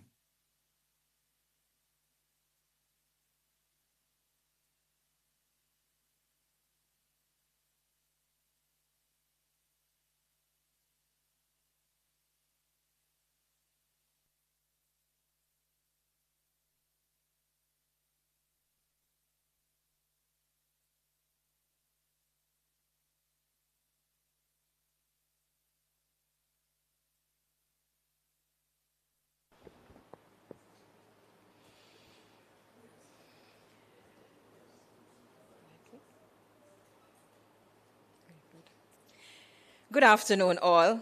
I'm Marcia Johnson-Campbell, and I'm grateful for the opportunity to present today, World Cancer Day at that, research findings on the assessment of delays to diagnosis and treatment of breast cancer among patients accessing care at the Cornwall Regional Hospital in Western Jamaica, a mixed method study.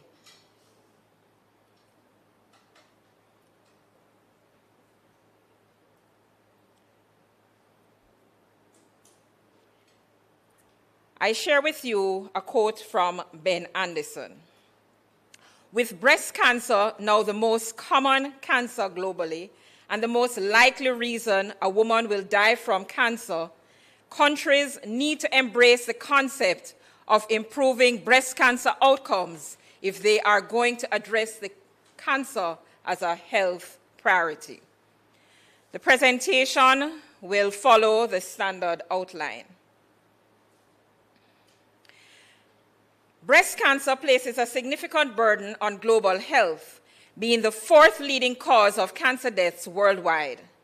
Globacon estimates of 2022 were that there were approximately 2.3 million new breast cancer cases and 666,000 breast cancer deaths occurring worldwide, with women residing in low-resource settings sustaining the disproportionately worse outcomes.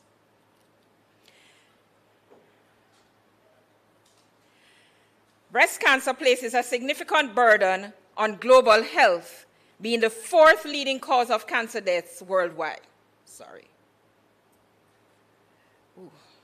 Breast cancer has steadily risen in Jamaica, becoming a leading cause of cancer-related mortality among women. Possible reasons for high morbidity and mortality include late stage of presentation, high prevalence of biologically more aggressive disease, younger age distribution, absence of a national mammography screening program, and where screening is available, poor voluntary uptake. There are delays in diagnosis and treatment, which is linked to poorer outcomes and decreased effectiveness of treatment related to said delays. Our hypothesis was that patient and provider delay in diagnosis and treatment of breast cancer in the Western Regional Health Authority exceeds the minimum acceptable 3 months in at least 33% of cases, respectively. The literature has established 3 months as the benchmark for the longest acceptable delay for either patient interval or health system interval. Our specific objectives included to estimate the time intervals between onset of symptoms, diagnosis, and each step of treatment for women with breast cancer, to identify the factors causing the delays in diagnosis and treatment, to understand the challenges that patients with breast cancer may have experienced in arriving at the diagnosis, and to explore the perspectives of health professionals on the factors contributing to delay. A mixed method study was utilized for this research, which allowed for greater insight. quantitative component resulted in medical records of 87 breast cancer patients attending Cornwall Regional Hospital's oncology clinic between 2012 and 2016 being reviewed. And for the qualitative, timelines from symptom onset to definitive treatment were extracted, and state of 14 was used for statistical analysis. The qualitative component had in-depth interviews conducted with 6 patients and 6 healthcare providers. Ethical approval and permission to conduct the study was received or were received. For our key findings, I will focus on the delays. The mean total interval, which was from problem discovery to start of treatment, was 44 weeks, with 58% of patients experiencing a delay of more than the international threshold of 6 months. The mean patient interval, which is a time from problem discovery to first medical consultation, was 18 weeks, while the mean health system provider interval, which is a time from first medical consultation to cancer treatment initiation, was 27 weeks. And 74% of patients experience a delay of greater than 3 months, which exceeds our hypothesis. The health system provider interval was further examined to determine where bottlenecks occurred, and the pre-hospital sub-interval had the highest mean of 14 weeks. Turnaround time for results showed that biopsy was 7.85 weeks, surgical histology 11 weeks, and results for receptor studies was 18 weeks.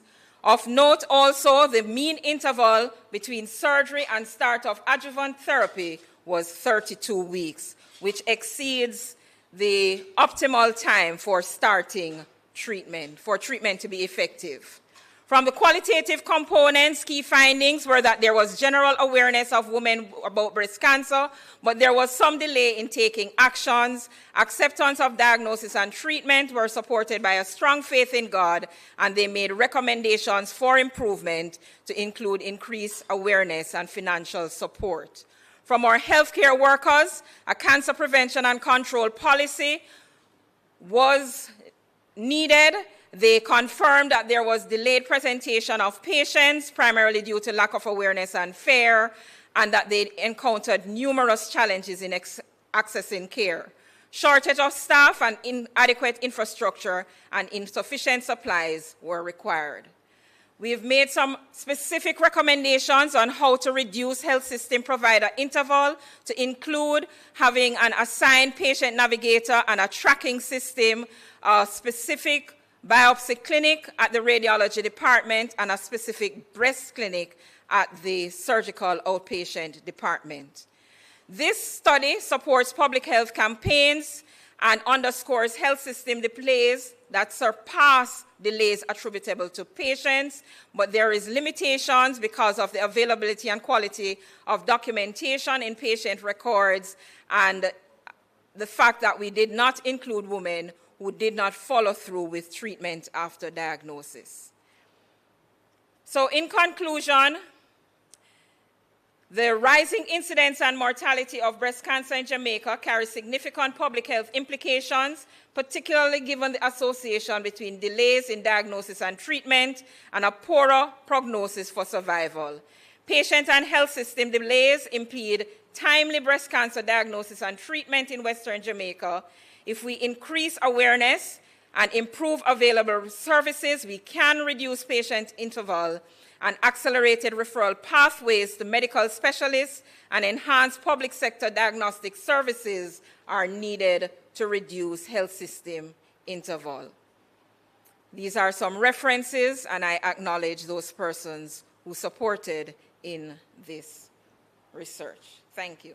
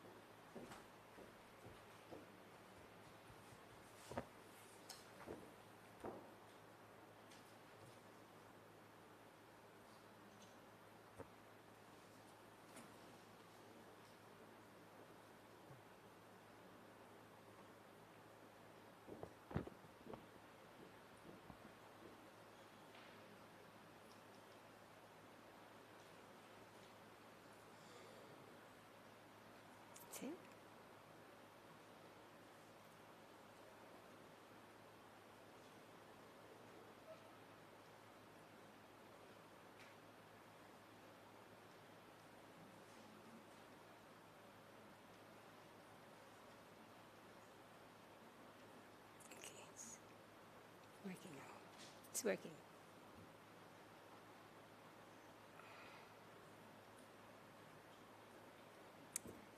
Good afternoon, everyone. Today I'll share my highlights from a multi-institutional study examining maternal survival factors associated with hypertensive disorders of pregnancy in Jamaica's public hospital.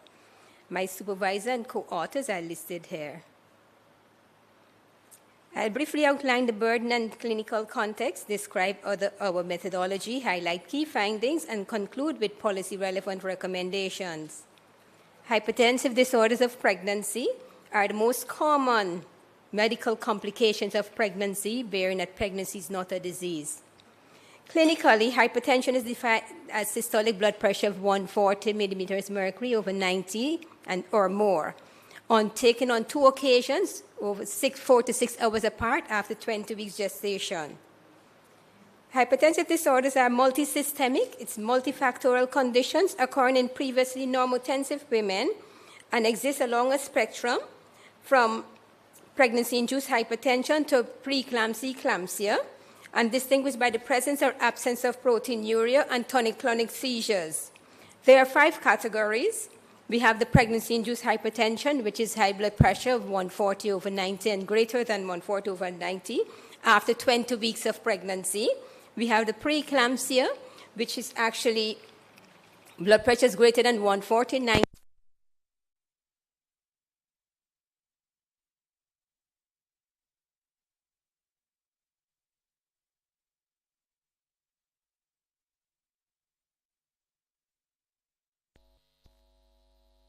After 20 weeks of gestation, thank you. The eclampsia is actually hypertension with tonic-clonic seizure, a healthy person having fit during pregnancy. And this can occur actually 10 days after delivery. We have chronic hypertension, which is hypertension that precedes the current pregnancy, that is a blood pressure over 140/90.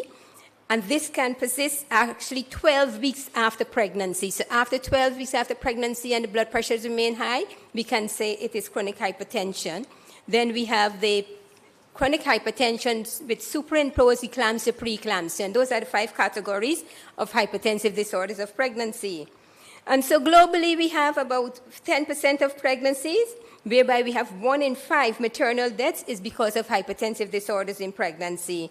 And we have a substantial perinatal toll. And it underscores why hypertensive disorder of pregnancy management remains central to the Sustainable Development Goal of maternal mortality reduction efforts. Eclampsia, often a late diagnosis or delayed intervention, makes it a critical marker of health system performance. So once you see high levels of eclampsia, health system performance is not where we want it to be. So the risk factors include multiparity, advanced maternal age, previous hypertension in the previous pregnancy, or coexisting comorbidities. We will get that from COVID-19. Complications be in the mother or in the babies. In the mother, we can have antepartum hemorrhage, postpartum hemorrhage, coagulation failure. In babies, we can have prematurity, stillbirths, miscarriages, and even neonatal death. Our objective, therefore, was to assess survival factors associated with hypertensive disorders of pregnancy among women delivering at public hospitals in the Southeast region between 2015 and 2019. We conducted a mixed method study across the 5 major maternity hospitals, and these were women diagnosed with eclampsia, preeclampsia, pregnancy-induced hypertension, and a sample of normotensive women allowed us to identify both the risk and protective factors. The sample size was calculated using Rosoft and informed by a global eclampsia case fatality rate of 14%. This yielded a minimum sample size of 132 eclampsia cases to ensure sufficient statistical power. A p-value of less than 0.5 was considered. The retrospective cohort study extracted primary data from various sources at the 5 hospitals and include electronic system of ICD-10 code for hypertensive disorders, the labor ward record, emergency registers, emergency registers, death registers, and even the female medical ward. A sample frame was constructed for each hospital, which listed patients identified with either eclampsia, preeclampsia, or pregnancy-induced hypertension. From this, we selected all eclampsia records, 1 in 4 of the preeclampsia records, 1 in 10 of the gestational hypertension. And we also collected a convenience sample of normotensive women who delivered on the same day as those with hypertensive disorders of pregnancy. And so there were a total of 917 women.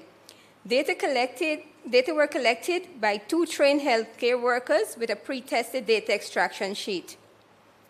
We included women admitted during the 5-year period to the 5 hospitals, that is the Victoria Jubilee, Spanish Town University Hospital, Princess Margaret Hospital, and Linstead Hospital. Yes.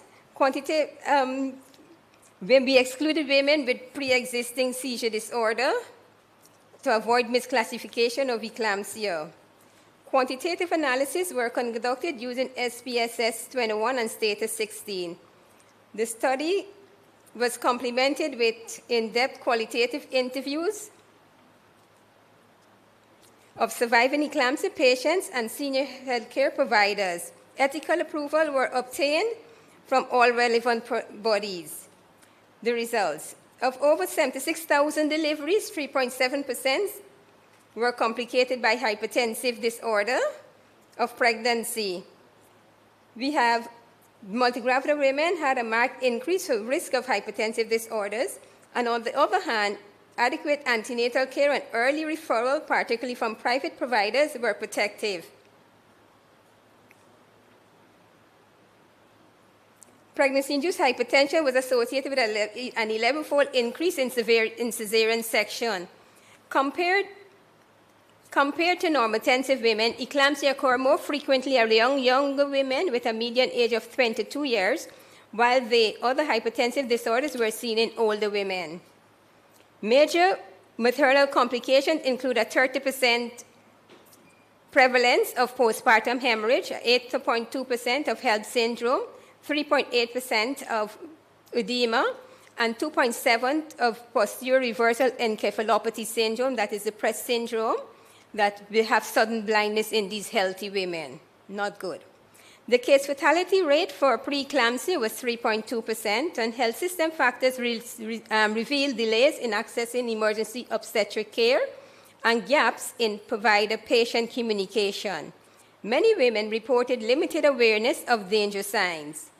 So therefore, in summary, we have the risk to survival was associated with having hypertensive disorders in pregnancy, and that was approximately 4% of women.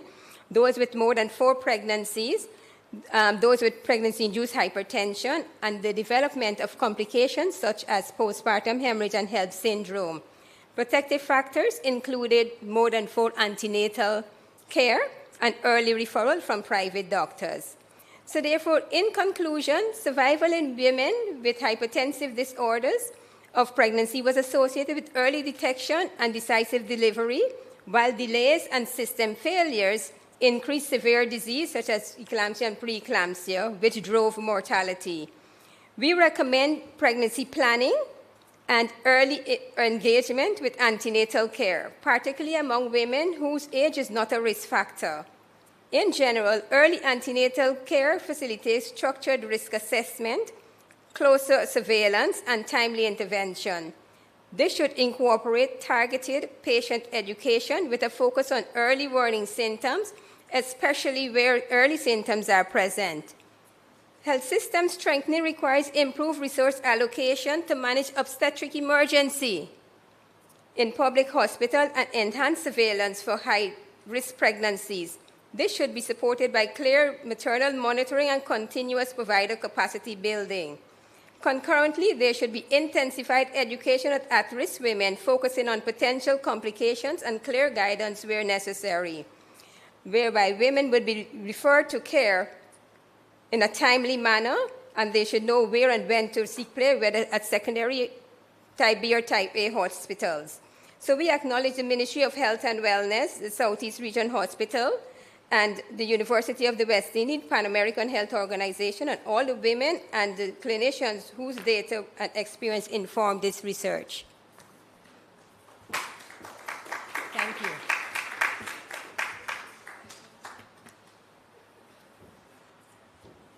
Okay, I'd like to thank all three presenters for these interesting presentations. I'd like to open up the floor for 5 minutes for any questions that you may have. I think that's Dr. Royal Thomas. Yes, Go ahead. yes, thank you. All right, good afternoon, everyone, again. I have questions for all three, so I'll start with the first. Okay, so in terms of the qualitative study, and let me just go back to the presenter.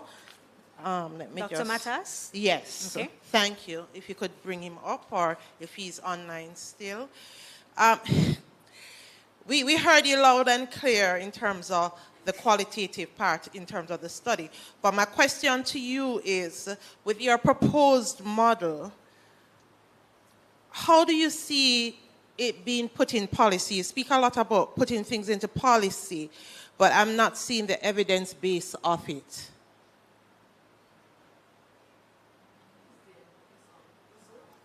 Okay, we're waiting for IT to allow him to answer.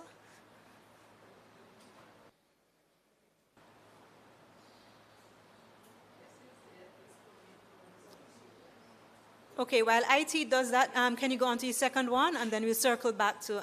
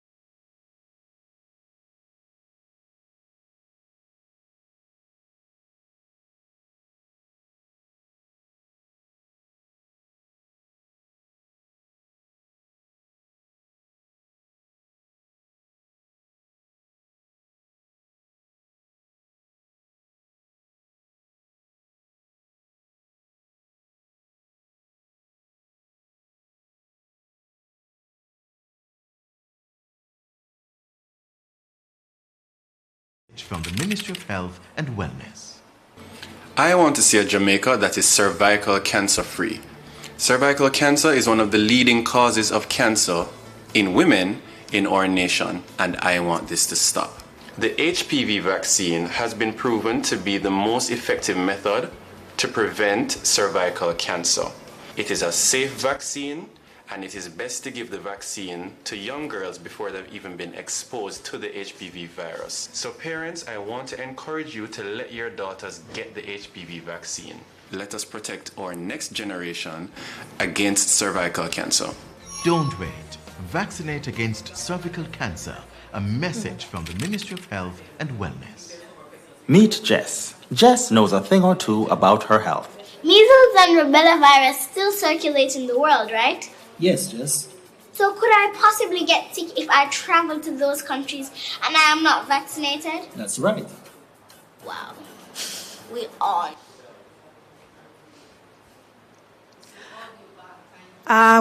We're back. Sorry to those online for the technical difficulties. We're going to go back to Dr. Royal Thomas's question for Dr. Matas. Dr. Royal Thomas, could you just repeat your question for Dr. Matas, and then we will close the session after his answer. All right, thank you. Can you guys hear me? All right, so my question was, you know, we heard you about the qualitative part, but my question was, you have a proposed model there.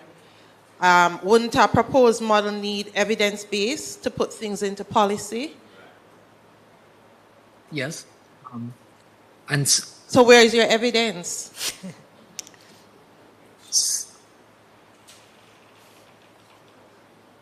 Right now, in terms of there's no feedback.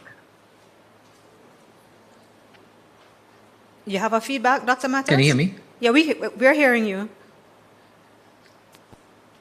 Can you hear me now? Can hear you, yes. Yes, we're hearing you clearly. I can't hear you. Okay, now I can hear, but I'm hearing myself as well. Okay, so I'll just talk and I can't hear you, but anyway. So yes, of course, we need evidence. This proposal is not meant to, it cannot propose legislation, but rather implementation guidance. So far, the evidence comes from the interviews that we have of patients and providers who are part of the rural primary, well, not the rural clinics, but the primary care clinics serving rural communities. So that's the only evidence that we have. Other kinds of evidence that would come in the form of a pilot study is not something that we are currently working towards, but that certainly would be another form of evidence gathering. What we're looking at this point, or what is manageable, I'm hoping that you can still hear me. I have no idea if I'm just talking into a void here. But in any case, in terms of back to the implementation question, what we think is feasible is that we can influence ministries of health to reframe the problem in the first instance, so that the burden does not fall solely on the individual, but rather looking at the systems and the failings within the system, and thereafter guide programs that can be implemented in the primary care clinics, and whether that be from education to more outreach programs. We think those could be more feasible measures in the short term. Okay, thank you. Are you able to hear me? Again, now? I can't. All right, so you can't hear us. So yeah, now I can hear. All right, but I'm hearing my. All right, so I had one question and then I'll close it out. So it was on a qualitative study. You had two different populations or groups of individuals who you Not took hearing part. you. Sorry. All right, so we close it here. So Still not hearing. We have you. one more question? Or we have a question online? Okay, let's go to the online question. This question is for Dr. Johnson Campbell. Can the age of testing for breast cancer in women be lowered? young women who have cancer in their family needs to be tested earlier? All right, thank you very much. Currently, the guideline recommends that persons 40 years and older have a mammogram done. However, we do recommend that from age 21, we recommend self-breast examination so persons become familiar with what is normal so that at the point when there is any abnormality, it is easily identified. We also recommend that they have a doctor or a nurse or a health professional do a clinical breast examination at least once a year, and that also will be able to identify symptoms early.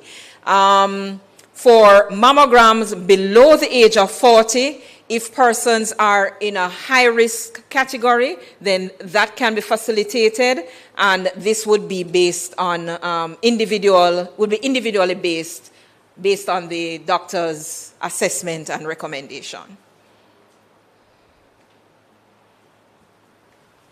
Okay, thank you. Okay, thank you. Were there any other questions, either online or in the room? No? Okay. Okay, so thank you everyone for tuning into session 2. We're going to take a break for ads, and then we will resume presently with session 3.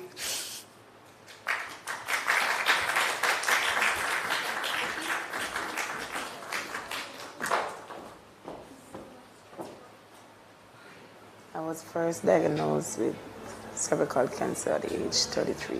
The treatment was not pretty. It was terrible. I couldn't go to work, and I spent the whole 5 years out of work. The pain, the struggle, I removed my womb. I thought, I'm finished with cancer. 2016, cancer come back. There's hope for your daughter. My experience don't have to be her experience. So mothers, give your children the vaccine. It will be good for your sake and for the children's sake. Don't wait. Vaccinate against cervical cancer. A message from the Ministry of Health and Wellness. I love my children, and I will do anything to protect them. So that's why, as a mom and as a doctor, I made sure that my daughter got the HPV vaccine to protect her from cervical cancer later in life when she becomes a woman. The HPV vaccine is very safe and effective. I was afraid of the injection at first, but I got it and it really wasn't that bad after all. If there was something you could do to protect your child, wouldn't you do it? Protect our next generation. Ensure that your daughter gets the HPV vaccine today. Don't wait. Vaccinate against cervical cancer. A message from the Ministry of Health and Wellness. I want to see a Jamaica that is cervical cancer free. Cervical cancer is one of the leading causes of cancer in women in our nation, and I want this to stop. The HPV vaccine has been proven to be the most effective method to prevent cervical cancer. It is a safe vaccine, and it is best to give the vaccine to young girls before they've even been exposed to the HPV virus. So parents, I want to encourage you to let your daughters get the HPV vaccine. Let us protect our next generation against cervical cancer. Don't wait. Vaccinate against cervical cancer. A message from the Ministry of Health and Wellness. Meet Jess. Jess knows a thing or two about her health. Measles and rubella virus still circulate in the world, right? Yes, Jess. So could I possibly get sick if I travel to those countries and I am not vaccinated? That's right. Wow. We all need to be vaccinated on time. She understands the value of vaccination. Mommy, did you know that vaccines work to prevent 2 million deaths in children each year? Wow. Mommy, thanks for ensuring that I'm vaccinated. You're welcome, Jess. Let's give our children the gift of health. Vaccines strengthen their defenses against harmful diseases for life. Get vaccinated. A message from the Ministry of Health and Wellness and PAHO.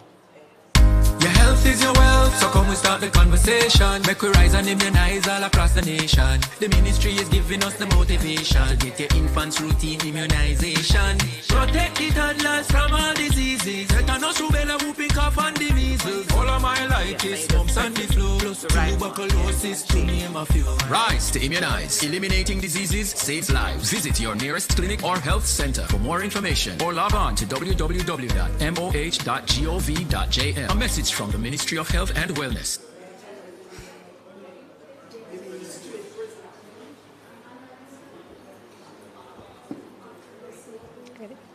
Good afternoon, ladies and gentlemen. We are at the last session for the day, and we're all still here. Give yourselves a big hand. Yes, thank you. So we are now at scientific session 3. This is the exciting session on nutrition, and we just ate. So now we're going to learn about nutrition, yes? In this session, we have 3 wonderful research presentations.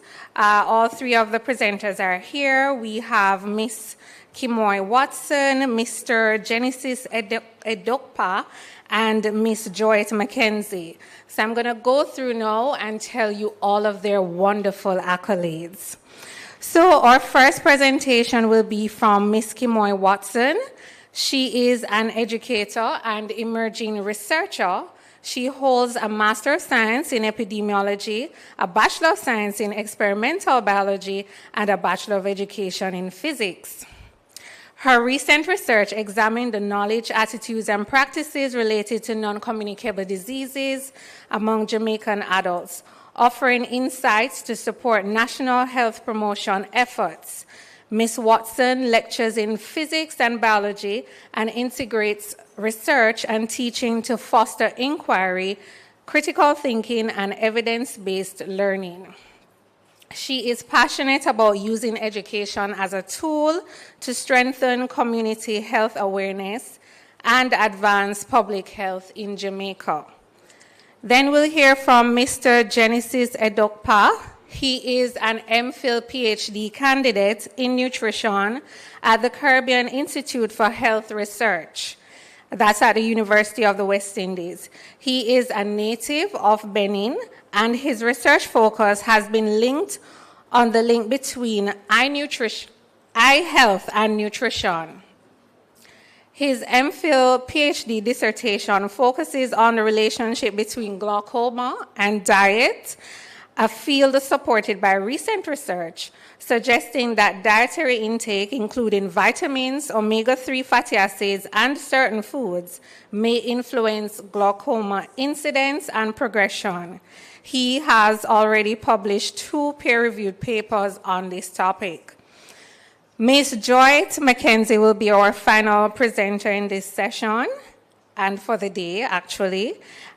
She is a junior research fellow at the University of the West Indies, where she investigates food insecurity in the Caribbean. Her research focuses on identifying dietary patterns, assessing diet quality among individuals living with diet-related non-communicable diseases, and exploring how these patterns vary across different levels of food insecurity. With a strong background in nutrition science and quantitative analysis, Joy brings a data-driven approach to understanding public health challenges in small island developing states. And so I now hand over to our first presenter, Ms. Kimoy Watson.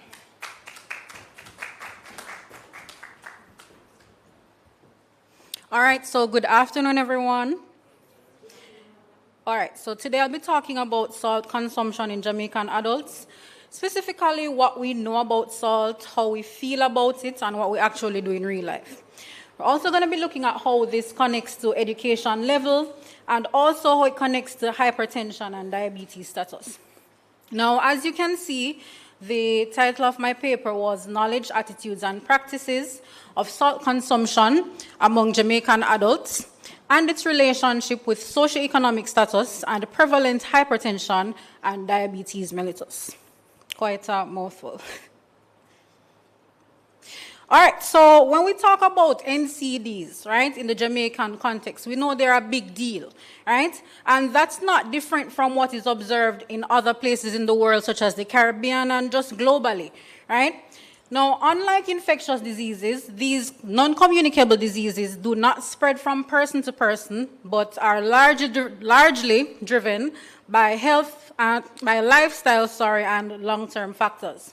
Now, some examples of these include cardiovascular diseases, very relevant to the presentation today, hypertension, diabetes mellitus, chronic respiratory diseases, cancers, and chronic kidney disease. All right, so I said they're a big problem, but our numbers show this as well. Globally, these diseases represent 74% of all deaths every year, right? And this would translate to about 41 million people per year, so very big problem.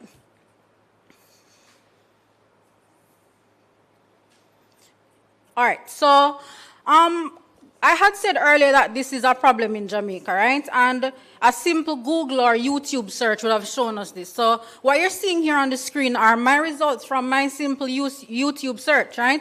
So it's not that we don't know about this, and the information spans many years. I saw information as far back as 13 years ago, and so these clips are showing just that.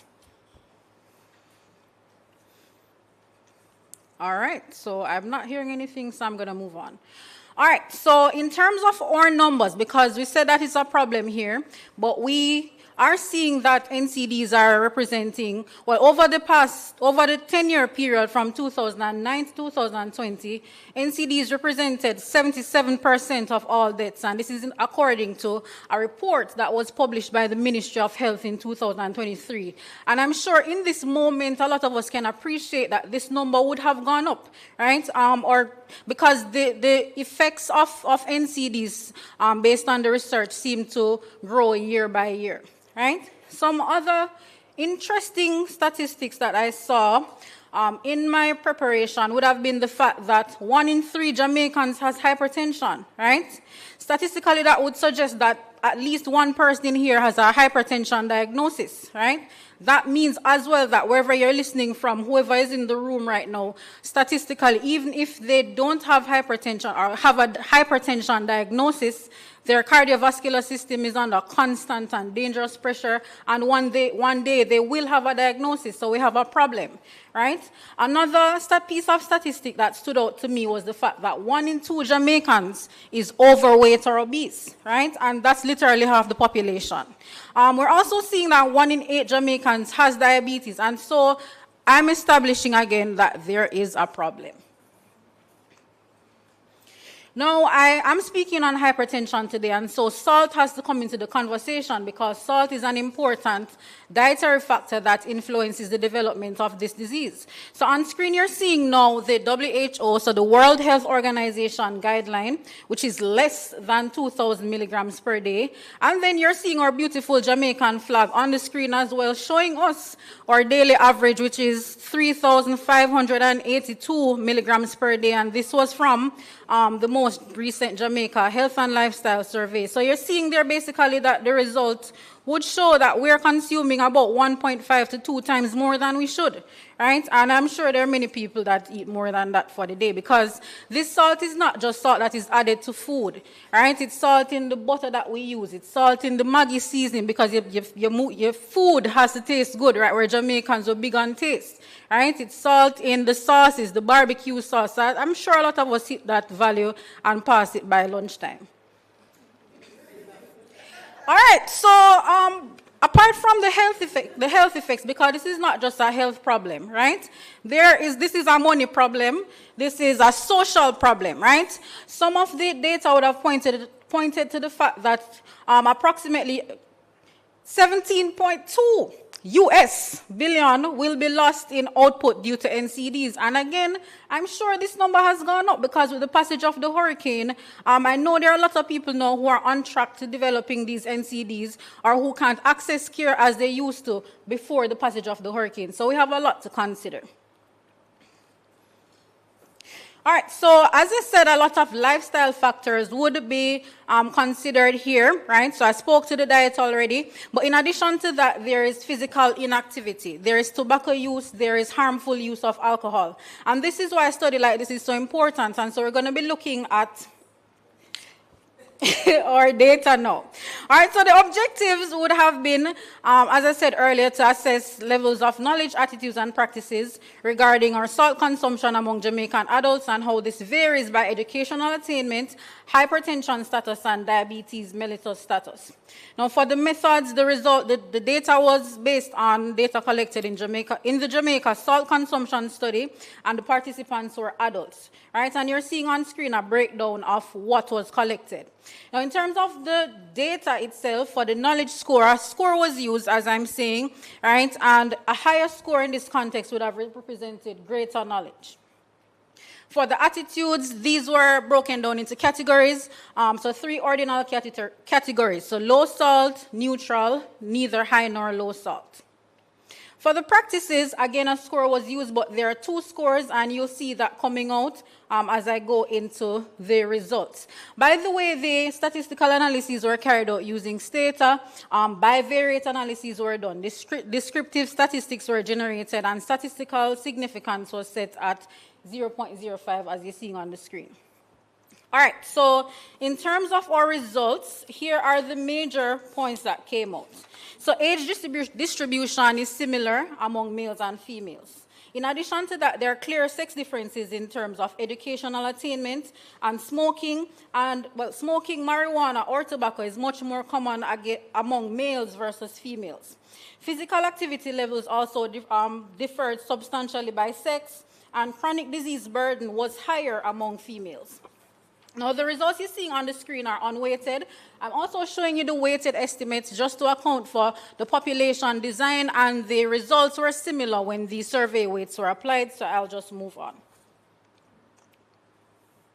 All right, so just to highlight a few major points coming out from the knowledge scores, age was a significant factor. Basically, it was seen that the knowledge scores were varying by age group. So middle-aged adults would have had the highest knowledge, and the lowest knowledge scores would have been in the 75 and over age group. In terms of education level, the knowledge scores seem to increase as the education level increased. So less education, less knowledge, or lower knowledge, more education, more knowledge. All right, we're moving on to, well, this is just showing the same thing I just said, so we're moving on to some key behaviors and characteristics. All right, so for the people, well, generally by disease status, so hypertension and diabetes, we would see in hypertension, the people who did not have hypertension would have had higher knowledge scores, and for diabetes mellitus, the score was similar for both groups. Take note of the fact, though, that the p-values for these would have suggested that this is not statistically significant, and so moving on to, and so that may have been due to chance.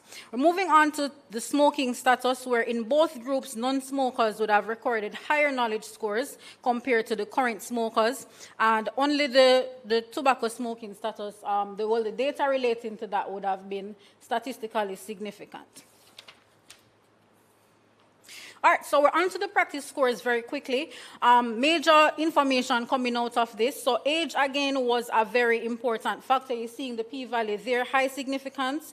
We would have seen that the practice scores varied here. And by the way, I just have to state that for the use of salt practice scores, the higher the score was, the worse the practice, right? So you're seeing that the practice scores would have been highest for 18 to 34, right, which means their practices would have been worse compared to the other groups. For education levels, the highest practice scores would have been in the more than high school category, which is interesting because these are the same people that had the highest knowledge scores. So this suggests that knowledge does not always translate into practice, right? Moving on very quickly. All right, so the diagrams here are showing what is happening with our key behaviors, but in the interest of time, let me move to our next practice score, which would have had to do with avoidance of salt. So age, for example, again, is very significant here, but again, for this practice score, the higher the value would have suggested more favorable practices in relation to avoiding salt. And so you're seeing highlighted in the table, the highest values would have been in the 55 65 to 74 age group category. For level of physical activity as well, we're seeing some significant associations coming out there where people who had the highest amount of physical activity would have had the highest scores here, suggesting that they would have avoided salt more than the other groups. Let me move on very quickly. All right, so these figures are also breaking down what would have been observed in terms of the key behaviors. So hypertension, for example, people who had hypertension had higher scores here, so that meant that they would have avoided salt more. And the same thing was observed with the people who had diabetes. It's just that the p-value would not have suggested that it was more than due. It was due to more than just chance. Similar patterns are, well, the patterns that were observed for the tobacco smoking status and the marijuana smoking status now.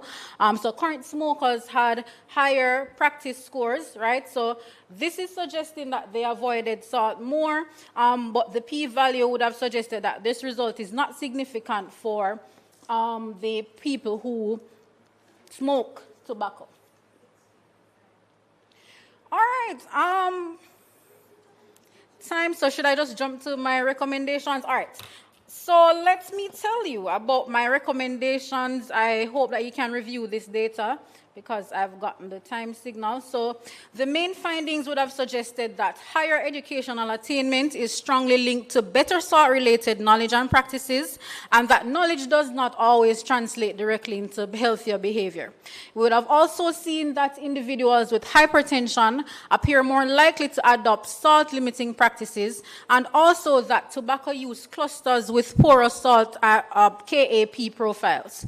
Lastly, we would have seen that younger adults demonstrated less favorable salt-related behaviors. And so I'm moving on to the recommendations. The strengths are on the screen, but we're moving on.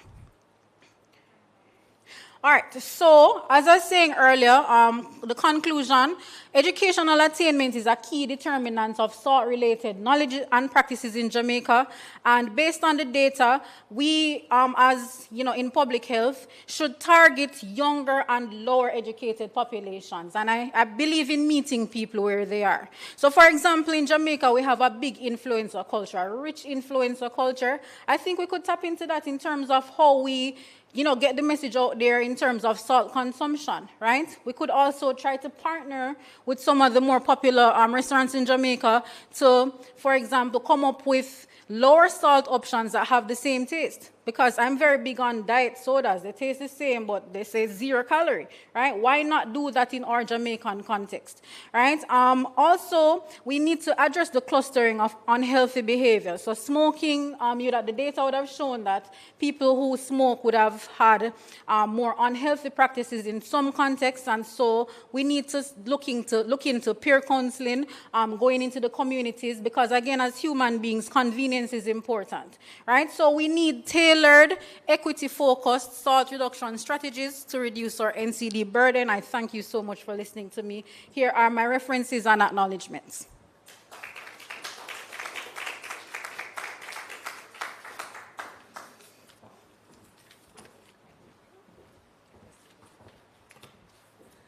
All right, thank you, colleagues. Thank you, Ms. Kimoy Watson. Very exciting presentation, so we're going to continue with the presentations. And in all of my excitement, I realized I did not tell you who I am. My name is Renee Thompson. I am the Manager for Dietetic Services in the Nutrition Unit of the Ministry of Health and Wellness. All right, so we are going to move on now to Mr. Genesis Edokpa, and immediately after him, we'll take Ms. Joy Mackenzie, and then we'll move into our question and answer sessions. I'm asking our colleagues here, our esteemed colleagues, to keep to the time because we are already running very behind. All right, let's go.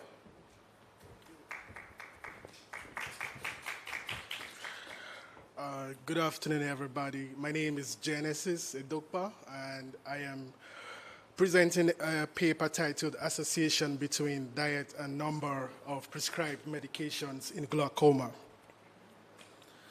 Now, glaucoma is a dreaded disease because it is the leading cause, or one of the leading causes, of irreversible blindness worldwide.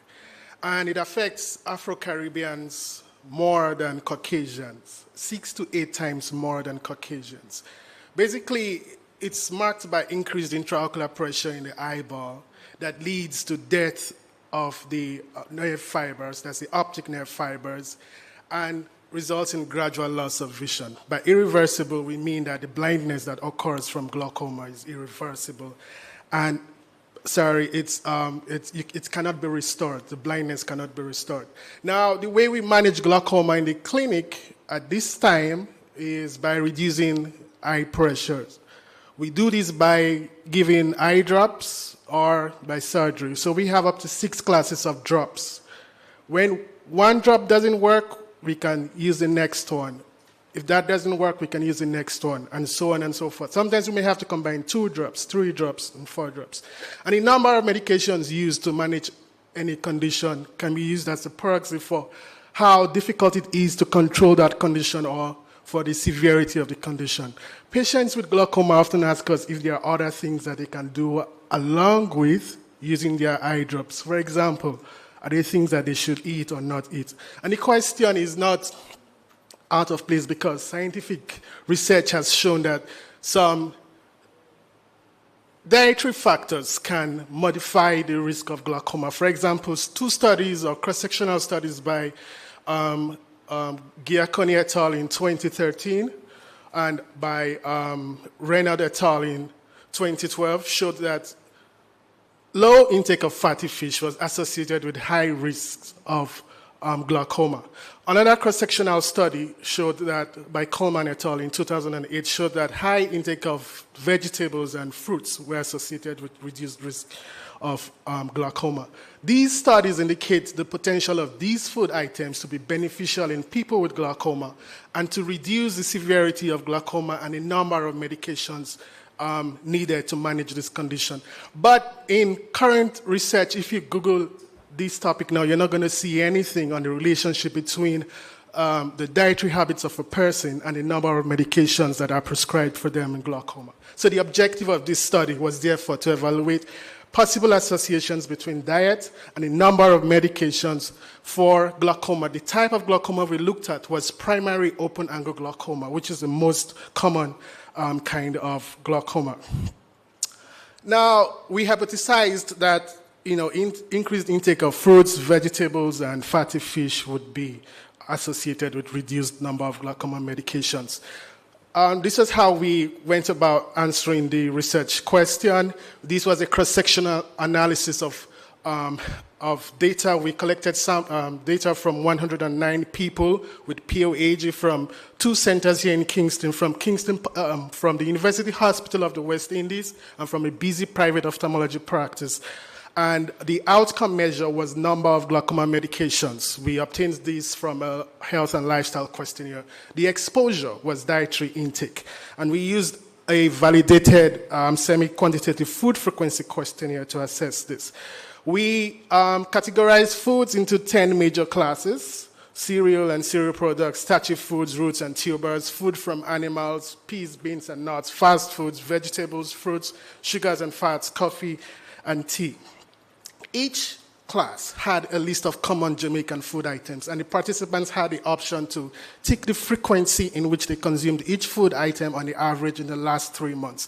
We also showed them reference portion sizes and indicated how much they consumed at each point they consumed that food item. And we were able to calculate the total amount of daily intake per day for each food item, added everything for each food group to come up with the daily intake for each food category or food class. We also measured covariates, other independent variables that could affect the severity of glaucoma and affect the number of glaucoma medications prescribed. These covariate data encompass the age, gender, hypertension, diabetes, family history of glaucoma, medication compliance, exercise, BMI, waist circumference, level of education, and so on and so forth. We analyzed the data using Status Software version 18. We used this mainly for descriptive statistics and regression analysis. Now, these are the results. The population was slightly more of females than males. About 57% of the population females and the 43% males. Most of the population identified as blacks, about 97% did. Most people used one eye drop.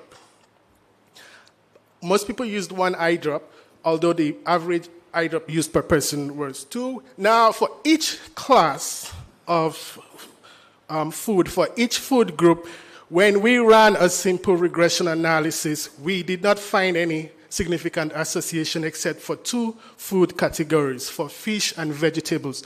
Now, for the first item, which we highlighted there, fish, we see that the association is slightly weak or marginal. So we say that there was a marginal significant association, a borderline association. That's because we set the p-value at equal to 0.05 or less than 0.05, but that p-value there is just bordering around 0.05. For vegetables, where you have the double asterisk, that indicates that we had real significant association. But this was just the crude analysis, a simple linear regression that does not take into account other lurking or confounding variables that could affect the results.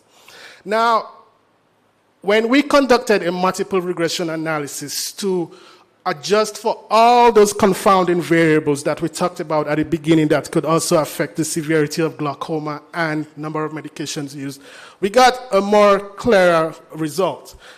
For all the other food categories, we did not still see any significant association except for the initial 2 categories, for fish intake and vegetable intake.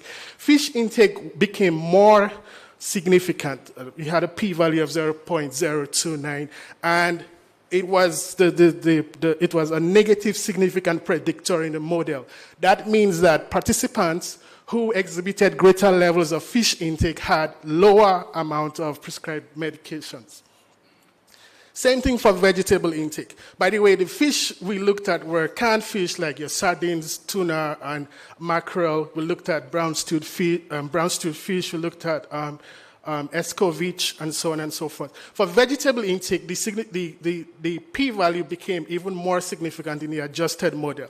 And vegetable intake was also a negative significant predictor in the model. That means that participants who exhibited greater levels of vegetable intake had lower number of prescribed glaucoma medications. The vegetables were mainly made up of leafy vegetables like pak choy, callaloo, kale, spinach, and other vegetables like carrots, cucumbers, and cabbages. Now, fish intake or higher levels of fish intake were probably associated with reduced number of glaucoma medications because fish contains omega-3 fatty acids. There are studies that have shown this relationship between high intake of fatty fish containing omega-3 fatty acids and reduced intraocular pressure. Because these compounds reduce intraocular pressure, that's probably why the physicians didn't need to prescribe so much medications for people in this category. Vegetable intake, higher levels of vegetable intake were probably more associated with reduced number of glaucoma medications because vegetables, especially green leafy vegetables, contain nitrates and vitamins A and C, which are known as powerful antioxidants that help to also improve aqueous humor outflow and reduce intraocular pressure. This is, again, probably why the physicians or the ophthalmologists or eye care providers of these people felt that they were okay with fewer medications than more medications. Now, there are several limitations to this study. By the way, this is the first study that has shown this relationship. Other studies, not just here in Jamaica, but in the entire world, and you can Google this. It's not on the internet yet. It's not anywhere. I just checked it yesterday before coming here. But you see, there are limitations to this study. First of all, it's a cross-sectional study, and we know that cross-sectional studies do not mean causation. Second, we used a small sample size of 109 participants. Future studies, we use larger sample sizes. And furthermore, dietary intake was assessed with a subjective method, with a semi-quantitative food frequency questionnaire. We have even more objective and reliable measures. The problem with subjective methods is that participants may overestimate or underestimate some certain parts of the questions.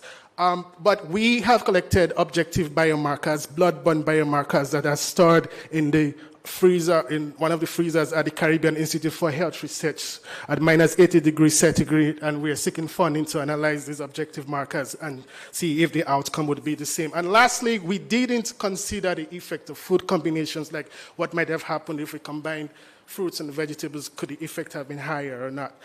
In conclusion, this study showed that higher levels of fish or vegetable intake were associated with reduced number of glaucoma medications, especially after adjusting for covariates. And while nutrition does not cure glaucoma, this study shows that recommending certain dietary styles may help in complementing the traditional methods of eye drops and eye surgeries used in managing glaucoma. Thank you very much, everybody, for your time.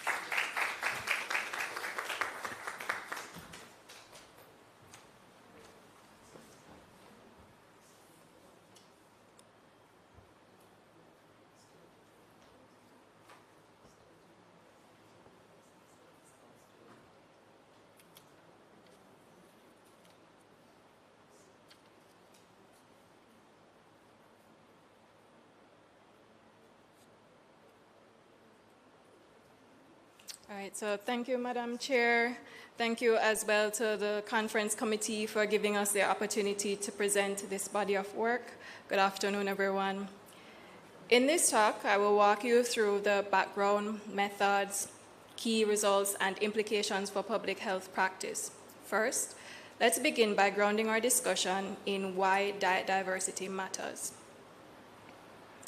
A healthy diet plays a crucial role in preventing malnutrition and chronic diseases.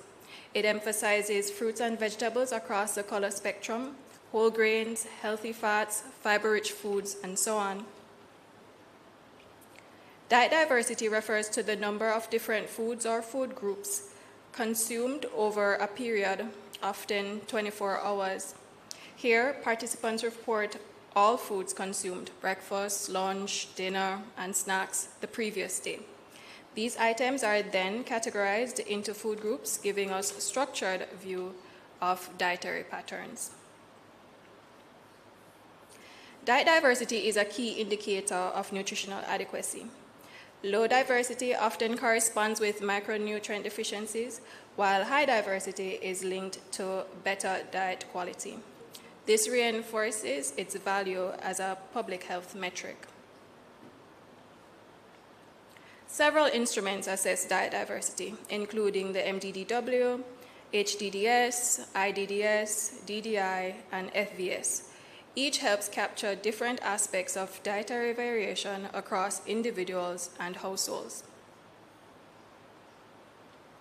Using the MDDW as an example, diets are considered minimally diverse when at least 5 of 10 specific food groups are consumed. These include grains, pulses, nuts, dairy, animal protein, eggs, leafy vegetables, vitamin A-rich foods, other vegetables, and other fruits. Globally, MDDW prevalence is 65%, while in Latin America and the Caribbean, the prevalence is 79%. It should be noted that no prevalence data for Jamaica or the Caribbean sub-region at large was published in the FAO 2025 report, highlighting a key knowledge gap. Jamaica's food-based dietary guidelines organize foods into 6 groups: fruits, vegetables, starches, legumes, animal foods, and fats and oils. This guideline helps to shape our categorization of food intake among Jamaican adults. There is limited knowledge on diet diversity in Jamaica. Understanding socio-demographic differences, especially between urban and rural populations, can identify vulnerable groups at risk for inadequate micronutrient intake. Next, we shift into our study examining diet diversity in urban Jamaican adults. This section outlines our aims, methods, and analytical approach. Our goal was to estimate the proportion of urban Jamaican adults who consume diverse diets and to explore variations across demographic and health factors. By identifying patterns, we aim to inform targeted interventions to improve nutritional equity. To do this, data from the CHOC study, conducted between 2018 and 2019, that had administered a questionnaire to individuals 15 years and older who lived in urban communities across the southeastern parishes of Jamaica, were used. The instrument included a 10-item food frequency questionnaire that assessed food types and frequency consumption over the previous month. Consumption frequencies were standardized to daily intake, and foods were grouped into 5 categories. Diet diversity was defined as consuming foods from 4 or more food groups 1 or more times per day. Community poverty data was obtained from the 2012 Mapping Poverty in Jamaica document published jointly by Statin and PIOJ. We performed survey-weighted multivariable logistic regression to estimate the odds of having diverse diet, accounting for demographic and behavioral factors. Now for our results. Here we show that 6% of Jamaican urban adults reported eating from 4 or more food groups 1 or more times per day. The graph also shows that most urban Jamaican adults reported eating from 1 to 2 food groups daily, accounting for 59% of the population, while less than 1% consumed foods from all 5 food groups 1 or more times per day. When we consider the difference in diet diversity prevalence among males and females, we found that males had a higher prevalence than females, but the difference was not statistically significant. This highlights that gender alone is insufficient in explaining the variation. This graph displays diet diversity prevalence among 10-year age groups. We found that diet diversity was most prevalent among those 75 years and older. We also found a statistically significant group difference in diet diversity with 10-year age group where P is equal to 0.006, suggesting behavioral or lifestyle factors linked to aging. Here we show diet diversity prevalence across educational attainment levels, namely less than high school, and more than high school education. While those with more than high school education had a higher prevalence of diet diversity, there was no statistically significant difference, although it was approaching significance, where P is equal to 0.6061. Here, we show diet diversity prevalence across community poverty incidence tertiles, namely lower, average, and higher. Although Jamaican adults who live in communities in the average poverty incidence tertile reported the highest prevalence, this difference did not achieve statistical significance and may reflect random variability rather than a true association. Here, we show diet diversity prevalence among persons living with and without hypertension or diabetes. Diet diversity was less prevalent among those living with a condition. However, the difference was in the diabetes group was statistically significant, where P is equal to 0.041, while the hypertension group, it was not significant. This table displays diet diversity prevalence among persons who met the recommended 150 minutes or more physical activity per week and those who didn't, as well as among current smokers and non-smokers. The table shows the nuanced variation across subgroups, reinforcing the low overall prevalence of diet diversity and no statistically significant difference within groups. In sex-specific adjusted models, men living in communities in the average poverty incidence tertile were more likely to have diverse diets, while women with high school education were more likely to have diverse diets, pointing to gender socioeconomic interactions. In noting a couple limitations, the food frequency questionnaire in the study included 10 items and may not have fully captured all the foods consumed by persons in the month prior to being interviewed. Also, the food groups that were consumed between 0.5 to 0.99 times per day were not rounded to 1, which may affect precision. In summary, a small proportion of urban Jamaican adults, consume diverse diets. Socioeconomic factors, particularly education and community poverty, play important roles. These findings highlight the need for targeted policies and further research into diet diversity determinants. Thank you.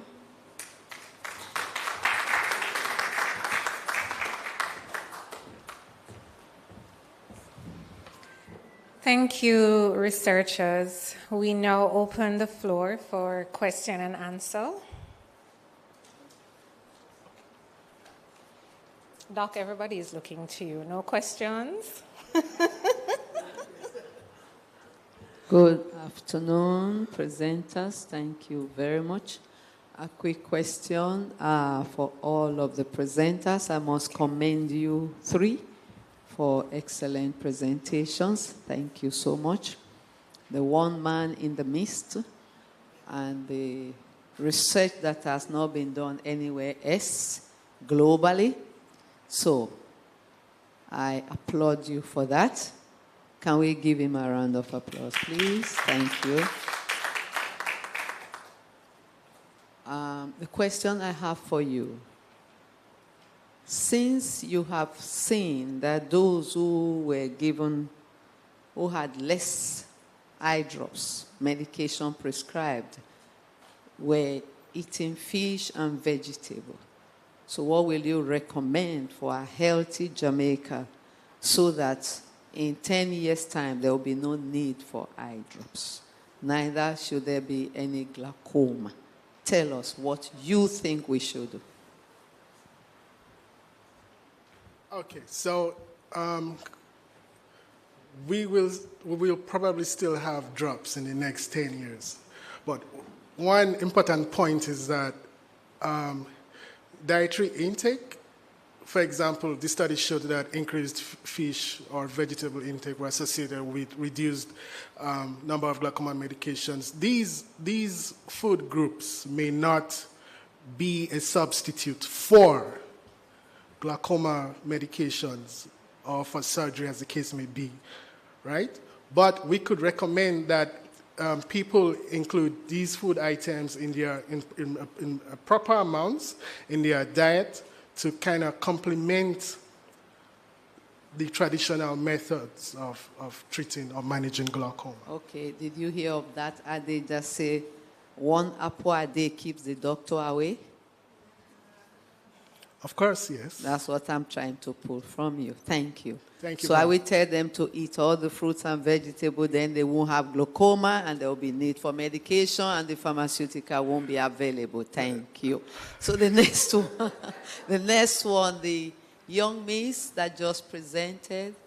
Yes, thank you for your presentation. As I was listening, I was wondering in that part of... that is, no, not this one.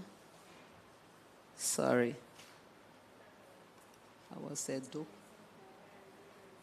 yes, the diversity, and yes, you did yours in urban. Right. So I was wondering, why didn't we include the rural? You said because the rural people, I believe they would have been more, they'll give you a more robust data. So I believe you should extend your research to the rural because they eat everything nice and natural, right from the garden. They just pick it and pluck it and cook it and eat. Check those groups, okay?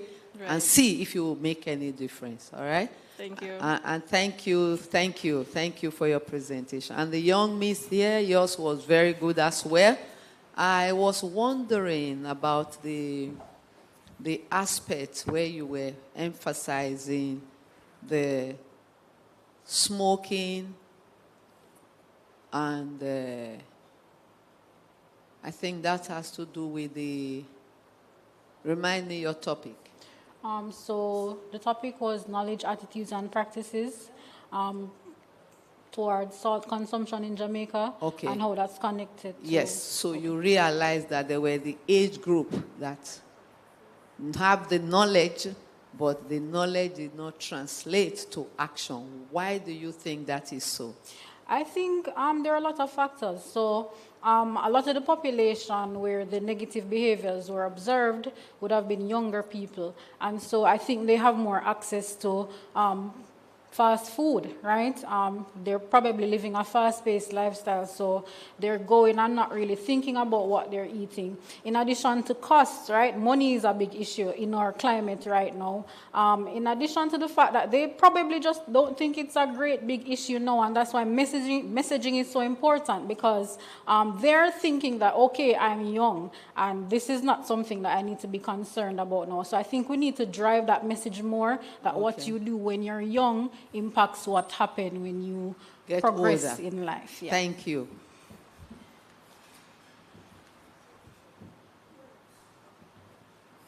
Thank you. Good afternoon again. Good afternoon. Good presentation. You actually answered the question that I wanted. So you're good. Good. All right. So my question is for Mr. Genesis. You found out that there was, you had more females in the study than males.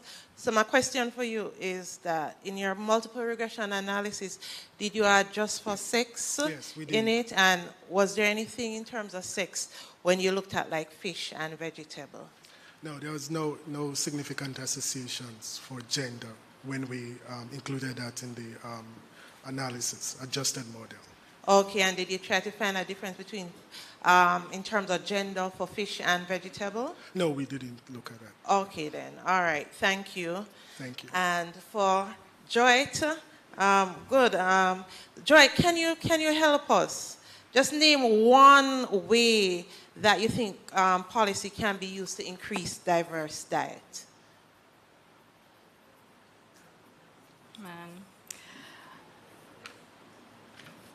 One way policy can be used to increase diverse diet. There are several different factors that contribute to poor or low diet diversity. Structural poverty, the cost of a healthy diet is actually the highest in Jamaica compared to the rest of the region. And so making healthy foods more accessible at a lower cost would definitely help, as well as pushing or increasing or continuing to promote what consists of a healthy diet and how important it is to eat a healthy diet and from all the different food groups on a daily basis. Okay, thank you. Very good. You're welcome. Good afternoon, Sharon Dawson. Quick question for Mr. Genesis. You spoke about the food groups. Yeah. But I saw where you had tea and coffee and those things pulled out. Why didn't you just stick with the food group that we have, the 6? Thank you very much. So for this study, we came up with our own categories of food. Now, caffeine is not in any of the categories from the Jamaican dietary guidelines. Tea or caffeine is not in any of those 6 major classes, for example, the other presenter talked about. But if you look at literature, you'll see that they often advise that people who are susceptible to the influence from caffeine may, if they consume caffeine so much, may have higher risk of glaucoma, or they may have their glaucoma progressing even more than normal. So they usually say, don't take caffeine, or if you must take caffeine, take in moderate amounts, don't take too much. That's why we wanted to see what the impact of caffeine could look like, or what associations may exist with caffeine. And for tea, some studies have shown, there's a study from Britain, a British study that showed that people who consume more tea usually had less risk of glaucoma, or higher tea consumption was associated with reduced risk of glaucoma. That's why we wanted to look at tea intake. That's why we had to break those classes from 6 into 10, because there were other aspects we were interested in. Okay, and for cereal, what was the idea of putting cereal separate from the regular group? Okay, so the validated questionnaire that had been used in the Jamaican population in Spanish Town had that classification, and we didn't want to alter anything in the questionnaire. That's why we went ahead to have cereal products separated from starch. You said starch? From Staples, yeah. From Staples. Yeah, that's why we had, because that questionnaire had been validated somewhere else, and we felt instead of coming up with ours, we could just match the same questions that were there. In that study, they separated Staples from cereals. Yeah. Okay, and the last question, you spoke about fatty fish, okay, but you also spoke about escovitch and brown stewed. Yeah. But then the fatty fish is mainly your tuna. Tuna, sardines, yeah. But we don't usually escovitch or brown stew. That's a good point. Now, yeah. So generally, yes, we have omega-3 fatty acids present in tuna, sardines, salmon, and so on and so forth. But generally, studies have shown that fish intake generally, increasing your fish intake could mean increasing your levels of omega-3 fatty acids intake. Even though fatty fish tend to contain more omega-3 fatty acids than other types of fish. Thank you. Thank you very much. Ms. Mackenzie? Basically the same question with regard to the food groups. Why did you didn't stick with the 6, why not?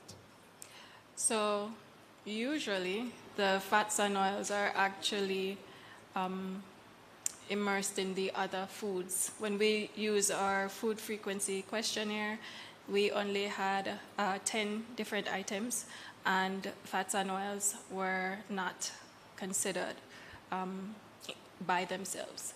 So we had to just use the 5 that were represented. Okay. And do you think that is representative enough?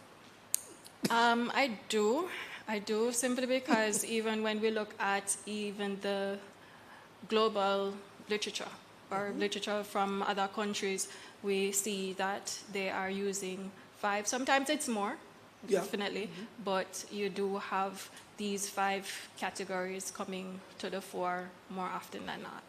Okay, thank you. Thank you. And thank you all. It was good, very interesting.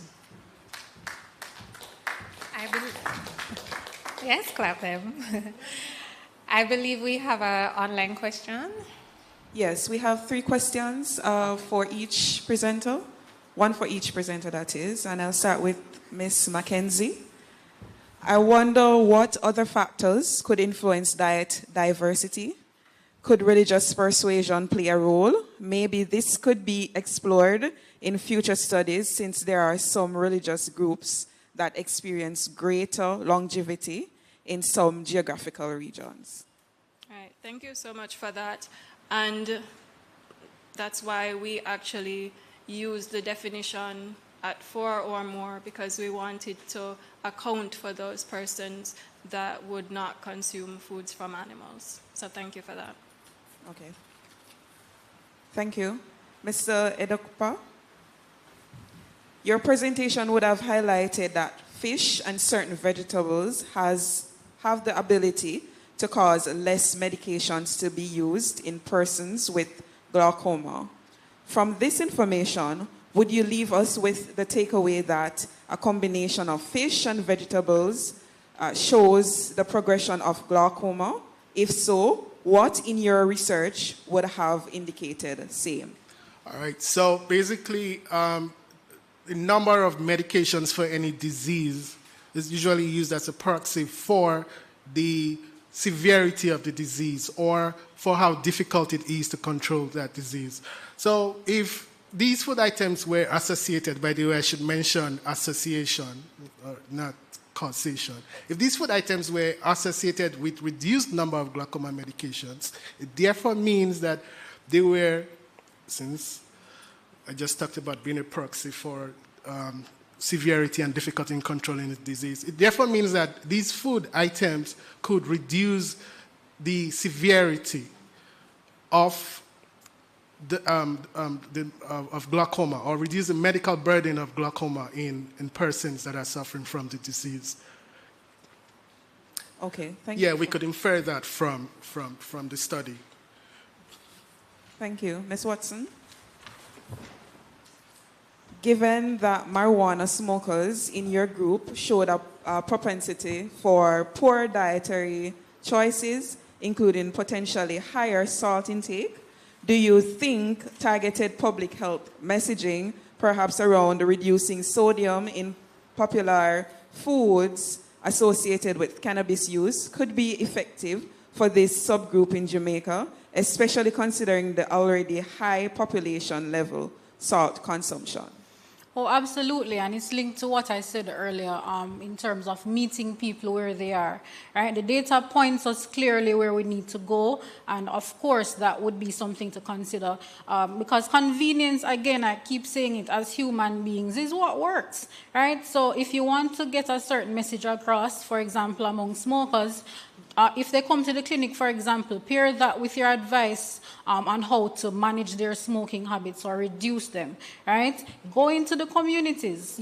There are many different ways of getting this done. So I hope that answers your question, but yes, I think that we need to pair whatever message would be aligned with smoking to also reducing our salt consumption. Thank you.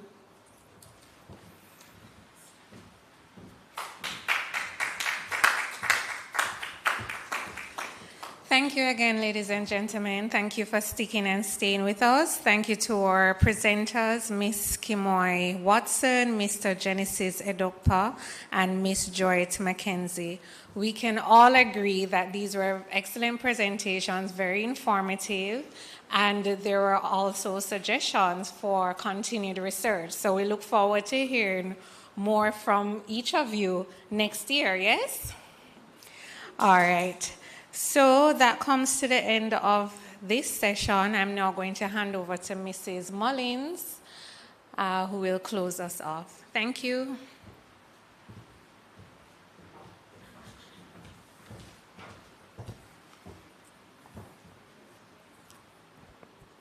Good afternoon, colleagues. We have come to the close of day one of the 16th National Health Research Conference. We have had an interesting and informative day. We had Dr. the Honorable Christopher Tufton highlighting the importance of doing research that can shape behaviors and health-seeking habits of Jamaicans. Mr. Henry, or MC, led us bravely through the opening ceremony. And following that, we had feature presentations on the health research agenda with Prof. Reed, and Dr. Dawkins Wright highlighted the ministry's efforts in recovering from Hurricane Melissa. For our focus on research, we had 3 sessions. We had sessions focusing on non-communicable diseases, public health, and nutrition. And with that, ladies and gentlemen, we want to invite you to join us again tomorrow morning at 9 a.m. Thank you.